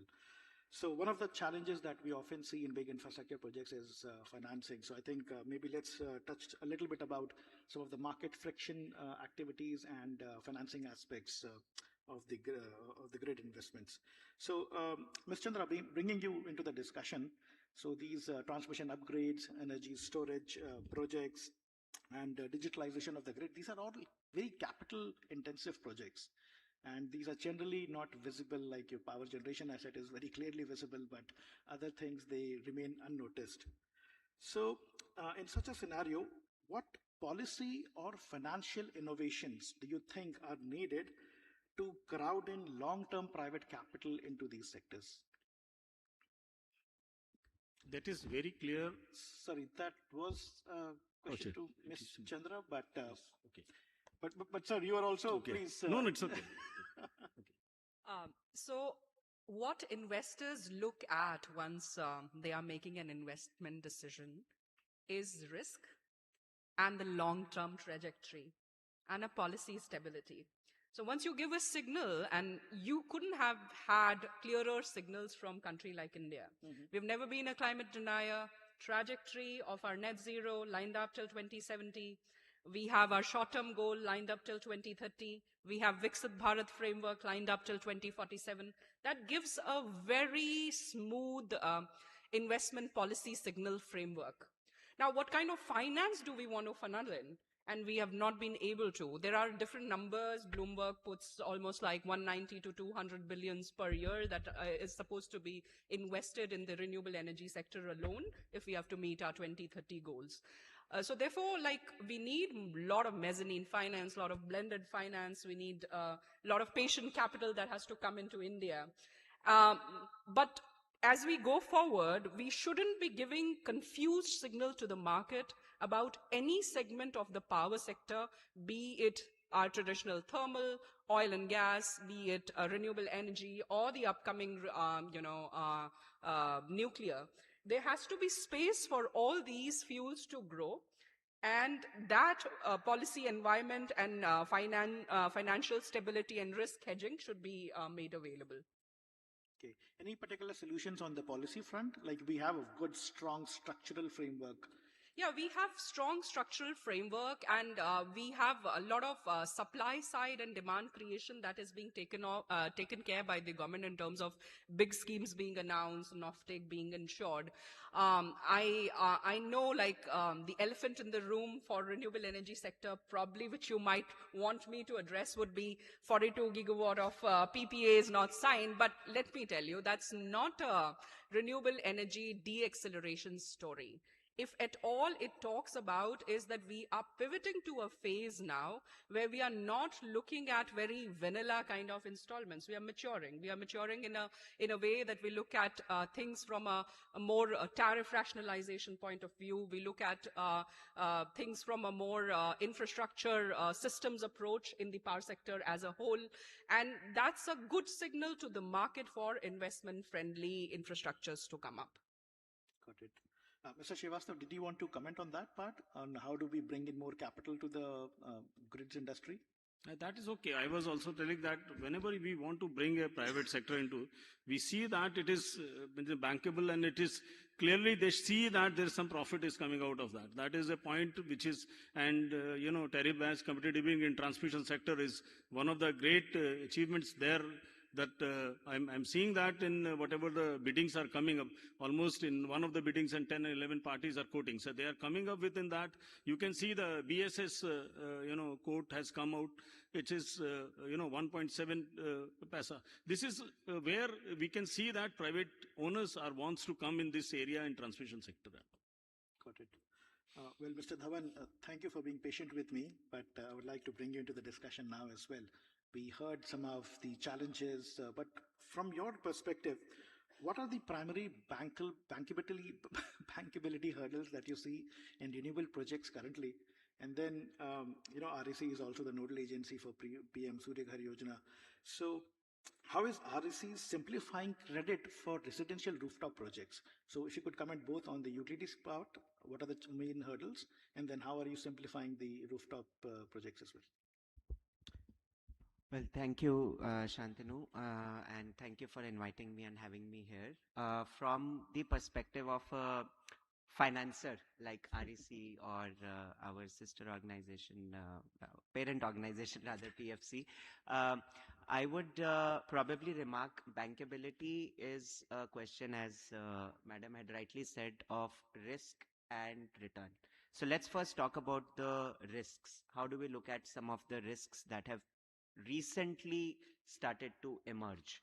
So one of them for sure being the PPA signing risk, which he addressed. But from a banker's perspective, it is a risk nonetheless. So if I put capital on a project and the PPA is not signed or not honored, or there are renegotiations, so that becomes one of the major risks for the renewable sector. The other second risk that we also have seen emerging is lack of transmission and evacuation capacity. So if a project is, even with a signed PPA, not able to deliver because of cancellation on those accounts, then that severely impacts the sentiment in the sector. Mr. Srivastava, I would love to get your view on this after Mr. Dhawan is done. Right, hold that thought. The lack of transmission. Hold that thought for a minute before Mr. Srivastava comes in.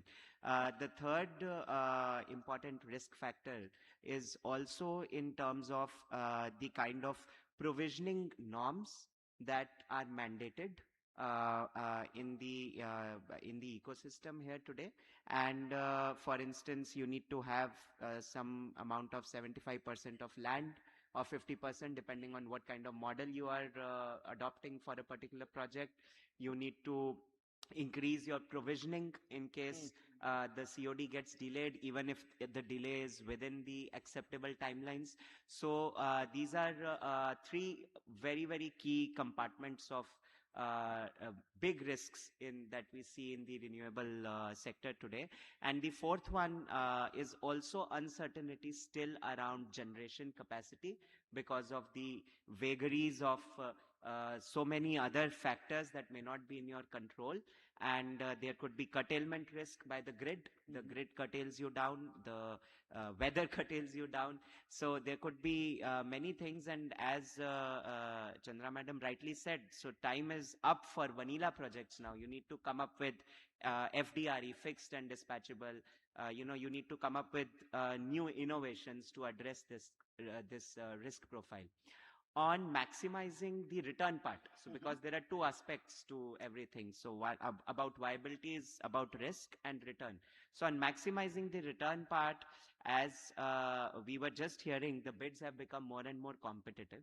There are multiple players coming in. Some bids we saw recently were extremely disruptive and extremely low cost. So I feel that there is little wiggle room there now, because that is purely a market-driven play, and that would be left to the forces of the market there. But I think stability in terms of policy certainty is one thing that can maximize returns to some extent from a banker's perspective. That was part one of your question. Right, and second part was on how is REC helping build more rooftop projects. Right. So about the part two for the rooftop solar. See, rooftop solar is a different challenge because it is small scale financing at small financing, but at scale. So we need volumes, but the quantum is small. So I would say standard would be a 2 lakh rupee loan or slightly less than that, and then some amount of that is compensated with subsidy, etc. But you need volume in that. So how REC in tandem with the Ministry of New and Renewable Energy works on this project is we have standardized the processes. We have standardized the way you approach banks to get credit. The rates are fairly affordable, between 5 to 6%. In fact, the dispersal, the sanctioning and the dispersal are all digital. Minimal visits, physical visits to any sort of bank branch. In fact, recently we are also experimenting in some areas with 0 visits to the bank branch at all. So it's completely end-to-end digital.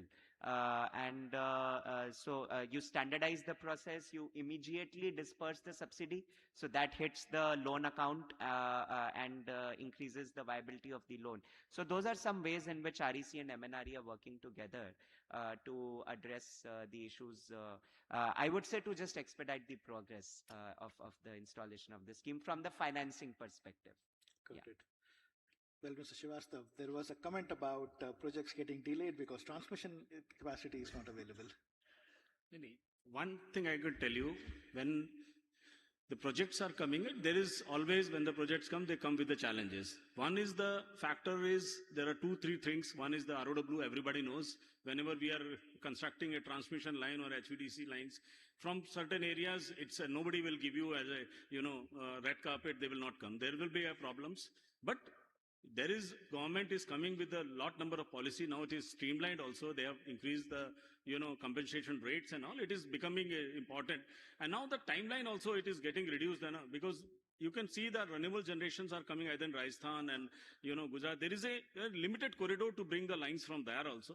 So there are land issues, ROW issues. There are challenges, but I don't feel it is going to have any sort of, congestion like status. Lot of lines are coming up. You can see the way the lines are coming up. Even in 24 months or nowhere in the world you will see that the lines are coming in 24 months as India is coming up. Of course, there are challenges, there are issues which we all have to come out with the policy as well as with the execution part. Got it. And so we also spoke about the rooftop projects, but do you think that if we have too many rooftop projects, would that create some disturbance on the grid side, especially if we don't know which projects are these, what capacities are these? And I'm coming from the background that there are certain distribution companies in Southeast Asia that I also look at, wherein the DISCOM doesn't have any idea how many rooftop projects it has on its distribution area. And that can, create some misalignment in terms of planned demand versus what the actual demand on the grid. Do you think it's something that can be solved in India's context? To me. Yes, sir. I tell you, when a demand side management is there, it is always better for the grid. There is no doubt in that. So demand side management is coming up and it is going to, because whenever renewable integrations come out, it comes with another challenges, which I was telling in my first this, we have to see that the voltage profile and all, it's getting disturbed because initially, there used to be a thermal stations, their rotors and turbines. They used to help in inertia. They were the demand side, generations were there in different places. But now the renewable is in a certain places. We have to come out from Rajasthan to Odisha or to eastern part. So there will be a point of that. But I can tell you these factors are getting nullified by bringing new technologies like STATCOM and all, which is helping in grid stability as well as. So resilience is very good. I can tell you how Power Grid is maintaining 99.85% availability. You can see that almost Power Grid 60 to 65% line have not even tripped single time in whole year.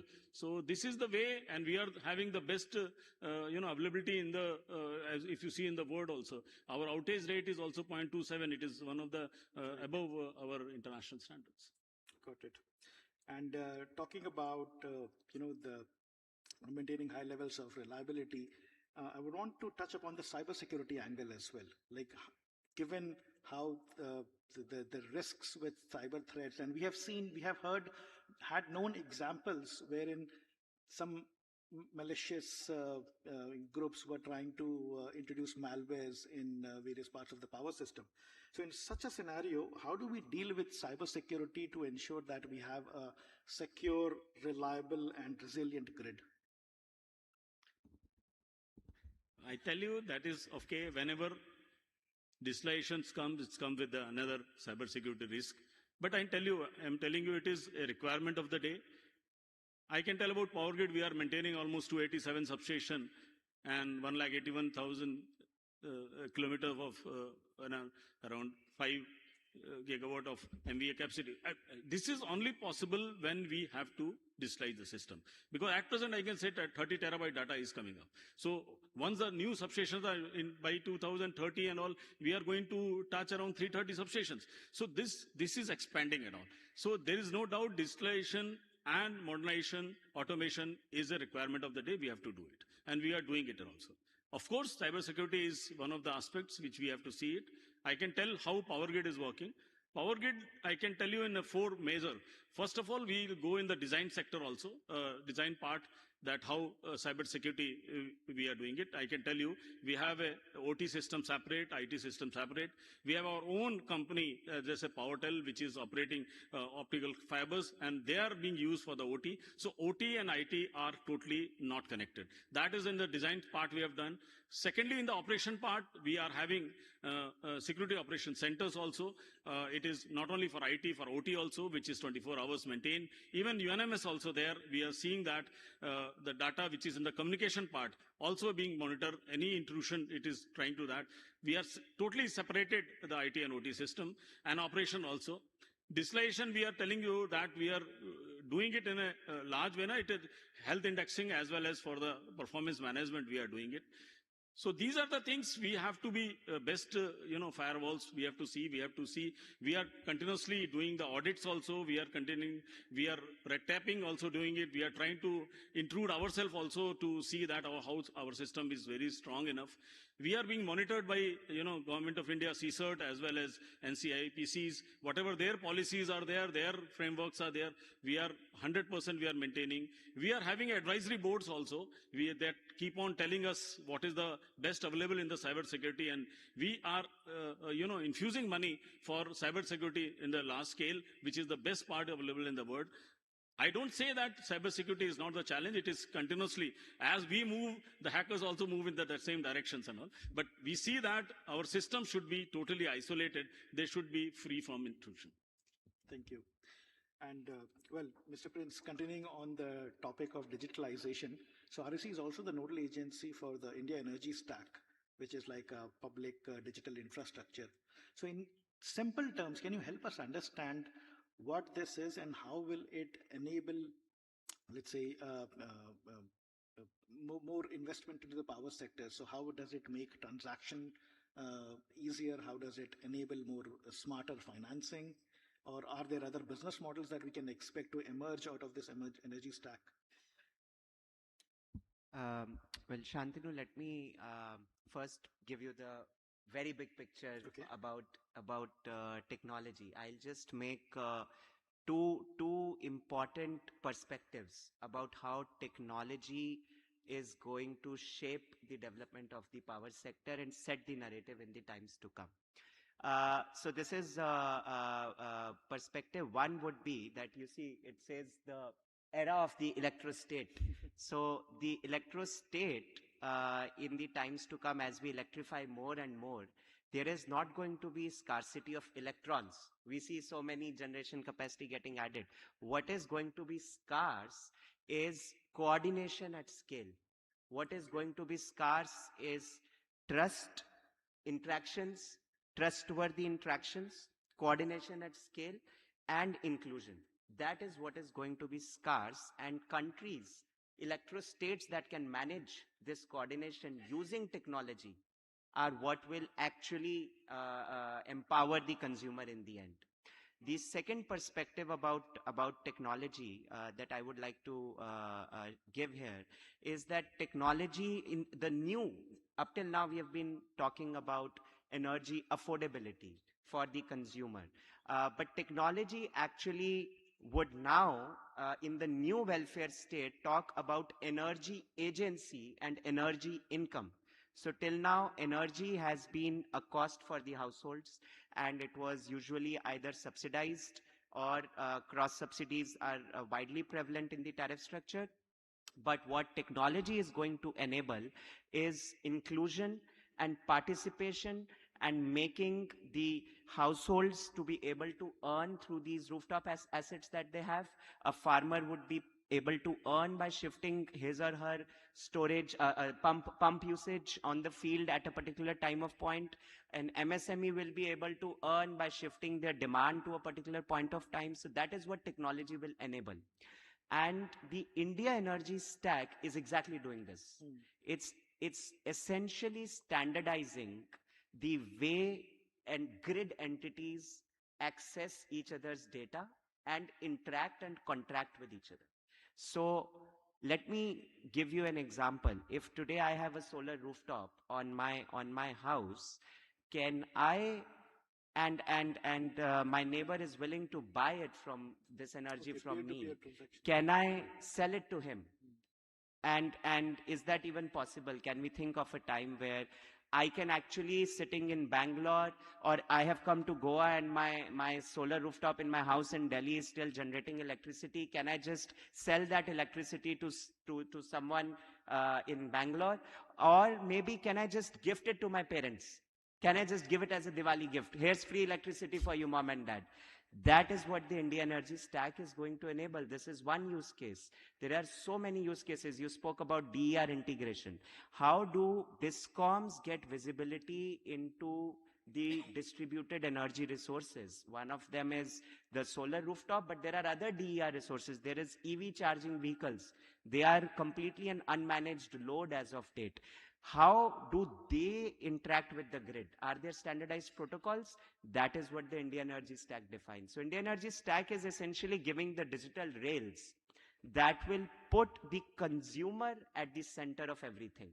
And then you spoke about what this means for new financing models. So this opens up a whole new market. So now this opens up whole new avenues of livelihoods. It gives avenues to energy micro entrepreneurs. So we will see energy micro entrepreneurs coming in the next few years, as soon as in the next few months, I am confident, because you will see people or community assets being monetized by participating in this market, this new market, energy market, and then there will be demand for finance, for startups, for companies that will enter this market, or at least enable small consumers to participate in this market, maybe by AI agents, maybe by AI agencies. So that is a new addressable market that will again open up financing needs for the power sector. So I feel US talks about demand response. Europe talks about flexibility. China talks about control. India, as part of the India energy stack, will talk about inclusivity. India will talk about how an electric grid will not just give power, but it will give income, dignity, and inclusion to the consumers. And that is what India Energy Stack will enable. So two different kinds of power to the consumer. Yeah. Yes, exactly. Interesting. So how soon do you think I can gift renewable electricity to my friends? We are excited to tell you that on the 18th of February in the India AI Summit, you will have the first peek at it. Lovely. Yes. Look forward to that. Ms. Chandra, I would like to bring you into the discussion again. So there are a lot of emerging economies that that have rapid demand growth, but also have weaker grids, and then they often look at India as an example. So what do you think are the lessons that India can teach them, or if teach is a strong word, what they can learn from India, and what they should not learn from India as well? I'll take the positive first. Okay. Well, if we look at how Honorable Prime Minister Modi has constantly steered the Global South leadership, we have ample examples in all domains, including energy, where lessons from India can be learned. If we particularly focus on the clean energy sector, we have massive success in the decentralized renewable energy that is replicable in many of the countries in the Global South. That includes our amazing feat in the agricultural solarization, whether it's replacement of the diesel pumps with the solar pumps, or it's the feeder level solarization itself, which kind of, allows farmer to shift the entire load during the daytime, and now, of course, they can earn also with them in the prosumer mode. You have rooftop solar, each household. See, rooftop solar you have to look at not just from a point of a deployment. It's world's biggest rooftop solar program today, what we are running. And that is essentially to also create a nudge for each household to understand the value of renewable energy and clean energy and demystify it at a household level. So once you demystify it at a household level, that nudge is also replicable. Because once you have demystified it at household level, then the offtake of the peer-to-peer services, which Prince was just amplifying just now, it's more consumable, it's more addressable, it's more palatable to them. Otherwise, it sits as a foreign concept, which is very technical and people can't understand. So these demystification, dejargonization, decentralization, inclusion are the lessons that the Global South or even the other emerging economies can take from India. What they should not learn from India? Well, just in the favor of being politically correct, I'll pass that question. Fair. Your Excellency, we heard about how other countries can learn from India, but why just India? Why not can we learn from UAE? Are there any particular things that you're proud of that you think should be replicated throughout the world? Actually, we are learning from each other, and we are learning a lot from India. With the UAE, I mean, there is two things very important: the partnership and the technology. And this is within the system of the UAE. And as it has highlighted yesterday through our minister, that UAE opened all the doors for the investor to come. They opened the doors for the partnership to come and for win-win benefit for all. We did actually a number of projects with the private sector related to the energy efficiency. And it was a very interesting project. We invited all the private sector, and we handled a number of government buildings to reduce the cost and do some saving from the consumption. And it was very interesting for the first phase. We saw there is a saving around 27% from the first batch. It is now already in the execution with the private sector, one of the international company.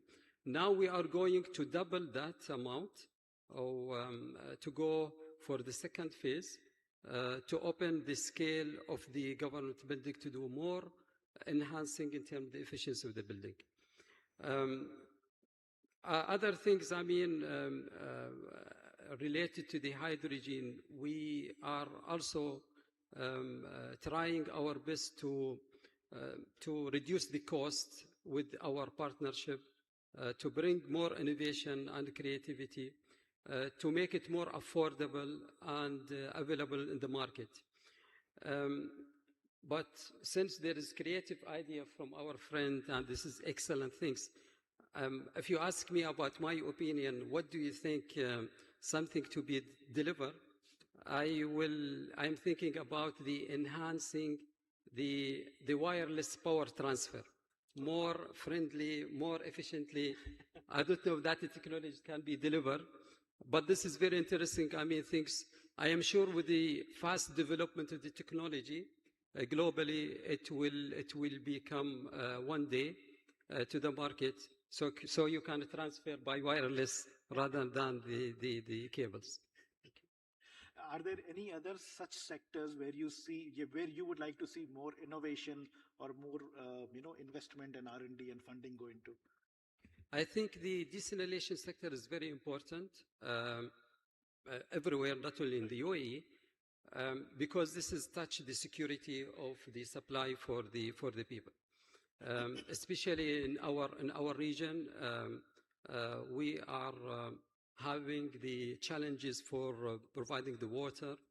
We depend heavily on the seawater. Having such creative idea, development, technology in this part, it will help a lot for the sustainability for the life of people. So desalination is very significant sector to be focused on. Great. So for the next question, I don't have any particular person in mind, but Mr. Srivastav, Ms. Chandra, either of you. So recently we heard that the power distribution companies are returning to profitability. The ACS ARR gap has narrowed down quite a bit, and that excites me quite a lot, because in the past we have always said that distribution companies are not investing in modernization, not investing in smart technologies because they don't have the money. But now if they are returning to profitability, how do you see this area develop? Do you think that there will be more investments in the smarter things on the grid side? But either of you, both of you? You can go first. Actually, I am going to take that question voluntarily, and then Ma'am Chandra and Srivastav sir can add after that. Okay. The reason being that REC is actually a nodal agency that ran, one of the two nodal agencies that ran the reformed linked and results enabled revamped distribution sector scheme. And what that scheme was essentially all about was that some investments were made in this upgradation of DISCOM's infrastructure, contingent on them meeting certain performance metrics. So it was a completely results-driven scheme. And as you rightly pointed out, very recently the latest figure shows that in aggregate, the DISCOMs have combined posted a net profit of north of 2,000 crores, whereas just 2 years ago the losses were 5 times that, and even a decade before that they were astronomical. So this turnaround story is actually a story of meticulously identifying the gaps. What are those gaps? So we identified 3 high priority gaps. Identify the areas where you have the highest transmission and distribution losses for the distribution company, so distribution losses for their sector, and change those infra. So maybe upgrade your cables, maybe install more distribution transformers. So as they say, devil is in the details. So, somewhere you may need to shift some lines to underground. So those are the kind of initiatives that happened to plug this first gap. The second gap was clean your books of accounts. So what that means is that maybe there were some backlog of subsidies or some accounts receivables that the DISCOM was having, and those were all cleaned. So the system collectively functioned pan-India to ensure that the DISCOMs could reduce their accounts receivables and get whatever was their rightful due. The third was contingent on corporate governance norms. So introduce better governance mechanisms in the DISCOM, better board functioning, board oversight. So the distribution company functions as a fully corporate entity within the government, and that has been the key stake. And of course, I should not miss out the biggest smart meter program is being run here in India. 16 crore smart meters have already been sanctioned, and north of 5 crore smart meters have been installed, which is some 50 million smart meters have been installed. And what this gives you is a lot of data, and what data brings with it is a lot of insights. And those insights are what are helping DISCOMs to plug those gaps and hence turn profitable. And we hope that this trajectory will continue in the future. There are more reforms in the pipeline, and we hope to see them happening. But yeah, maybe. Yeah, thank you, Prince, for putting that in perspective. I wouldn't have been able to explain the pivots of the RDSS scheme, which he rightly have now contextualized. See, I take this story with the boulder of salt. Why I say that of course the DISCOM have had a turnaround story, and there is a PAT which has been reported on an aggregate. Yes. But if you look at the disaggregated numbers, you still have that contribution coming in from the privatized DISCOMs. Yes. And many of the government-owned DISCOMs need to up their ante to get where we want to get today. And therefore, the government has thought and is in the pipeline of addressing this by various means. Maybe one of the measures is privatization, because private DISCOMs have performed uber well. Of course, you have, this entire cleaning up of the books, which Prince talked about. DISCOMs and the distribution sector traditionally has been the Achilles heel of the power sector. Yeah. And with RDSS, that has gradually sort of started changing. So even though the turnaround is happening now in the aggregated mode because of the private sector, it does give a replicable example for our state-owned DISCOMs to sort of now think towards how to corporatize their operations. And if they are not able to, then how to let the reins go so that the political tariffs that cause the distress and the generation dues which cause the distress to the DISCOMs, apart from the T&D losses, which are technical in nature, that is how the DISCOMs will have to revamp themselves when we make our systems future ready. And so far, DISCOMs have been unilaterally part of, buying, entities who have just been buying and distributing. They have to now also think about being the energy managers in the next league of our power reforms, where you have so many things coming up. So DISCOMs cannot continue to remain this unilateral flow of operations. They have to be more robust, and not just in their corporate operations, but also in the kind of services from a systems perspective that they are going to provide in the future as we go forward. Got it. Sure, we have some time. I am not going to repeat what Madam Chandra and Prinzi has told. That is really, I'll go a little bit back and say how that has come out. It has, initially we were having a problems of, household electrification to the, it has started, so this phenomena has started around 20 years back when the APDRP scheme have come, or Deen Dayal Upadhyay, that Gramin, first of all, we have that they have concentrated on let the electricity goes to every household.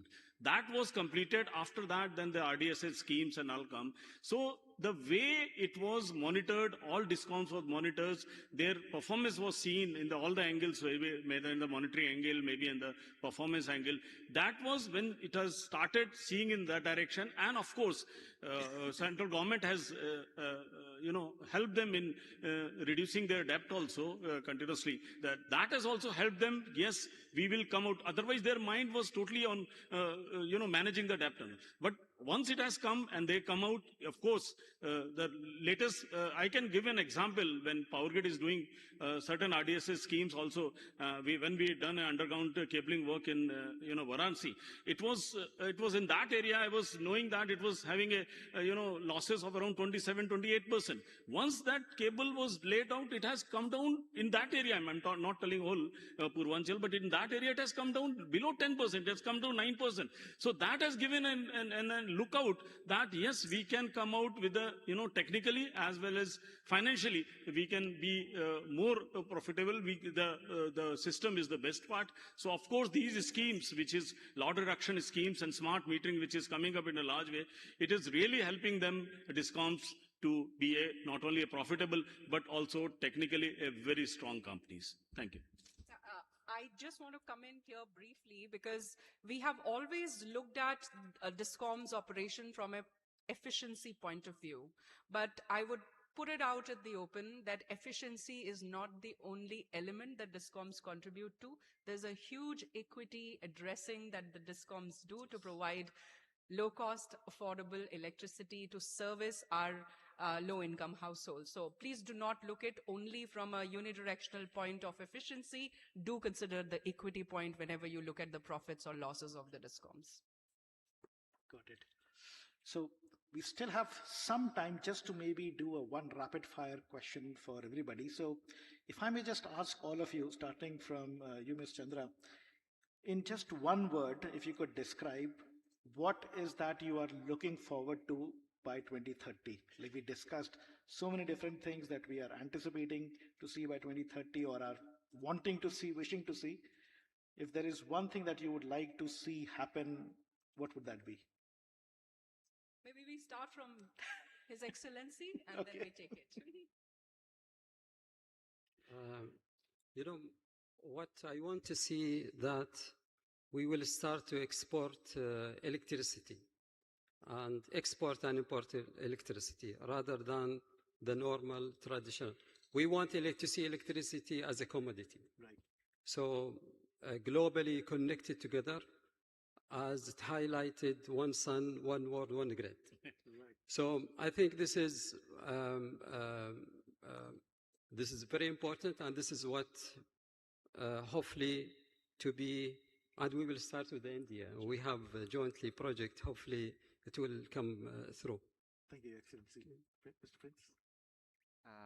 I would say one word is difficult, but maybe consumer agency, empowerment and choice. So as a consumer, I should be able to decide from where I want to buy, choose the best rates at which I can buy. As a consumer, I should be able to manage my load. And as a consumer, I should have agency in all these decisions. They should not be thrust upon me. Thank you. Mr. Srivastav? As PowerGrid has done one word, one frequency, this is the only country working in one frequency. I also see that world will be working in 2030. One word, one sun, one grid, whatever is one grid, I'll tell it is. And we are able to give affordable and, quality as well as, continuous power to each individual in my country. Thank you. For me, just going back to the topic, a welfare electrostate that delivers to its citizen modern, clean energy at the lowest cost. Lovely. Well, that's all the discussion we have over here. Ladies and gentlemen, please give a round of applause to our panelists. And thank you very much for listening to us. Thank you, sir.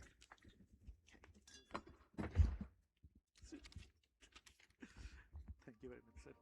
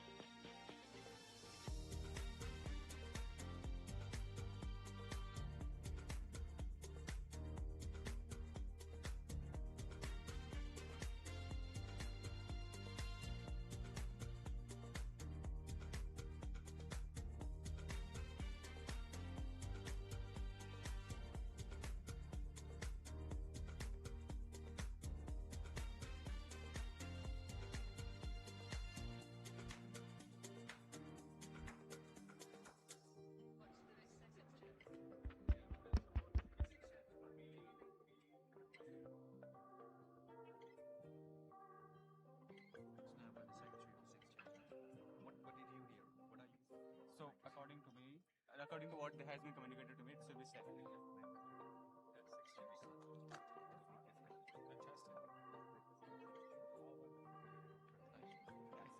You got the presentation?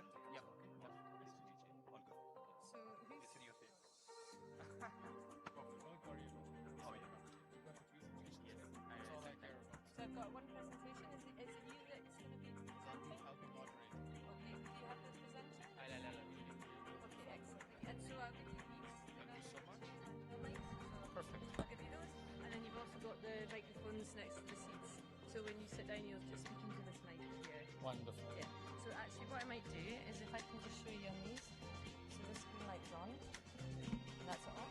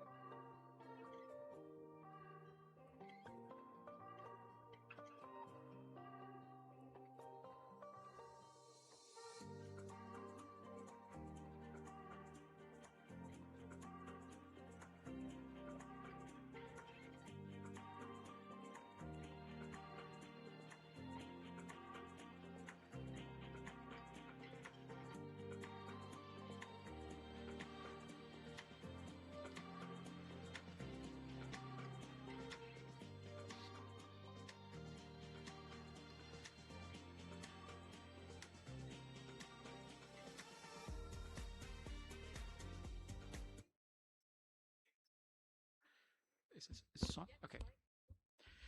Good afternoon, everyone.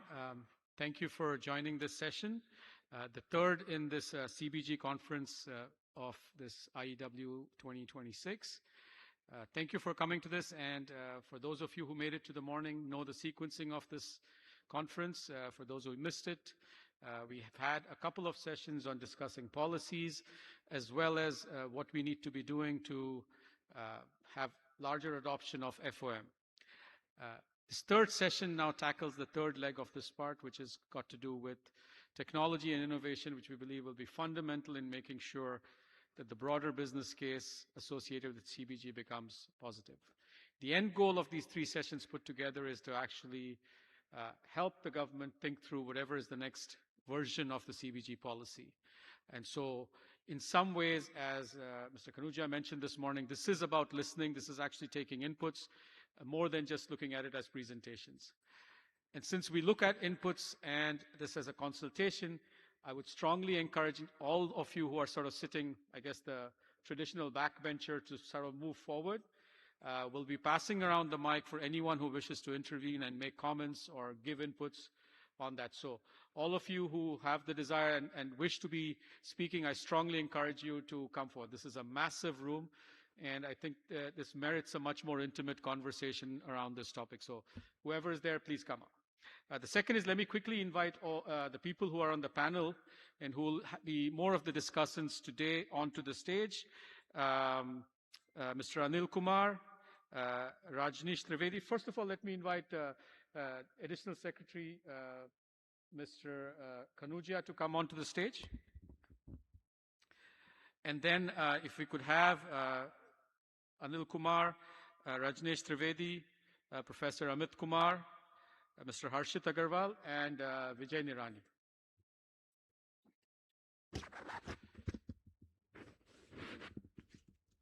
Thank you, everyone.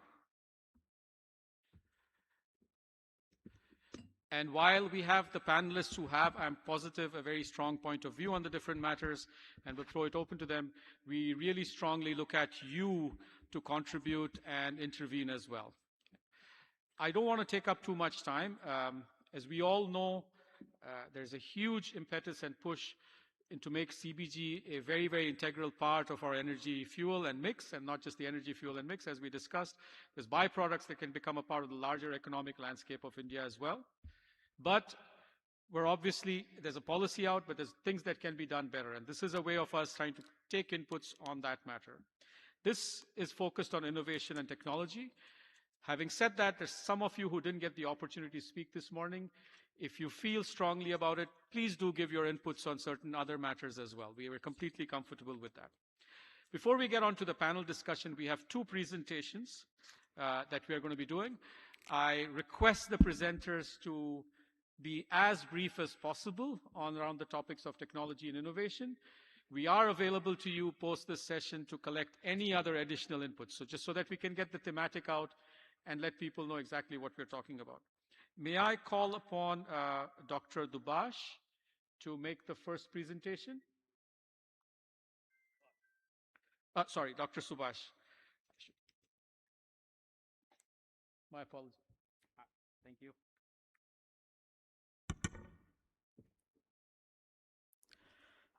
Thank you. Thanks for giving the opportunity. So as the topic is the advanced technologies and innovation for mainly the commercial scale biogas plants. See, as you all, if you know that this sector is flourishing now, and we really require new technical or the technologies to be infused with these our projects. Then only the projects will really definitely it will generate the gas, as well as the scale of economics will be there. Actually, we mainly focus on our company, the low carbon fuels, especially bio-CNG at present. Yeah, so I just directly come to the point. So what are the main problems at present in India as per our case studies, and how we can able to come up with the new technologies or the innovations so that the project can generate the required gas. And I want to happily tell you that probably we are the only company generated the gas higher than the design capacity. So on continuous basis, maybe more than 20 TPD gas on continuous basis in Hoshiarpur. It is one of the Reliance projects. Yeah, so I'll just come to the main problem now. See, if you go to any projects, especially the biomass based, there should be a pre-treatment technology. But here, as per our survey, normally people use a normal hammer mill or something to just do the pre-treatment, shred it and feed it. But it will not work because you have to pre-treat your the material that is which has a very high lignocellulosic content.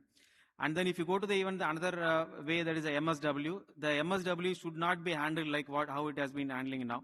So normally you have to go for a technology where you have to feed, it may be a mixed phase, just feed it to the system. The system has to take care. And you need not to do any manual segregation or anything. So that is what actual technology is required. So that we are already showcased. You can visit our one of the project. And similarly, the digester technology in India, that is the most advanced technology at present is required. You can say whatever the digester at present in India, what I saw is mainly a single state digesters. You need to have at least a multi-state digesters with the CSTR technology at least, then really there will be a what you call probability that you will generate the more gas. So similarly, the agitation technology at present is in India is more than like 200 RPM agitators. Actually, you need to go for laminar agitators, so your production will be more, and then it will help you and it will aid you the process. And similarly, the digester heating systems, like if you go to the parameters like all other things, so you need to come up with this new innovation, new technology, so that you will be in the position to go for the new technologies. And one of the best example at what initially I said, we have already showcased these kind of technology, and we have produced the gas which is higher than the design. And the major challenge, as I said, actually all the projects, major projects, what we come across is having maybe a no gas or a little gas production. And there is a fundamental design issues in the pre-treatment. That is a major issue. There we have to focus more in the pre-treatment technologies. And you can say the robust system, which is a need of the hour. So if you have the system which can last, see, for example, when we are running our compressors now at present, see, we are running more than 20 hours in a day. Initially, you can say the projects where 4 hours, 5 hours, 6 hours it was running. Even the compressors manufacturers has the issue now when we are running more than 20 hours. So the innovation is required in every part. And you can say any project, if you go, the digester system is the heart of the system where you need to have the parameters, and it should be all automated parameters you have to go. Then only it is possible for you to minimize the manual intervention, and then you can go for the higher production. Like all these parameters, like right from your pH, CN ratio, and as I said, the OLR rating, HRT, all these things needs to be taken care. And it has to be, you can say, in automated form, not in the manual form. Dr. Subhash, AS had a question for you very quickly. Dr. Subhash, good afternoon. I wanted to know the basic contours of your plant, and what is the feedstock, what is the capacity, where is it located, where are you selling, what kind of CBG, what are you selling, whom are you selling to, where is your FOM, LFM going, are you getting your MDA? So I think technology, obviously you have given the details on the first slide also. If you can just add for a minute, and then we'll be able to appreciate the technological specs also. Yes, sir. Yeah. See, actually, our company mainly focuses on the production of, you can say, the CBG plant technology plus the development of projects. We have done a projects based on the MSW, and then based on paddy straw, even the mixed feed, like paddy straw with the all other biomass waste. So you can say, as I said, we are the only plant at present, I can say proudly, that we have showcased the gas production which is higher than the design capacity on continuous basis. So here the main crux here is the pre-treatment. Whatever the plants you go, either it may be biomass based or it may be any of the other things. But here you have to go for a pre-treatment where it is the, you can say, the only part where it converts the undigestible material into digestible material. That means, say for example, if you go to the the plant which is having the more cellulosic content, that you have to digest it. For that, you have to first convert that lignocellulosic into simple sugars. So that is important. So these kind of, you can say, the project, like you can see here, this is one of our plant. You can say inspired by the European concepts. So this is the one plant what we have done for Reliance Industries. We are doing around 14 to 15 projects for Reliance Industries, all 20 TPD output CBG plants. So the design is such a way that you feed the feedstock to the system, then from there it will take care of that. So what are the stages of construction? Are they all commissioned? Yes, sir, it's a commissioned plant. So it's running. 20 plants or 15, 20 plants of 20 TPD each? Yes, sir. And where is the gas being evacuated? Sir, actually, in Reliance case, they are going for geo pumps where they have that thing. And remaining, they are going for gas grid injection systems. For example, in Denkanal, they are going for, I think, BPCL, where in Ankul to Denkanal pipeline, they are going for injection into a pipeline. So different projects, they are going, some places they are going for LCVs to deliver into the pumps. I think we'll need this data because we add 20 plants to our database. So we'll take the data separately. Thank you. Yes, sir. Thank you, sir. Yeah, it's from Mr. Subyaj. Yeah. Can we just, if you... Yes, sir. Sorry. Let me give you some some small points into it. So basically, the ecosystem what we are developing as far as CVG evacuation is concerned, our CVG GOBP own retail outlets, which is going around 30 to 40% on an average for each and every plant. Balance 60% is going to the CBG CGD synchronization scheme, where we are getting all the supports from the all CGD players across country. Currently, we are planning for around 55 numbers of planning. Around 21 plants has been already commissioned, and average CBG production is around 220 TPD. So we are quite hopeful for the coming 6 months, we will be giving a good kind of a CBG production in India. So as per the second question, what we have asked that whether the FOM and LFOM, what is the status? Yes, today we are supplying the molecules to the farmer free of cost, and keeping in a view of that the MDA in the current level, and there are various challenges what has been already discussed in the first half, and we are looking forward for our MDA enhancement for FOM and LFOM very soon. There are a couple of other challenges what can be done and discussed separately. Thank you. Dr. Subhash, is it possible for you to wrap up so we can have yes, Gaurav also give thank you. So this is a plant where we have showcased, and even Reliance has given the gold trophy to us. Yeah, thank you. Thank you very much. Thanks, Dr. Subhash. Thank you. Gaurav, can I have you come and take the mic?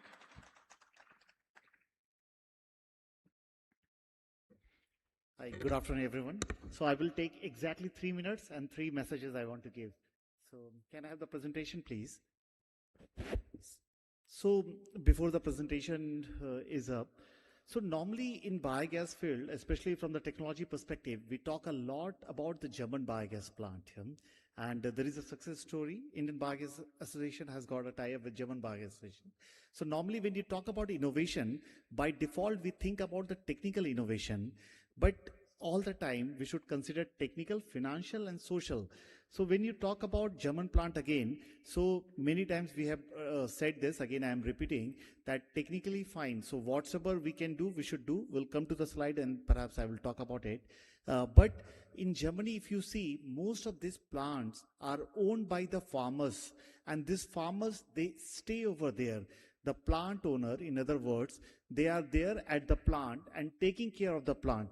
And here in India, in most of the cases, we want to run the plant by remote control. So think about it. I'm not saying that we should do this or we should do that, but while copying anything, we should keep the whole scenario in mind, or I mean, elephant as a whole we should consider. That is point number 1 from my side. Second, from the technical side, we, instead of jumping to the conclusion and talking about any technology or anything, I think we should ask the right question to us as far as the plants are concerned. So we have listed down few of the questions. We'll show it to you. But it's very important, because if we go to Europe, they don't have so-called, this paddy straw as such. If you go to Europe, the segregation system or MSW is very different than what we have over here. So we need to be very, very clear from this question's perspective. Let's be very particular. I don't know if somehow. Okay. So we need to be very particular as far as the questions are concerned. Somehow I'm not able to operate it here. Maybe next slide if you can change it. Yeah.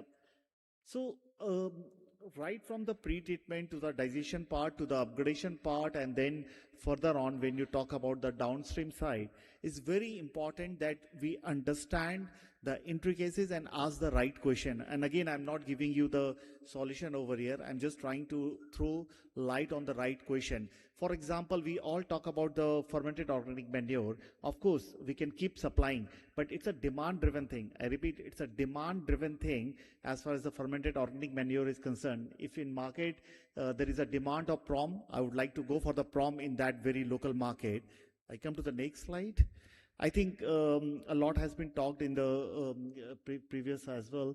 Subhash talked about the technology, etc. So I'm not going into it, but at each and every stage, we need to see what are the right steps, if there are losses, why there are losses, what can we do. And again, I'm talking about the right questions again and again.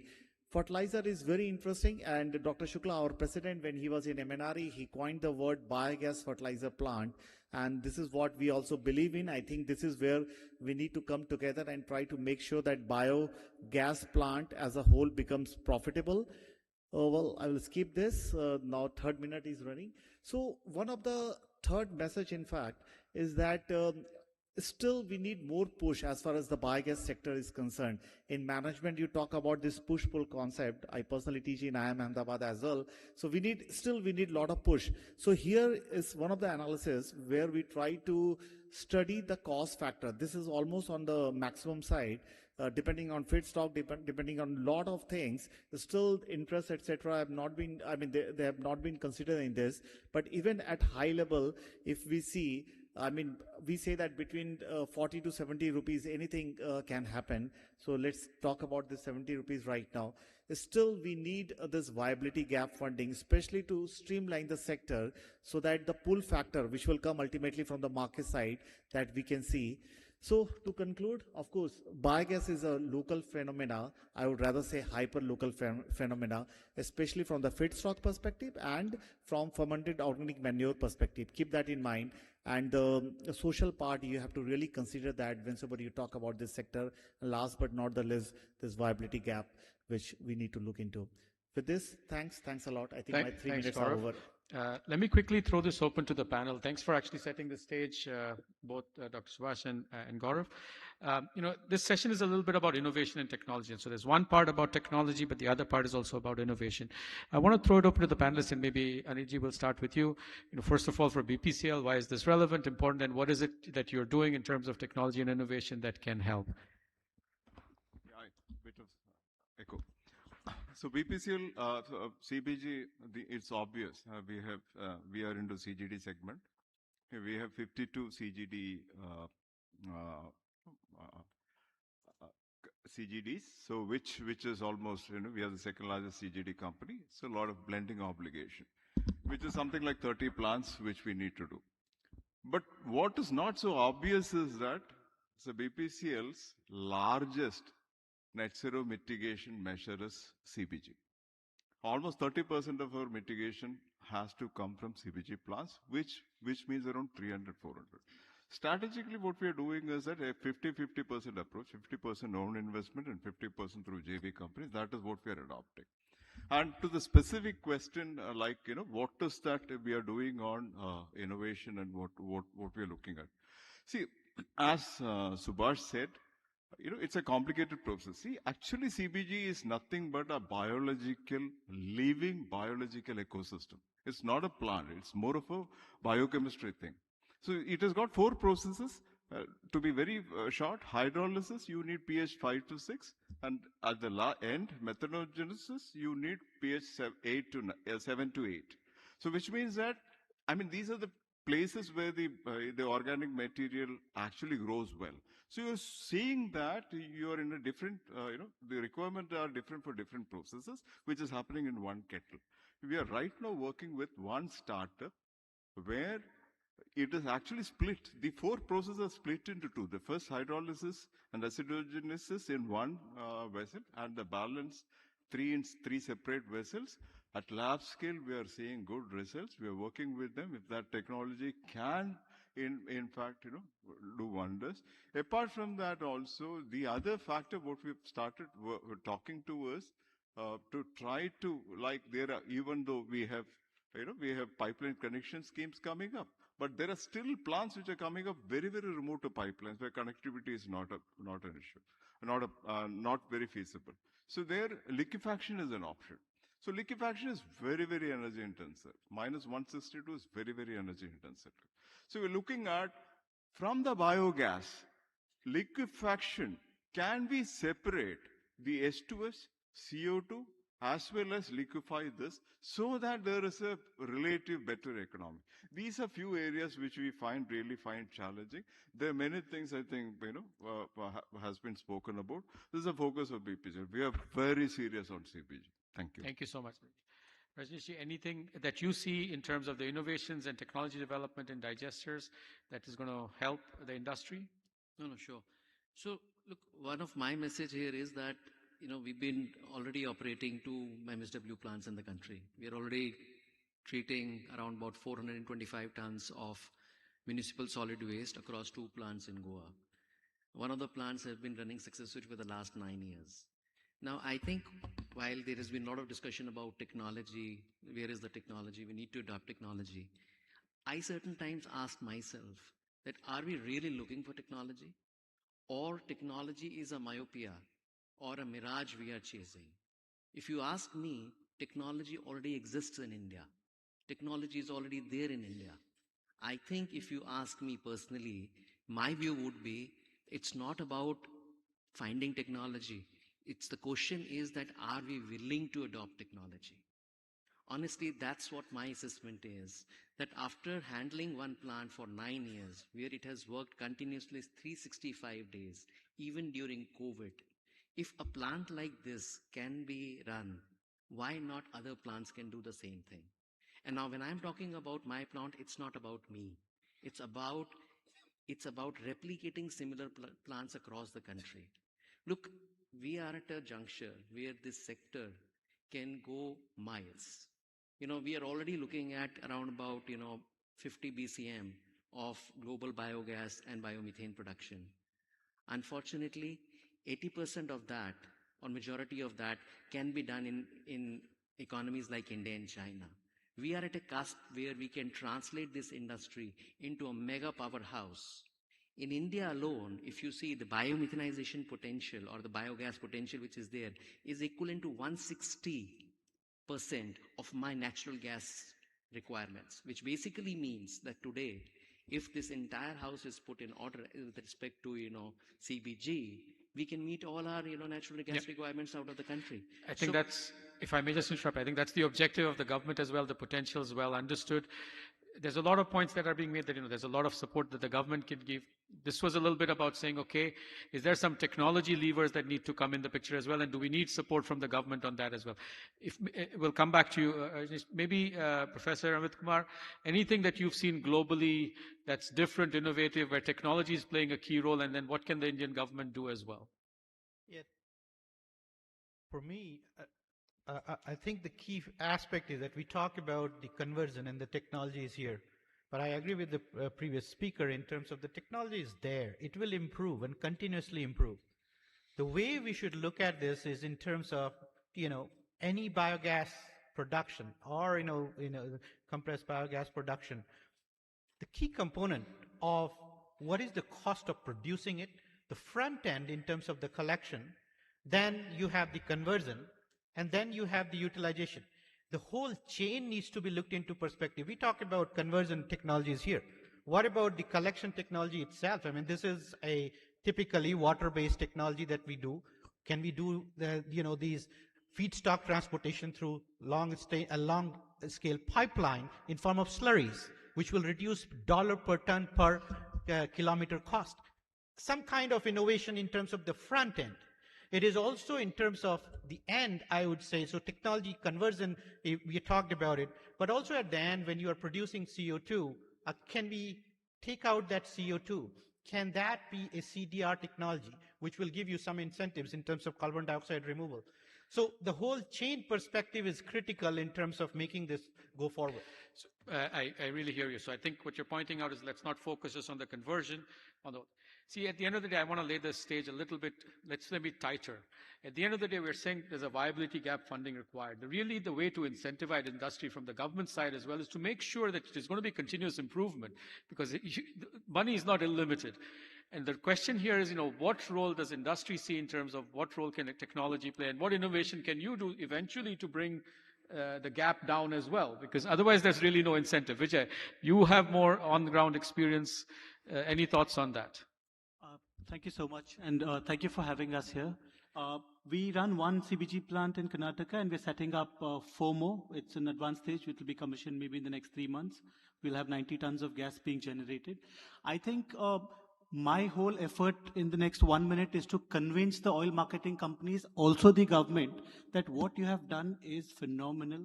The policies that you have laid out is very good. We only have to make the right use of it. I'll give you my case, for example. The only mistake that we are doing is we are trying to generalize the whole CBG story. We are trying to put paddy straw, Napier grass, MSW, press mud, spent wash, and we're trying to give a business case that's common for all. Ethanol was a very big success because ethanol, there was a differentiation. There was molasses, there was syrup, in molasses there were 2 kinds. Only because of that differentiation, ethanol was a disruptor. We achieved a 10-year goal and 5-year goals. In the same thing, when I consume press mud or when I consume spent wash, I have got 3 products to sell. Adding CO2, I've got 4 products to sell. So that gives me 4 revenues, sources of revenue. Whereas if I do it from paddy straw, I only have 1 source of revenue. And my capex on paddy straw is much higher.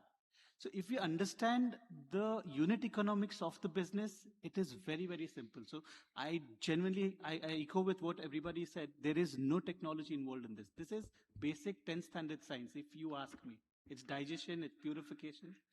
The only point is, if we try and understand unit economics, LFOM, there's a phenomenal subsidy already given by the government. There is a DPI scheme that is given. There's a CBG, CGD synchronization scheme given. There is a aggregation subsidy given already. We genuinely have everything that we require. We have to simply put all the right levers in the right place and start operating. Thanks, Vijay. I think that's quite, refreshing to hear. You're saying all the heads are covered. We now need to make sure that there's a differentiated treatment along different levels. Harshit, any thoughts from your side? What do you see across the board from your vantage perspective? What's going on in the world that we can learn from as well? Thank you. So I'm Harshit Agarwal. I'm Senior Gas Specialist at the World Bank, and we've been partnering with the ministry from the early on and providing technical and financial support, initial grant funding to see how we could support the, very unique policy, as my previous speakers have said. I can't agree more.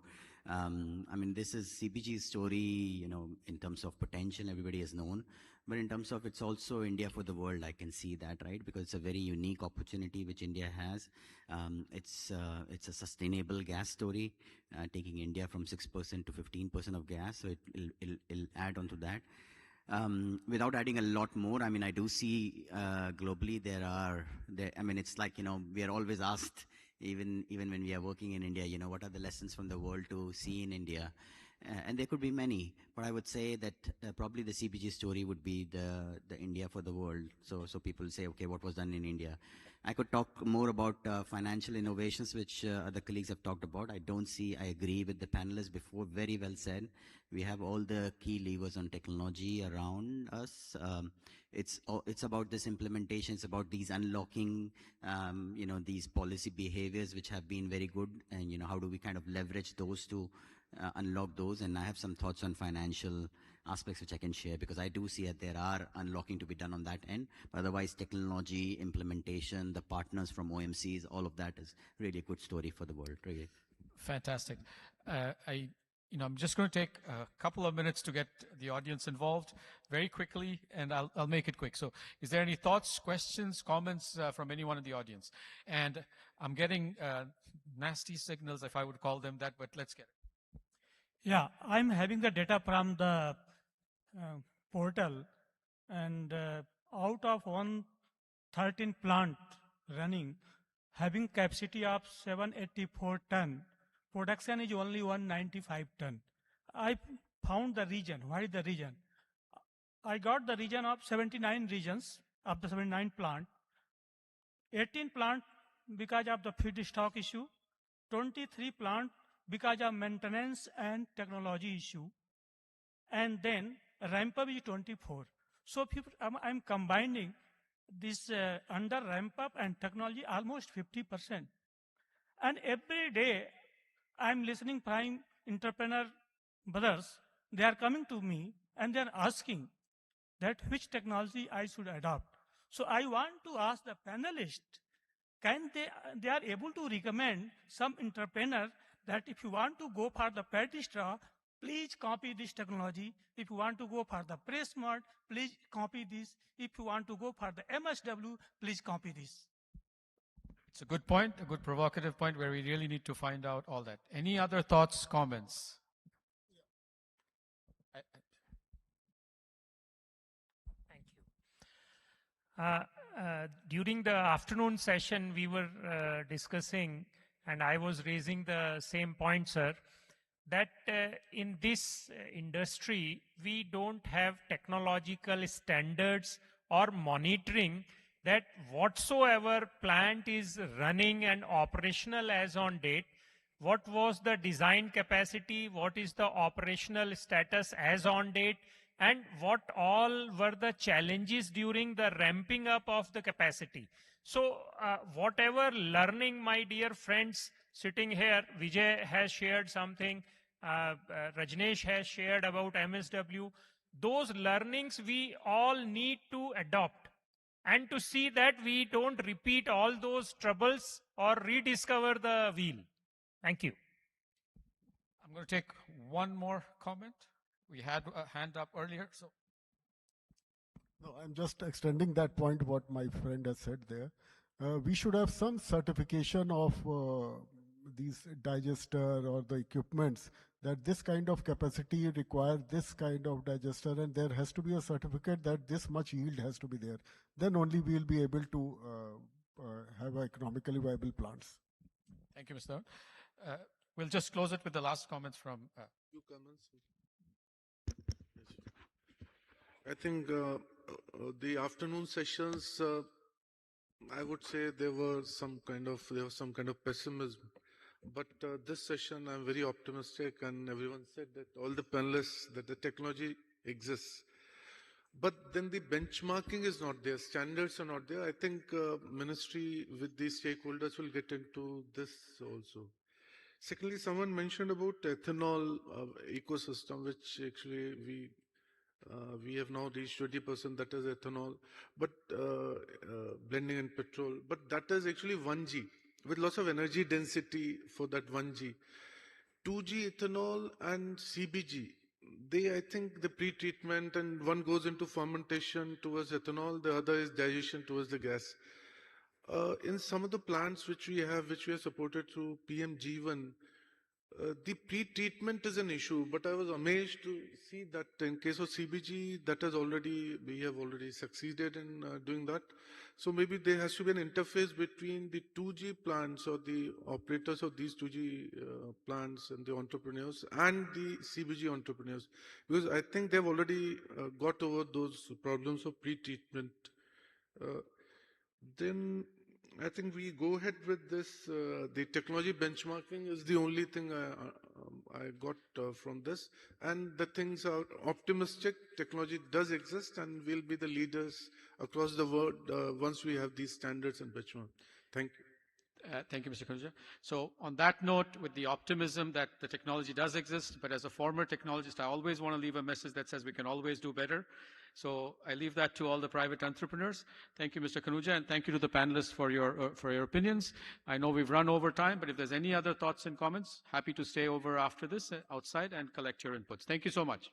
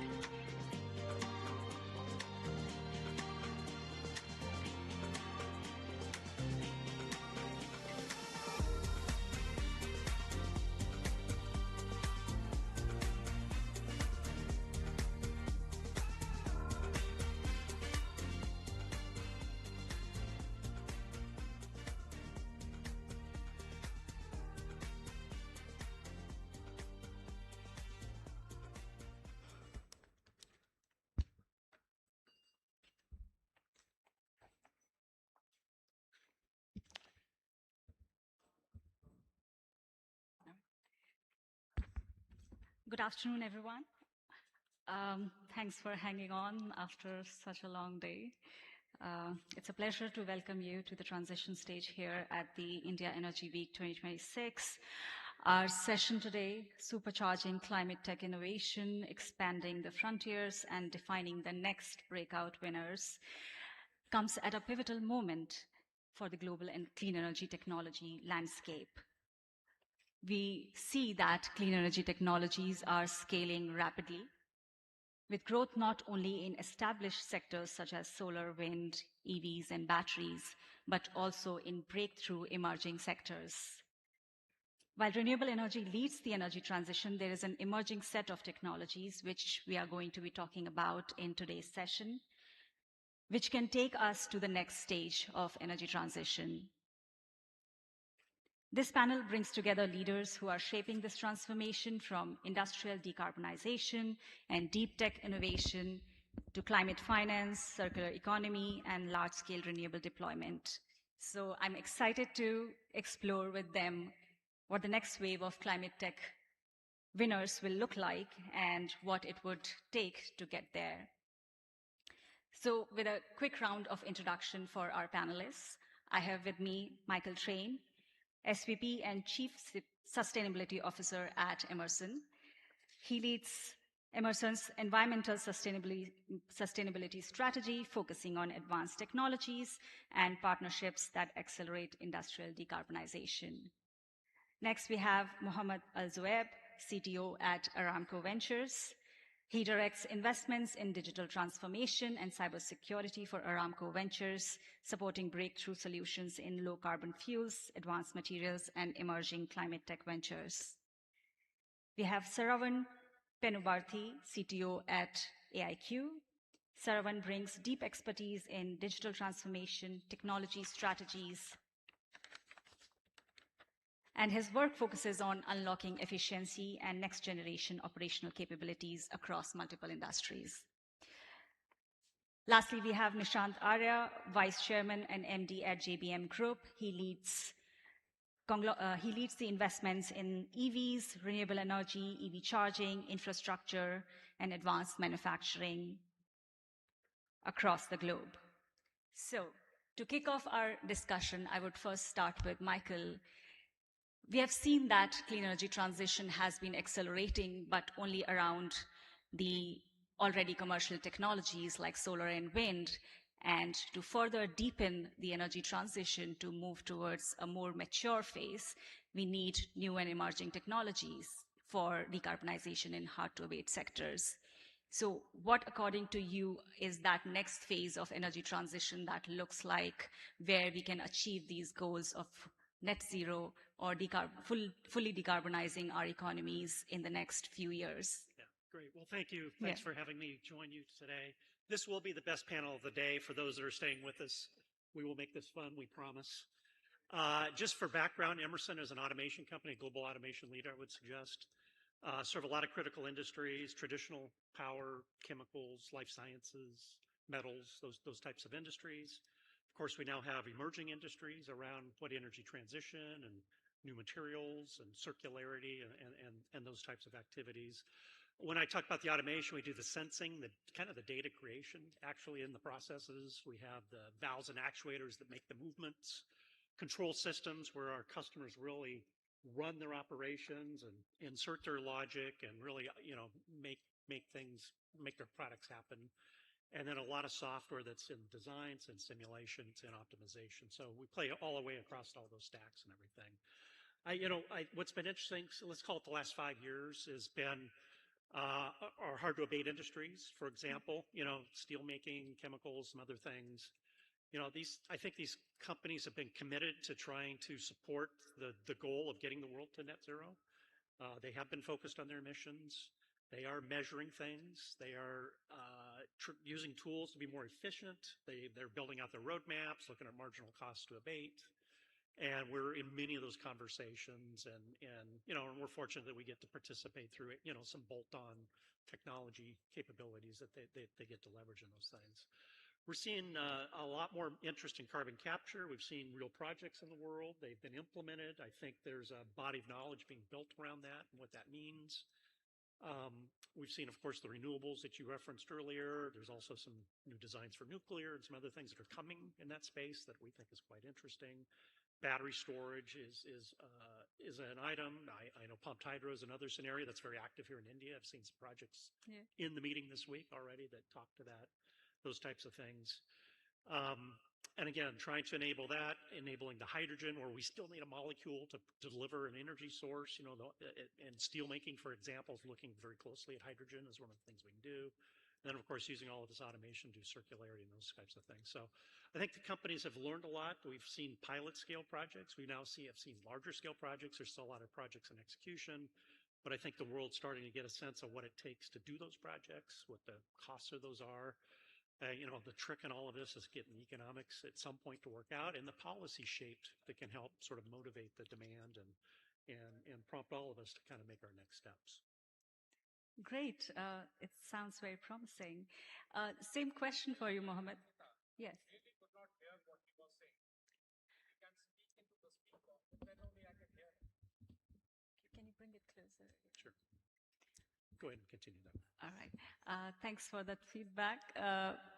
Please, all panelists, bring the microphones closer to your, and speak.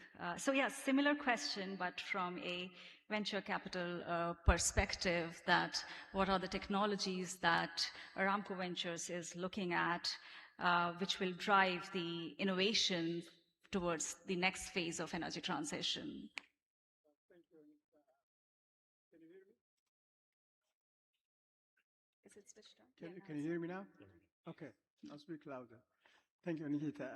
Yes, so maybe a quick introduction of what Aramco Venture is doing. We're the venture capital arm of Saudi Aramco, the biggest oil company in the world. We were established in 2012. We invest in startups with differentiated technologies, covering all the sustainability, digital transformation, and also otherwise, anything to diversify income for Saudi Aramco and for the kingdom. We have $7.5 billion of assets under management. We have offices around the world, in the US, multiple offices, in Europe, in China, and hopefully very soon in India, in Bangalore. We will have a small office, maybe a couple of months. If you are a startup, if you are an entrepreneur with a great technology, you're welcome to visit our office, or you're welcome to approach me directly. So back to the question, yes, so beyond the normal conventional solar and wind generation for new energies, we're seeing trends around the world, different in geographical region, but the common ones are SMR, small modular reactors for the new industries, particularly given their high density power. But also we're seeing green hydrogen picking up very quickly in parts of the world like China. We're seeing also new advancements into the solar and wind, like space technology, space reflective technology to help ensure the sunlight is 24/7 into the site. So like installing mirrors in the sky, or solar panels to reflect light to 24/7 to address the battery storage complications and cost complications. We're also seeing trends in tethered windmills to capture the power at higher elevation. But besides that, in the industrial facilities, the focus, as you have seen in many sessions here, is electrifications of utilities. And I think besides that, we're also looking into nanomaterial to be added to the steam generation, to the heaters to improve the energy efficiency. We're also seeing big trends and focus on waste heat recovery from our facilities. But also besides really addressing the problem of sustainability heads on, we're also investing in technologies to enable this. As you move into sustainability, you electrify cars, you need more batteries, you need more lithium, you need more copper, you need more graphite, you need more graphene-based compounds or carbon nanotubes. We're investing in transition minerals in that space. We're also looking into mining, given the experience of Saudi Aramco in drilling, to look into ways to optimize mining. We're also looking into spaces like seabed mining. And besides also that, we're also looking at improving energy efficiency into our own facilities, in the distribution, and into solid state transformers, into grid stability solutions, and big focus also now on the infrastructure for AI, which I will leave to the discussion to later, but building data centers, optimizing data centers, availing green power for data center is also one of the biggest focus areas for Aramco Ventures recently. Perfect. Going to you, Sarwan, I think same question, but also to add on to it, because you are working on AI transformation and technologies. So from your perspective, how does the energy transition looks like from the perspective of the digital transformation that it needs, and what new technologies that could emerge that could pave the way towards it? First of all, thanks for having me, Ankita, to start with. I hope everyone can hear me. So, I am from AIQ. So AIQ is an AI company focused only on energy transformation. So we have been in the business for the last 5 years. So we are not the new kid on the block. So more than people getting fancied with AI, we have made our hands dirty. So there are a lot of learnings for us to share with. Coming back to the specific point about the trends that we see, I mean, Mike and Mohammed have spoken about the conventional energy where this renewable energy is actually focusing on energy transition piece. I slightly look at it at a different angle from the technology point of view. I look at more of the abatement, optimization and efficiency point of view. And the reason for that is the world has been going rara around abatement and decarbonization and net zero. But before you talk about abatement, you need to measure exactly how much are you emitting to start with and which equipment is emitting to start with. So one of the solutions we have is Emission X, is actually focused on that. We built this across ADNOC group of operations right now, is actually utilizing that solution for both scope 1, scope 2 and scope 3 as well to start with. And the other one that we see is, especially when it comes to AI, we don't look at energy and AI as two different parameters. Since last 3 years, we have been very vocal about it. And we say that it's energy for AI and AI for energy. And we completely believe in that philosophy, and it is actually coming true right now. The only way you can definitely run AI is with huge energy demands. But at the same time, you can also optimize the entire energy needs using AI. This is the biggest trend that we actually see in the market right now, and there are multiple intricacies with it. We can get into the detail later. And this trend will continue for long for the next decade. It does seem like AI is the way to go. Moving on to you, Nishant, from the industry perspective, you are working in different, clean tech manufacturing industries. So from your perspective, where does the value chain looks like moving forward, and how does that play a role towards energy transition beyond solar and wind? No, I think what is critical today is that we have to look at the whole value chain from generation to consumption. We started from the other spectrum, coming from the EV ecosystem, where we look at electric mobility, EV charging, lithium batteries, then semicon, power electronic space. And then from there, we transitioned on the energy side of it, which is in addition to the conventional renewable energy with energy storage, so battery energy storage, or hybrid projects, where you are able to see that how are you able to address the issue of grid instability or round the clock power or quality of power which is required today. And as he mentioned about data, so data being the new oil, specifically in our sector, and data analytics being so critical, we generate today more than 1.2 million data points per electric vehicle.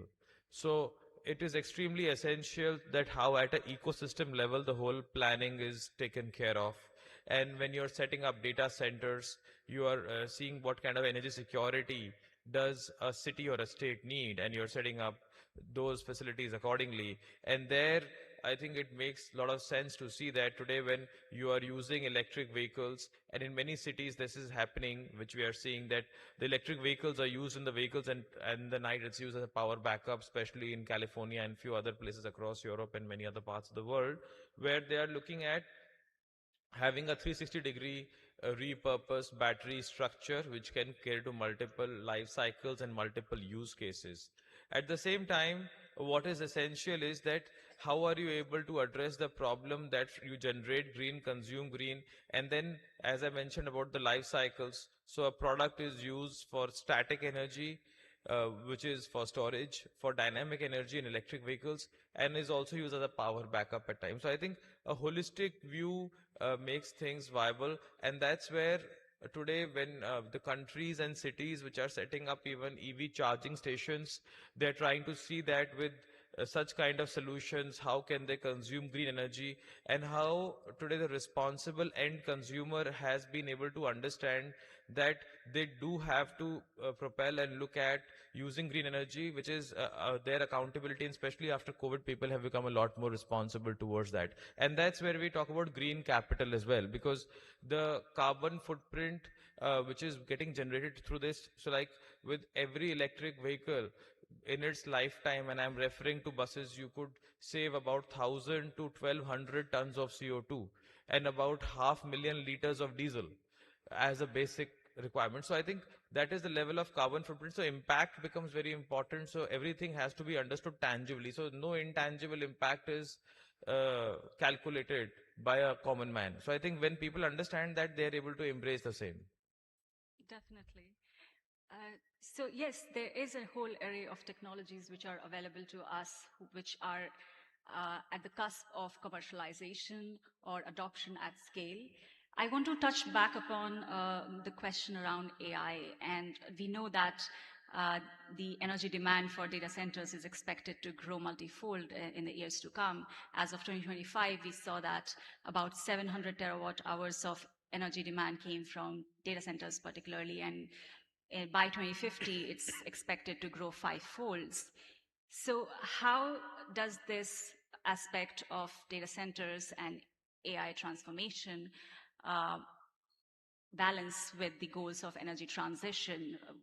Would it push energy transition back, or are there solutions which AI can provide to help us with accelerating decarbonization?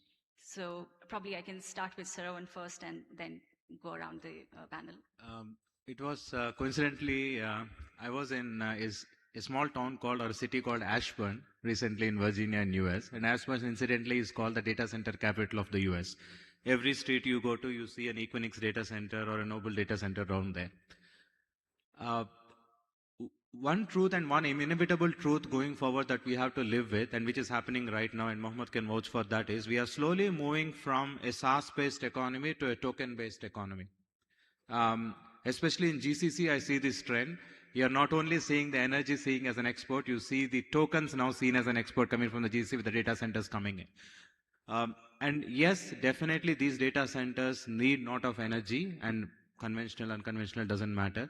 But one thing for sure is there are ways to actually curb it. And there are companies that are actually doing that. Either it is using the optimized chips, or using the technology and not to go back and repeatedly into the data centers and then the GPUs, keep it in the memory to start with.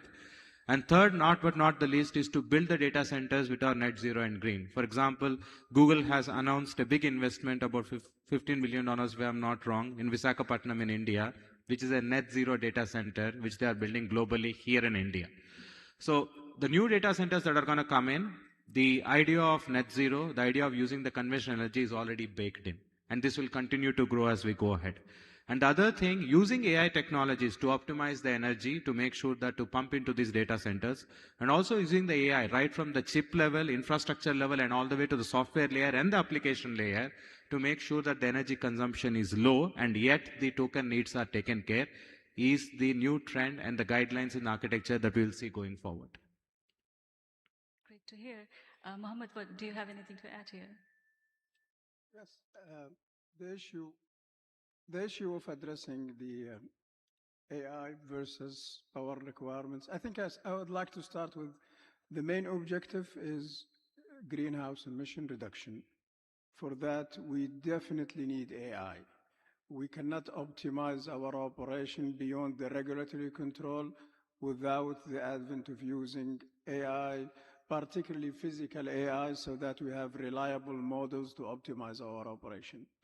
For that, we need the infrastructure for data centers. And yes, we're closing the cycle. For data centers, we need power. But the power can be, of course, from green supply requirements, particularly when we're talking about co-location data centers. We can use the geothermal as a big driver, but also other conventional power supplying modules. When we did investments, we looked at the space of data centers being a big driver for sustainability. We recognize that the availability of the power is the most critical aspect. but also the energy efficiency of the data centers. Right now, the conventional data centers run around 30% power loss. The hyperscalers, the likes of Microsoft and Google, they're targeting 1.1, which is 10% energy loss, but we're also looking into new technologies to push that domain much further. We're almost getting closer to the ideal data center where every input power is used for computing only, not for cooling. This is why we invested in technologies for direct-to-chip cooling. We invested in technologies to do immersion cooling for racks. We're also, we invested in a technology that does computing without CMOS chip. So the next generation, they're not going to be a CMOS or a silicon-based GPU. It's going to be a photonic calculation GPU. They give you the energy efficiency of 100 times.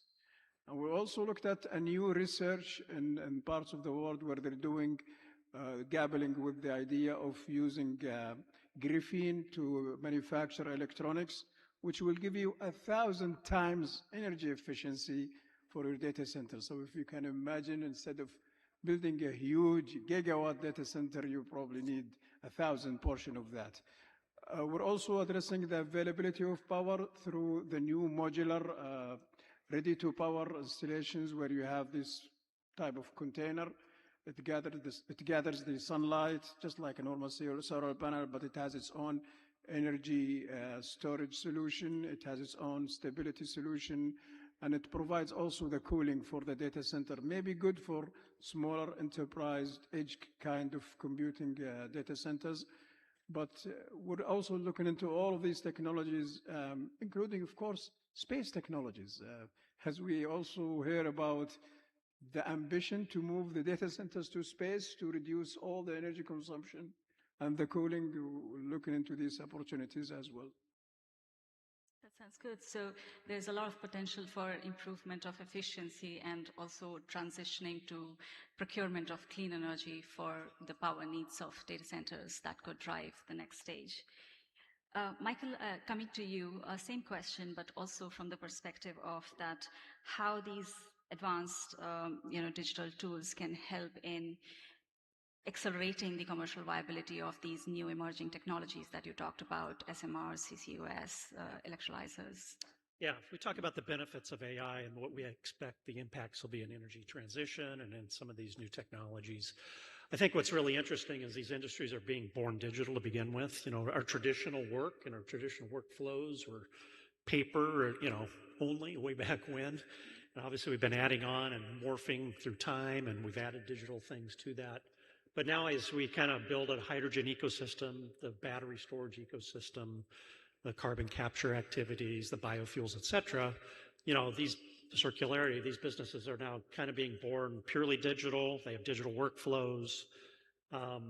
We're also kind of able to kind of tear down some of the barriers. A lot of the industries that we're talking about, have hazardous working conditions, right? And there's safety and there's conservatism with good reason.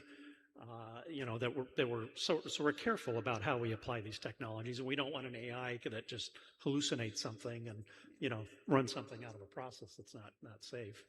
But AI also gives us the ability to see things in a broader context, to do pattern recognitions for us to maybe traditionally we'd solve maybe a control scheme around one facility, one system.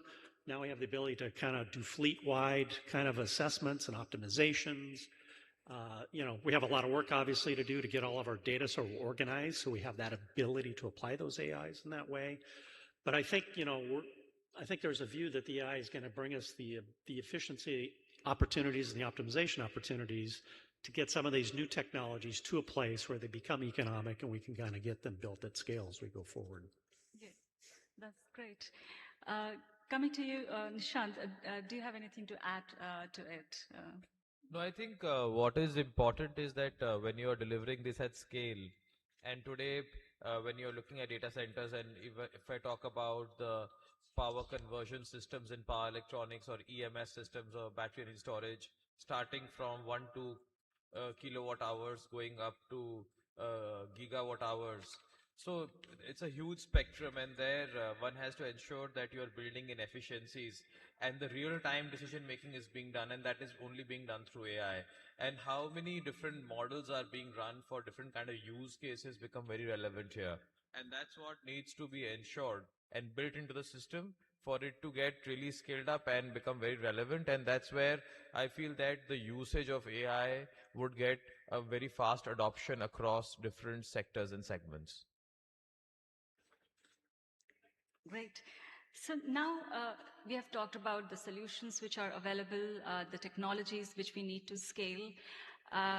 Coming to the question of how we can enable it from the policy perspective, and what are the enablers that we can either foresee or we are seeing that could help in building resiliency, not only in supply chains, but also accelerated deployment of those technologies. So what solutions do you see? I think, who would like to go first on this? No, probably Sarah, I can take a go yeah. first. I think Yes, it's fine. please. I think you mentioned 2 points there, resilience and supply chain to start with. Probably I'll just go back to the keynote speech that His Excellency Dr. Sultan gave. And he used the words like, we are in an environment where walls are being built, or there is a perception of walls being built, and we need to build the doors and everyone will follow through. I think tightening of the supply chains is a reality. Localization of the resources and guarding those resources is also a reality, and we have to accept that fact to start with. And I'm sure that policy making and regulators at the country level are very keen on it, and they are following these trends. I think the only 2 perceptions or recommendations I can give from my side is there is the traditional way of looking at the renewable energy. That's one part of the story. And then there is a technology piece of it. The traditional way of looking at the renewable energy source, I'm sure the policymakers are has to definitely focus on 3 things: the financing fees, the ease of business fees, and also putting the right kind of regulations for the consumers also to enable it at the end of the day. So these are the 3 things for sure the policymakers and regulators on the traditional renewable energy space has to focus on. On the technology piece to start with, this is where I feel every country, especially sovereign AI, is growing, and it's a reality right now. Every country can do a bit more as well, because this is the only parameter I would feel is in the control of the regulator within the country to start with. And with so much happening on the tightening of the supply chain side, the optimization comes into the picture, and you have a great opportunity with AI there. I think if we can just focus on these 2 parameters separately and using the right technology of AI, especially on optimizing the supply chains, and also to make sure that they enable it on the efficiency side and as well as on the transition side and the affordability side, I think that's where the magic will happen. So optimization of supply chains is where the opportunity lies. Just to add to what he was sharing, I think it's very important today, because in the times of when we are seeing multiple free trade agreements happening, and today India has done more than 8 free trade agreements with different developed countries, and the kind of focus we have on Make in India, but being coupled with the RDI, Research and Development Initiative, and design-linked incentives, it's the right moment for us to see that how India can complete the full spectrum and take control of this supply chain, and not being focused only on domestic market, but as we see the leader, as the leader of the global south.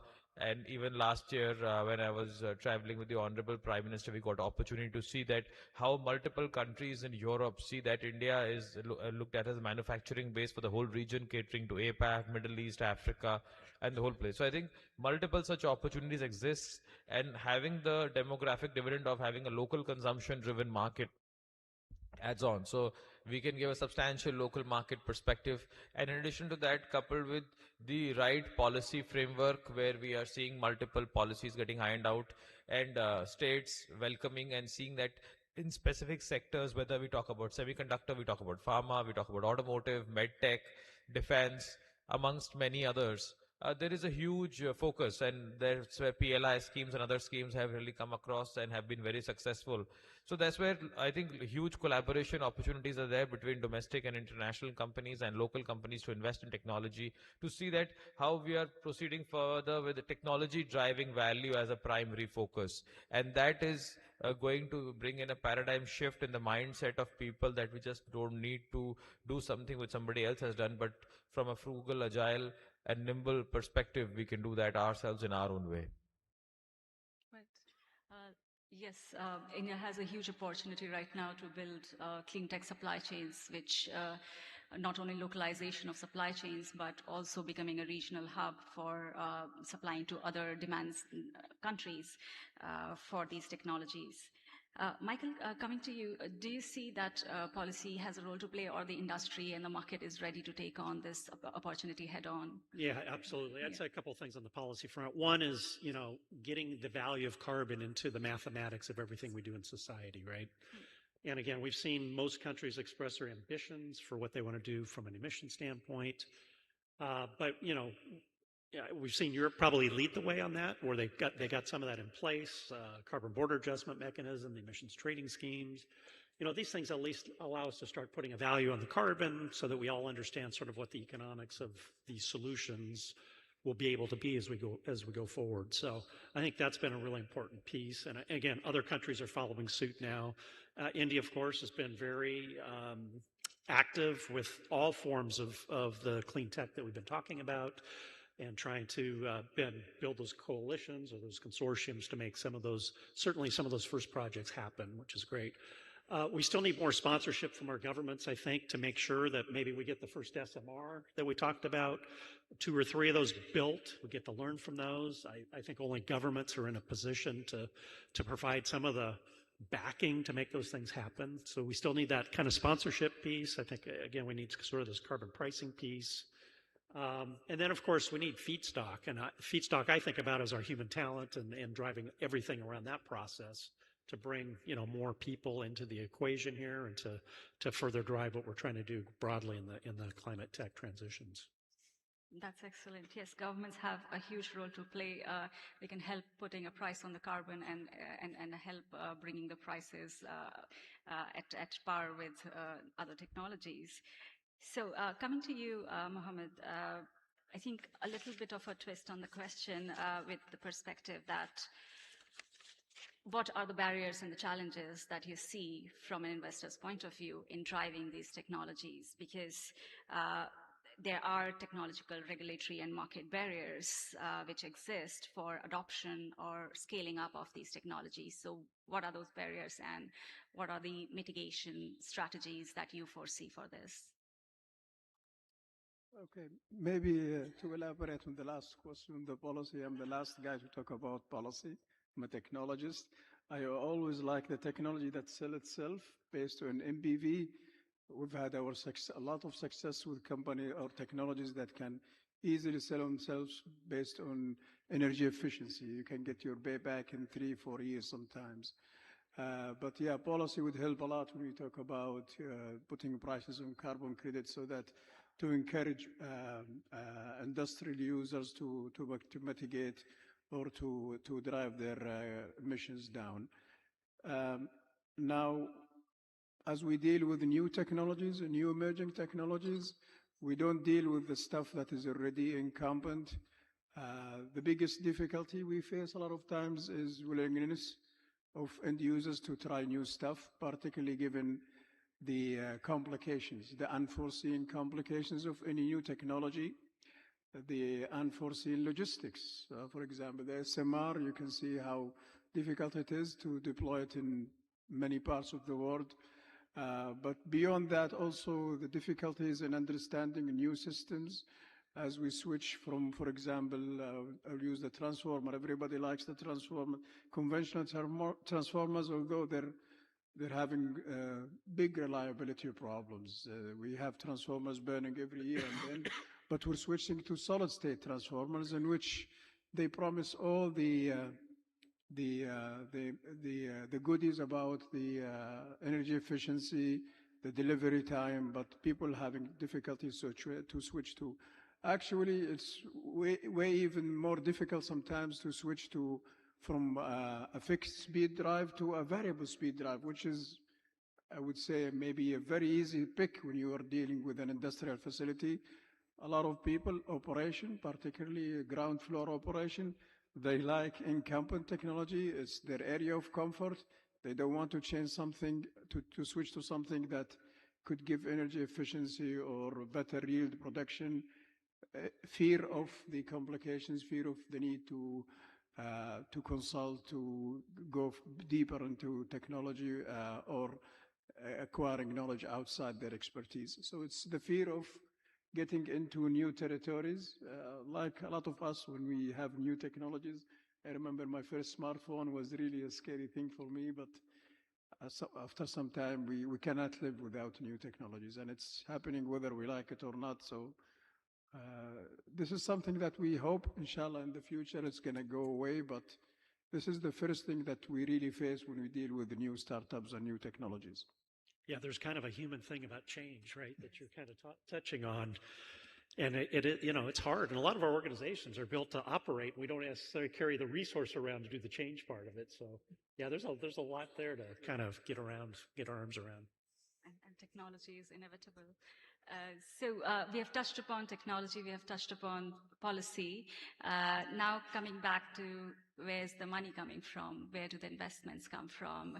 How do we make sure that there is investments flowing into these clean tech options which drive the decarbonization, not only in the conventional sectors in the power sector, but also in hard-to-abate sectors where there are deep tech requirements are there. So how do we make sure that there is availability of financing so that we can implement this climate tech at scale? I would start with you, Mohammed, because you are a venture capitalist. Yeah. Well, as I said, in Aramco Ventures, we do investments in various stages of the development. Of course, besides the venture capital rounds A, B, C, even late stage venturing, we can help. We have the capital to help with differentiated technology. We also have a specific fund to help seed investments and also pre-seed investments. As long as we have an idea, we have a technology that is differentiated, as long as it can survive the competitive landscape, which is something I do on a daily basis. We can fund, we can help with the development of the technology until it is ready for mass deployment. Excellent. Nishant. Yeah, I personally see, that in this case, one should really look at how you are able to bring and build sustainable business models, because adding credibility and scale is very essential for attracting big investments. And our experience has been that large DFIs or pension funds and many such long-term pools of capital are very essential. On the other hand, having startups where I think investors like Mohammed and Aramco are really important because they incubate them at the right time. And today there are a lot of green capital and impact focused funds who are really raring to go and seeing that how are you able to scale and sustain at the same time, and how cash burn is not a technology which you are deploying in the solutions for the longer term on sustainable basis. So I think those have been few key learnings which have really brought in a paradigm shift from before, where in certain cases burning cash was something which was fashionable and was seen that over a period of time, if you're doing so, you will hit parity at some point and break even at some point. But I think today the investors have become really a lot more focused in what they're looking for, and they are having huge pools of capital available to be deployed. And actually it's the other way around, that huge pools of capital do not have the requisite investments which they can make, rather than the investments not getting the desired capital because of lack of business models and scale, and how they do not see that there is a threat of substitutes and the future technology built in the longer term. Right. So lack of business models is one of the challenge, while the capital is available, as long as there were sustainable business models around them. Michael, what do you have to say? A few things on the investment front. I think there is a lot of money available in the world to make these investments. I think our younger generation is sort of demanding that we make these investments, and you kind of see those things converging together. So I think there's enough interest out there. I think maybe back to some of Mohammed's point earlier, we need to get some proofs out there. If these climate tech solutions have the promise and create the value, they will show growth, and generally growth is what attracts investment, right? People are interested in growth. They want to believe in the growth. So I think if you kind of get the growth started, there will be a flywheel of the investors showing up to support these. So getting the initial ones built, getting them figured out, getting the value creation, and then, it's engineering. I view it as engineering. We just have to keep engineering these solutions. We'll get to parity eventually and cross some lines in the future. So I think the investors are there. I think they want to believe too, but you gotta bring them some truth once in a while and show it to them, let them see what it can be. Show where the value lies. Yeah. Sarwan. If I can jump in. Yes, please. If I can jump in. We in Aramco Ventures, the easiest job is to wire the money. It's very easy. The difficult part is to really help the company grow. This is why we try to offer them a very close network within the expert within the industry, be it an oil and gas, water treatment. I think this is much more valuable as a knowledge investment than the money itself, because the money you can find it everywhere. It's the knowledge that the end user knowledge that a lot of startups need, especially at the early stage of development. I think we at AIQ are the successful example of this. 5 years back, we started as a startup. When we started as a startup focusing on sustainability solutions, as Mohammed rightly pointed out, getting the money, the first check was easier.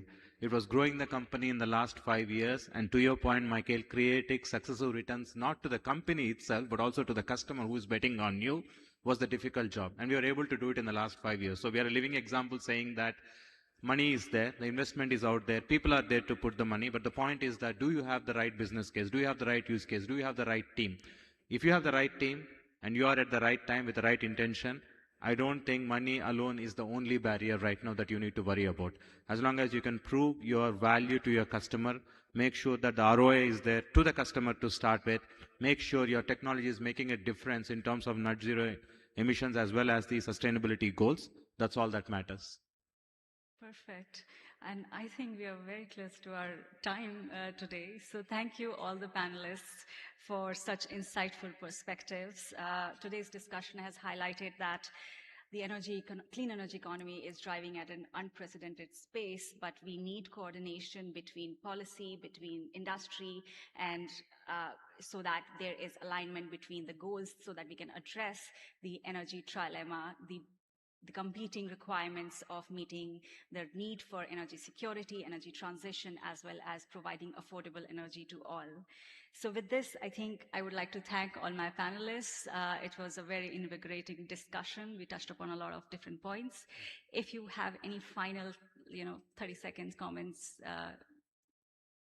please, we can start with Nishant and go in this direction. No, I think from my side, I really believe that any organization, and that's what we are personally trying to do, should be looking at global play, not local play. So thinking beyond boundaries is very important. And secondly, trying to see is that how are you resolving problems? I think that has been the mainstay for many startups and otherwise.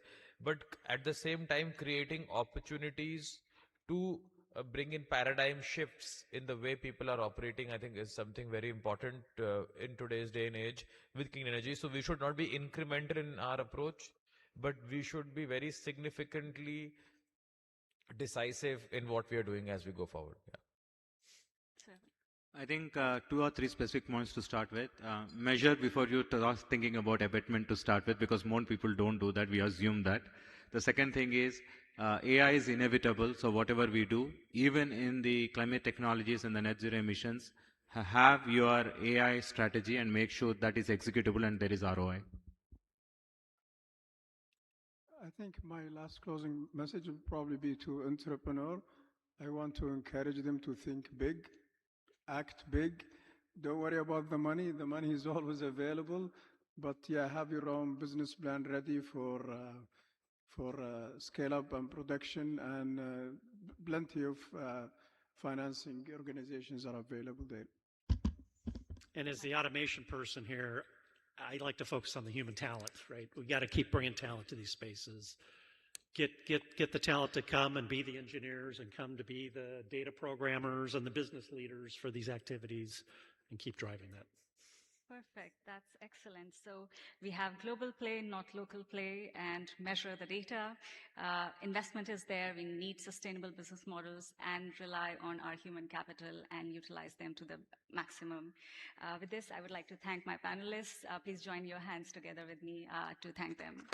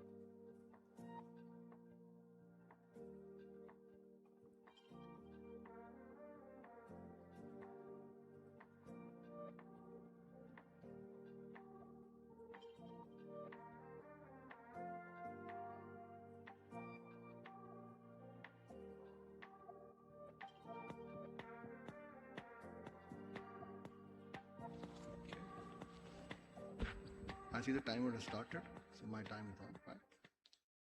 We're good? All right, thank you very much. Thank you, everybody. Last session of the day, I think so, and good to have a full house for the first 3 rows.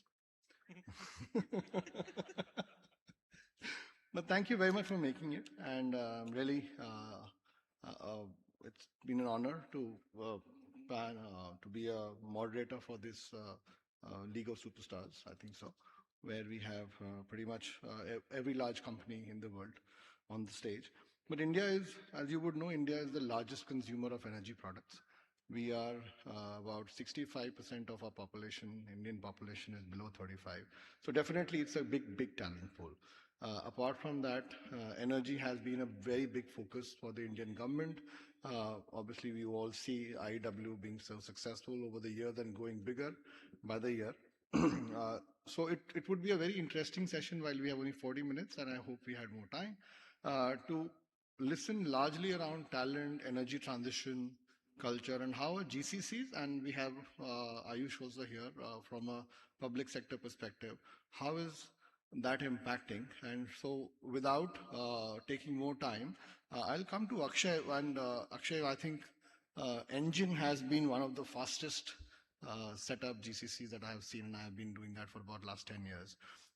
How would you see AI and the talent that you have in India how does that help you in prioritizing the GCC talent, developing through internal academics, external partnerships?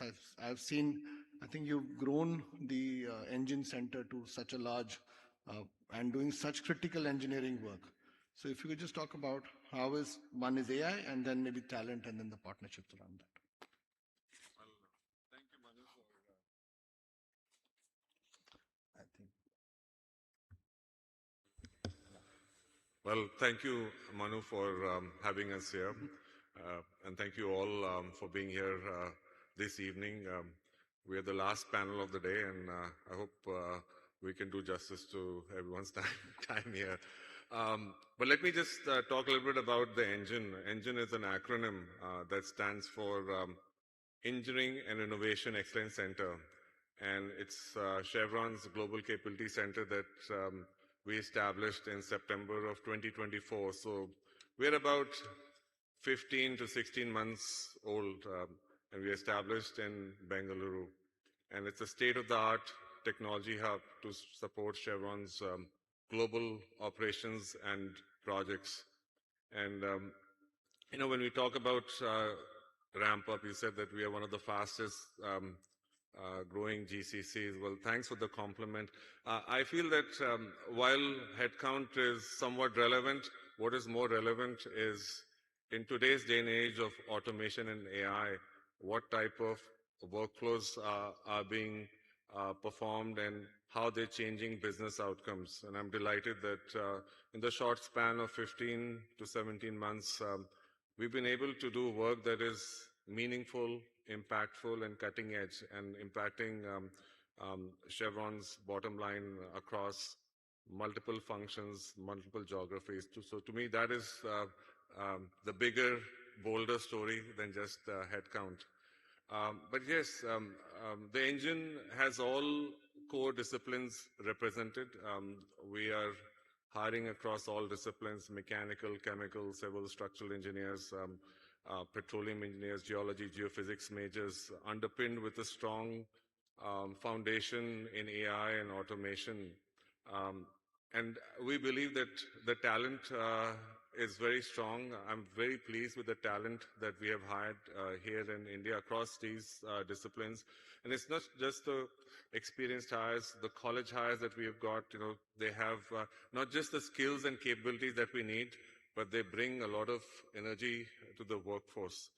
You talked about AI and machine learning. Yes, so that's a foundational part of what we do. So every workflow that we tackle at the engine, we first look at it from an AI and automation lens, and then we see how it can scale. And it's not just about doing work at our capability center, it's how do we centralize, standardize, and simplify how work gets done. How do we do it much better? So we're delighted with the progress that we have made, and we look forward to growing the ecosystem, growing the knowledge base here in India. Great, thank you. I'll come back to you, I think, on the energy transition. I want to ask a question, but before that, I'll jump to Shuchi. Shuchi, Exxon has been here for a very long time, and Shuchi, you are the head of strategy, and you're the very right person to answer. On when Exxon set up, I think it was 2012, 13, that's where we were there. You've been here from this group, from the GCC or the Big Daddy, right? Oldest. So on the, how have you seen the talent pool drive the global business goals? Because now you are a mature GCC, you know, you've been through ups and downs, you've seen pretty much how energy landscape has changed and how you're changing the talent on part. So how do you make the strategy, and how does strategy help on that part? Yeah, amazing. Thanks, Manu, for the question, and it's great to be here. I think our mantra right from the beginning has been integration and scale. Okay. That is our global differentiator. And we have been trying. Yesterday, we heard from our Honorable Prime Minister Modi ji about scaling with India. And that's what we have been trying to do, to really bring the talented workforce that Akshay mentioned. But mostly, how do we integrate that talented workforce all across our business lines and capability organizations to really unleash the potential, right? And as you know, scale by itself is not given by numbers. Just being big doesn't give you the advantage of scale. So the integration, assimilation, upskilling, that part is absolutely critical. And what we have found, especially, is that we are bringing the entire corporation together. In fact, outside Houston, this is the very first country in India, our GCC, which has a representation of every function and every capability, be it a business line or a value chain or a capability that is represented. And one of the ways we are unleashing the potential of the integration and scale are via very intentional and robust upskilling, right? So we are bringing in people from all quarters, technical upskilling through industrial training programs that our graduates really like, giving them real-world experience to assets in partnership with public and private partners. Some of you may be here today on that.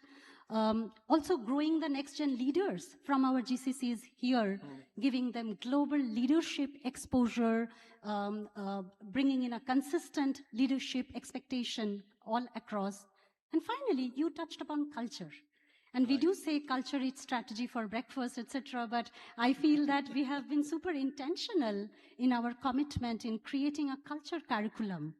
So we actually onboard every new joiner through a one full day culture curriculum. Our country chair, executive leaderships have been super committed towards that. So I think bringing all of this together, it's what integrates and help us scale better. Yeah, great. I've seen culture playing a very, very big part, and pretty much culture, whenever I visit a global Exxon office or a visit India, you can't make out. Yeah. And the culture definitely is there in the individuals.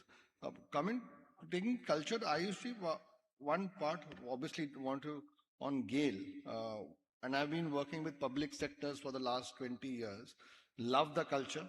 When I speak to a GAIL person who has been with GAIL for 20, 30 years, he can talk GAIL, he can talk and know about that. So how do you, being the director HR at GAIL, how do you inculcate the culture part? And was it culture training part of it, or how do you inculcate culture? Because that also helps the talent to stay and be proud of the Maharatna. See, there are two parts in terms of when we say culture building. What we have tried to do is align our culture to the core values that organization keeps it close to the heart. And we have given a very nice acronym also recently, that is CRUISE. And that also takes care of the culture part. When we say CRUISE, C is the customer first, and then R is respect to customers, respect to our internal stakeholders, external stakeholders.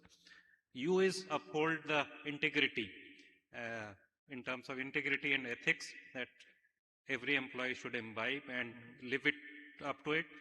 I is innovation and technology, because in today's world, fast-changing transition, if we are not able to innovate every day, we will not lose the race. S is the safety culture, which is very paramount for being in oil and gas industry. And E stands for excellence. That is, for every job we do in our everyday life and every role which we perform, we must excel. We must be the best in the industry.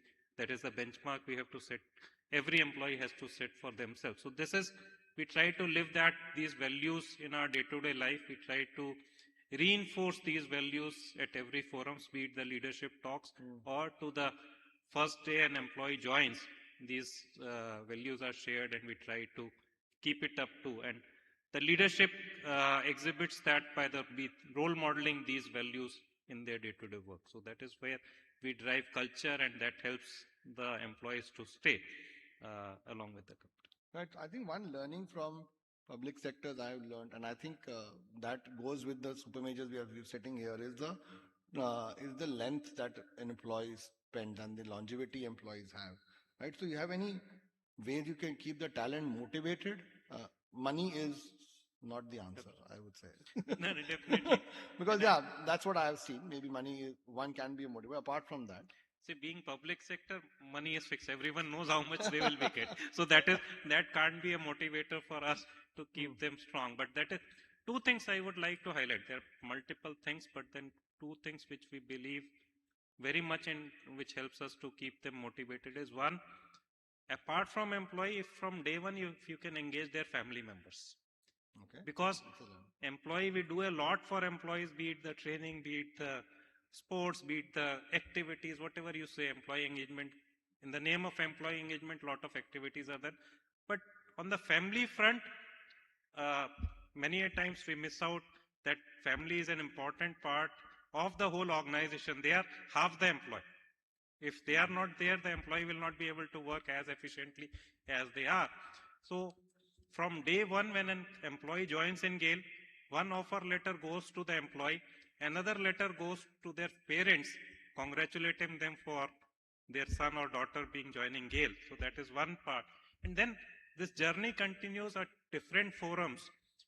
Activities planned for the family members of the employees also. Now, lot of youngsters are joining, and what problem which we are facing, and I am sure each organization must be facing, is that now both husband and wife are professionally qualified and they want to pursue their own careers, but at remote places, there are not enough opportunities for the spouses. So they will have to stay apart, 1,000 kilometers apart, pursuing their own careers. And if they come to townships, not enough opportunities being them, and they are getting feeling stuck to their roles or for family household works.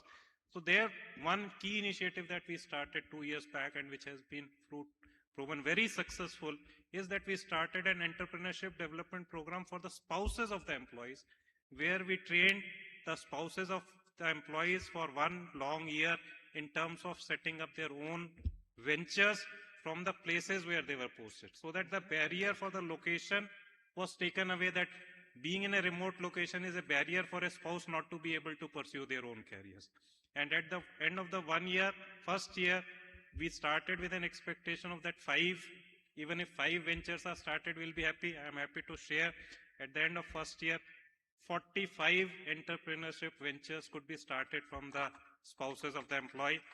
And we are running the program now in the second year, and we have more than 50 more ventures. So in a period of 2 years, 100 women-led startups being started who had no background, no knowledge, or not even an idea what they would like to do. Most of the startups, the support system starts when they have an idea, they have done a prototype. This was from a scratch of making them motivate to generate an idea and then work upon and then start. Many of them are now registered, licensed. If there is somebody in food business having a FSSAI license, GST registrations, company websites are there, social media accounts are there, and they are earning revenues. I would not say they are making lakhs, but then they are happy, they are professionally engaged.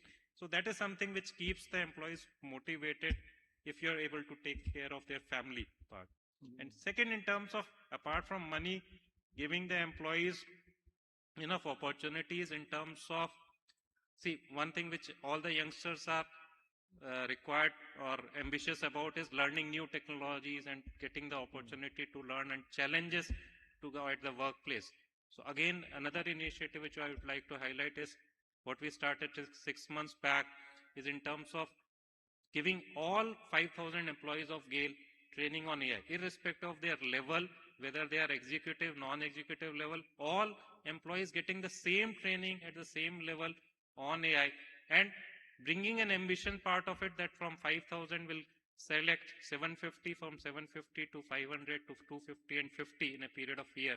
So 50 will have an international level of training certified AI champions in a matter of 1 year. So that's another challenge is also inbuilt in terms of what they're getting. So I think I just wanted to highlight these two things. That's apart wonderful. From many other very, things. very inspiring, very inspiring. Thank you very much. Molly, coming to you on BP, obviously you've been here for now a reasonably long time, I think since 22, been 3 years. Apart from the capability that you already had and you moved a lot of work here, what new capability areas does BP expect to build in BTC so it can contribute back to the organization? Yeah. So I think, so first of all, I want to say thanks. I mean, it's been a pleasure to be on a panel like this, sort of very esteemed panel. But I think when we really look at BP, BP has, very strong foundation in terms of the way we work across all our, upstream, downstream. We partner in India to, provide oil and gas into India. And at the same time, so all of those foundations, I think capabilities, we know it's strong here, and, we basically have a lot of those workflow processes and everything. I think, in terms of the direction that the world is going in, one of the big things is not so much kind of the direct engineering or upstream type capability, but it's really marrying that capability with the digital, with sort of that continuous learning, of things like AI skills, digital skills, and again, just about making work more efficiently. And then sort of taking it the other side. So we always talk about sort of AI and everything, but it's how do we also take, what I would say is sort of the programmers, the digital skills, how do we sort of build knowledge across both ways? Okay, so how do we take people who have digital skills and really help them understand kind of the oil and gas business as an example, or the retails business, the lubricants business. And it's the same way as an engineer, how do we also learn those skills? Because it's the beauty of that combined knowledge that really gives us the best business outcomes. So I would say it really is not necessarily new capabilities, but it's really looking across what the strength of the Indian market brings. Right? So I think the Indian market has the components of all of those elements. And so if you can really sort of bring it strongly together, and that's the opportunity of what we want to do, and then we can take that and sort of drive it sort of much more strongly across into all our sort of global operations wherever we operate. So I wouldn't say it's new. It's sort of taking what strongly exists here today and really sort of driving it and percolating it back into sort of our full global operations. Great. Thank you. Just holding a thought on that, I think coming to Ajay. Ajay, on the talent part, you've been here for a very long time, while individually you came 4 years back, but the R&D part has been here for a long time. How has STCB seen, and Shell STCB seen, the talent landscape change over the last 10 years? Is it easier to get more talented people now? Yeah, thank you for your question. Yeah, indeed, we have been here for over 2 decades now. Parts of our organization, actually, starting with the information and digital technology, were here even earlier, almost 25 years ago. And as kind of one of the longest standing GCCs with almost 13,000 employees now in the country, is a testament to kind of how these groups have evolved over time. And sometimes it has meant kind of, also learning lessons the hard way, figuring out what actually works within the Indian ecosystem, where are some of the gaps, where do we want to kind of, upscale, upgrade some of those capabilities. And STCB in particular is kind of an excellent case study, in that, because when we came in here and to start the Shell Technology Center, the ambition was kind of clearly, it's a talent play. This is kind of where we have access to deep technical talent, and if you can offer people a value proposition where it doesn't matter if they are working in the Shell Center in Houston or in Amsterdam or in Bangalore, that's what attracts people to come. And so it was very much kind of a talent play in certain areas of our work. Largely, it started off with the computational and subsurface part of the story, and increasingly we kind of started expanding those capabilities to a point where we now have a world-class research center. So, when I think about what we have at STCB, I think of it as a first among equals. Perhaps the one pivot that we have had to make to your very specific question on the journey of talent wants to be in a place, where they feel they belong. They want to be in a place where they believe that there is a belief system in the work that they do, and that there is an opportunity to see those ideas all the way through completion. It is exciting to kind of work on novel technologies and the like, but if you don't really see a line of sight to how is this actually going to create the value, how does this actually get implemented, Is there enough support from the business? Or is this just kind of, okay, there's a bunch of very clever people doing clever things, but you don't quite translate that into kind of, action. So that's kind of been a part of our own growth and learning of how do you kind of create that kind of an ecosystem, if you please. And that's why kind of, in order to attract the top talent, you also have to invest in the local ecosystem. And so that's been kind of one of the other parts where we initially cast a pretty wide net into kind of where we wanted to play in India, where do we access the talent, who are some of our external partners. We have got a couple of very strong academic strategic partners with the Indian Institute of Science in Bangalore and IIT Madras, and figuring out how you leverage these partnerships, because these are folks who are not necessarily in exclusive relationships with Shell. They are kind of much more hungry for the young students that we work with and the young entrepreneurs that we work with. They are just as eager to understand what is the use case of my technology. If I build it, will you come? And so that's been kind of part of our whole evolution in our thinking, where truly now the work that we do is kind of, I can just very unambiguously state, is world class. There cannot be any kind of challenges, whether it be in the deep domain space of AI or it be in more the physical technologies, whether it be kind of building the world's first solid oxide electrolysis cell and demonstrating that this is something that can be done from India for the world. That kind of is what really gives the excitement and the incentive to people to come, and more importantly, to stay. Okay, that's great. I just want to add, add something to what Ajay said. 3 years ago, even before we established the engine, even before we took final investment decision, I came to India, I came to Bangalore. I met with Ajay, you remember that conversation. I met with the Exxon GCC leader at that time, and I asked them, what does it take to have a successful GCC? And everything that Ajay mentioned, to have a very strong employee value proposition. I think those were very thoughtful words, and I strongly believe that that's very important. And employee value proposition goes, starts with culture. You mentioned about culture, but also, in case of global capability centers, it's how we connect the employee to business outcomes. Because, we're sitting here in India, in Bangalore, all three of us, and in Pune for BP. How do we connect them with business outcomes? So we have a deliberate focus, making sure that early on, our new employees, we connect them to business outcomes, whether it's through immersive programs, through training, on-site training, getting them familiar with their assets, or giving them experience through digital twins so that, sitting in the office, they actually can walk into a facility anywhere in the world.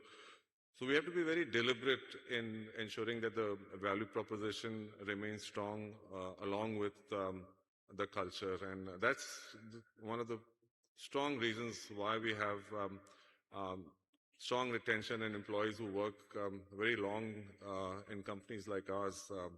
Now I've completed 27 years, it'll be 28 years in June, and culture and the employee value proposition plays a big role in employees that want to come to work every day, be motivated and energized. Great, thank you. And I was just about to come to you, Dubey.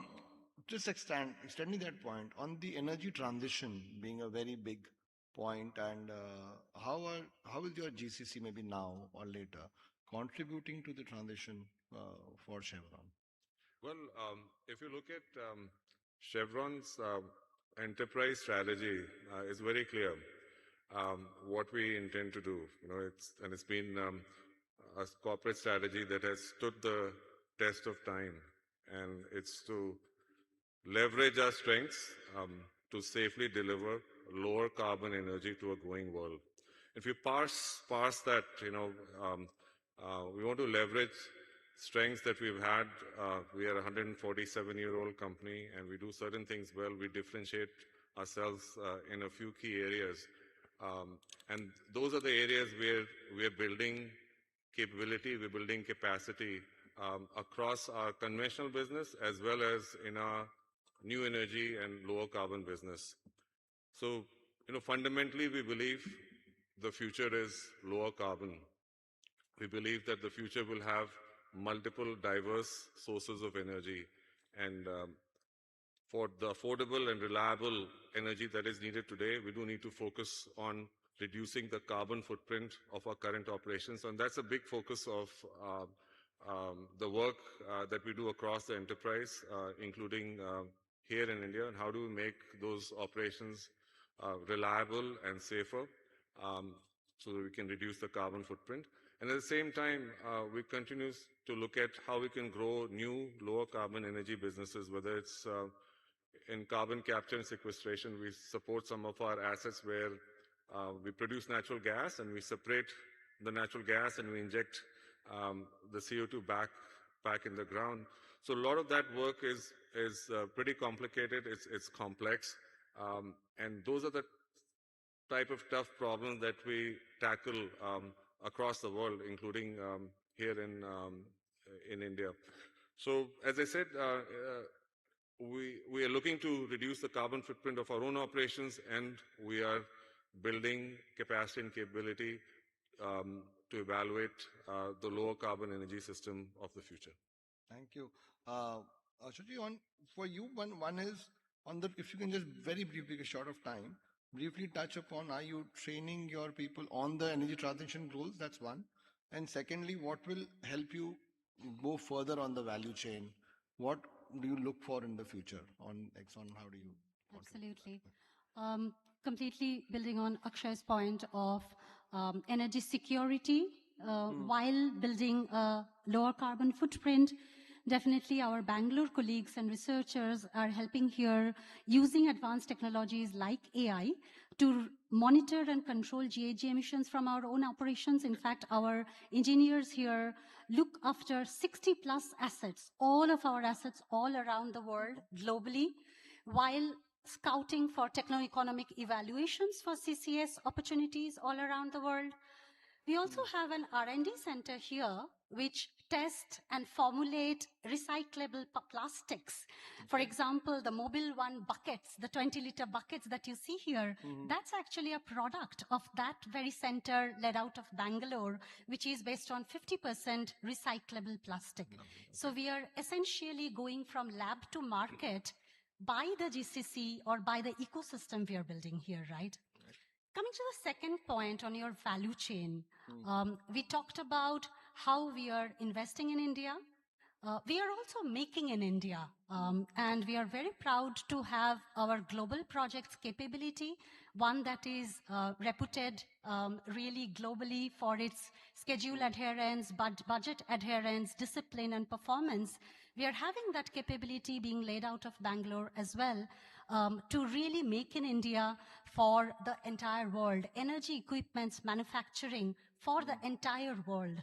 Very proud of that in terms of moving up the value chain, not only in terms of supporting our assets, but making in India, innovating in India, as I mentioned about the R&D, while we are scaling with India. Thank you very much, Ruchi. Quickly, I think on Gail, if you could just, Ayush, if you could just make a point on the energy transition, because gas itself is a carbon neutral product and contributes to that. Any specific action that you're taking on energy transition? On the energy transition front, as rightly mentioned by you, currently in India, natural gas itself is playing the role of a transition fuel till we are able to entirely switch over to renewables. But then at the same time, while we are still expanding the usage of natural gas and trying to increase the percentage of natural gas in Indian energy basket from 6 to 15%, that is the potential it holds. But at the same time at GAIL, we are also expanding our footprint or network in terms of having more solar energy parks and solar power plants, also in terms of winds. And within our own processes, we have an ambitious goal of net zero, which we have advanced to 2035 for scope 1 and scope 2. I think on that front also multiple projects have been taken up by GAIL in terms of switching over from a gas-driven turbines to electric-driven turbines that are powered by renewable power. So multiple projects being done, and clearly progressing ahead in an aggressive manner towards making contribution to a renewable portfolio and enhancing that. Thank you very much, Ayushji. Molly, on GCC's contributing to the global vision of BP, why transition is one of the visions. How is GCC giving back to the world to BP within and maybe contributing to the energy transformation and growing talent within that? Are you looking at growing? I need to have energy transformation talent specifically built in GCC, which would help the world or BP globally? No, so I think definitely. So we do see in terms of, transformation and as its contribution to things like, within the, the energy transition as an example, really a lot of it is building more efficiency in what we are doing as an organization, right? And so I think what the GCC is helping us to do is really take what we do across, different parts of BP. So when you really look at, we operate in, 13 different countries, as an example, in the upstream. We have oil, gas, we have refining, across multiple sectors, different ages. We've acquired, different companies have merged over the years. And so I think what the beauty of what the GCC is doing now is sort of actually taking that understanding of what we do globally across, because we are supporting the global operations.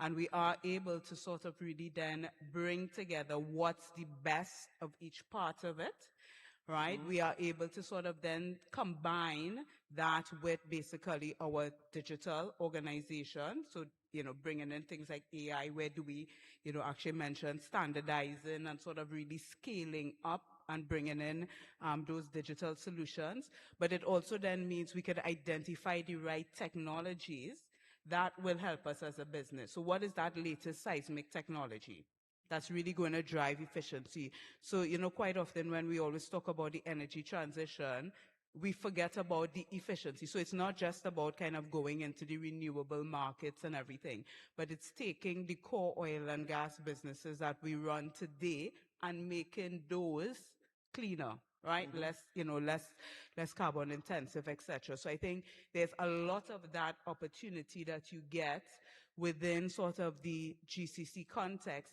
And just sort of add quickly, our GCC is our business. There is no differentiation. So these are people who are part of the team every day. There is no other engineer, right? So they are able to sort of take the understanding and learning from their other peers who are running other parts of the business and then translate that back into, okay, I have maybe a similar problem in my business, or we haven't actually tried something like that yet, and really sort of introduce it more broadly. So I think that's what we see from a GCC perspective as really driving a lot of transformation. It's really about being able to scale up really the best of BP in all ways. Right, and I've seen that GCC has an advantage, especially where you have different geographies sitting together. Correct. So you can exchange a lot of work. Exactly. I mean, lastly, coming to you, Ajay, how does AI play a role? Because you've been there, especially R&D. Yeah, I'm sure using AI on energy transition and then the talent using AI and giving it back to Shell globally, are you driving any initiative using AI on energy transition? Yeah, no, absolutely. Pretty much you can think of applications in every part of the energy spectrum. There are use cases, in the conventional side of the business, use cases in kind of the renewables portfolio, the new energies portfolio.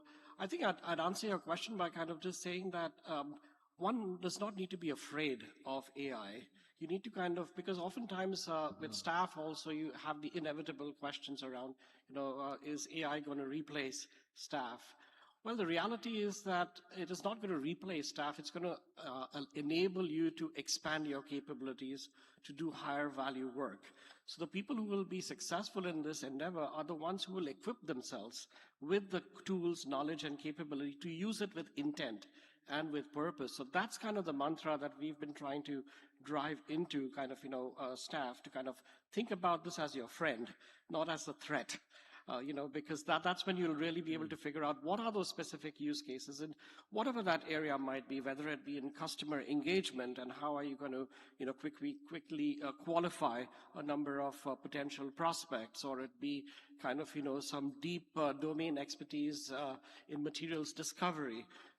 Whatever your end use case might be, use it with purpose and with intent. And I think that's kind of the way in which I think some of that stress will be alleviated. But I think that it's a given that this is going to be a huge enabler for the energy transition across the board. The pace at which the energy transition is going to unfold is anybody's guess. What areas is one going to have to bank on and not bank on is anybody's guess. I think right now we are at a state where you have to bet on all of the above, knowing that the conventional business is going to be with us for decades. How do you kind of monetize every molecule that you're producing better using some of the tools at your disposal that you did not have 10 years ago to do that more efficiently while anticipating the future? So that's how we think about this one. That's great. Although we are well over time, just any last thoughts on future of GCC, maybe starting with Akshay, 10 seconds. Well, we've ramped up the engine to a point that it's become an integral part of the Chevron enterprise, providing the speed, the agility, high quality work, and changing business outcomes, supporting our business units around the world. We're delighted to be part of that ecosystem here in India. Thank you, Akshay. Chuchi? I think I'll just mention two things. One is don't leave things to chance. Be super intentional and deliberate as we are marching this GCC growth journey in terms of integration and scale. And the last thing is developing an owner's mindset, right? So we are not renters here. We have to own the end-to-end value chain and really own the decisions, really own the business right from here. That will be the next phase of growth of GCC. Great, thank you. Aiji? Yeah, two things. One, I firmly believe that what Ajay also said, with GCCs, the AI is going to take GCCs to the next level of competence and capabilities for all the organizations who have a GCC setup, because all functions being there, all core domains being there, and coupled with that, if we can put AI to the best of use, I think sky is the limit for GCC. Second thing, while discussing, and another thought on a lighter side, maybe not a global capability center, but GAIL capability center is going to be there. Absolutely. Thank you. Molly? So I think just a couple comments. So I think, I think from a GCC perspective, it is really about integration. So really kind of integrating across our business. It really is about innovation, right? Really bringing in the innovation that we can, get across into our business. It's sort of accelerating what we need to do to sort of drive the transformation, not just of BP, but basically of the energy industry. And I think, what we see from, an India perspective is that it has all of that and it has it at scale. So the, GCC really is becoming an integral part of what we do. And I just look forward to continually to sort of, drive success in that direction. So really look forward. Really strong ownership, I think, is what we just really need to see. The GCCs really become that kind of owner, strong business owner and driver for all of us. Thank you. Ajay, last thoughts? Yeah, I think I'd say that move forward with confidence and with belief.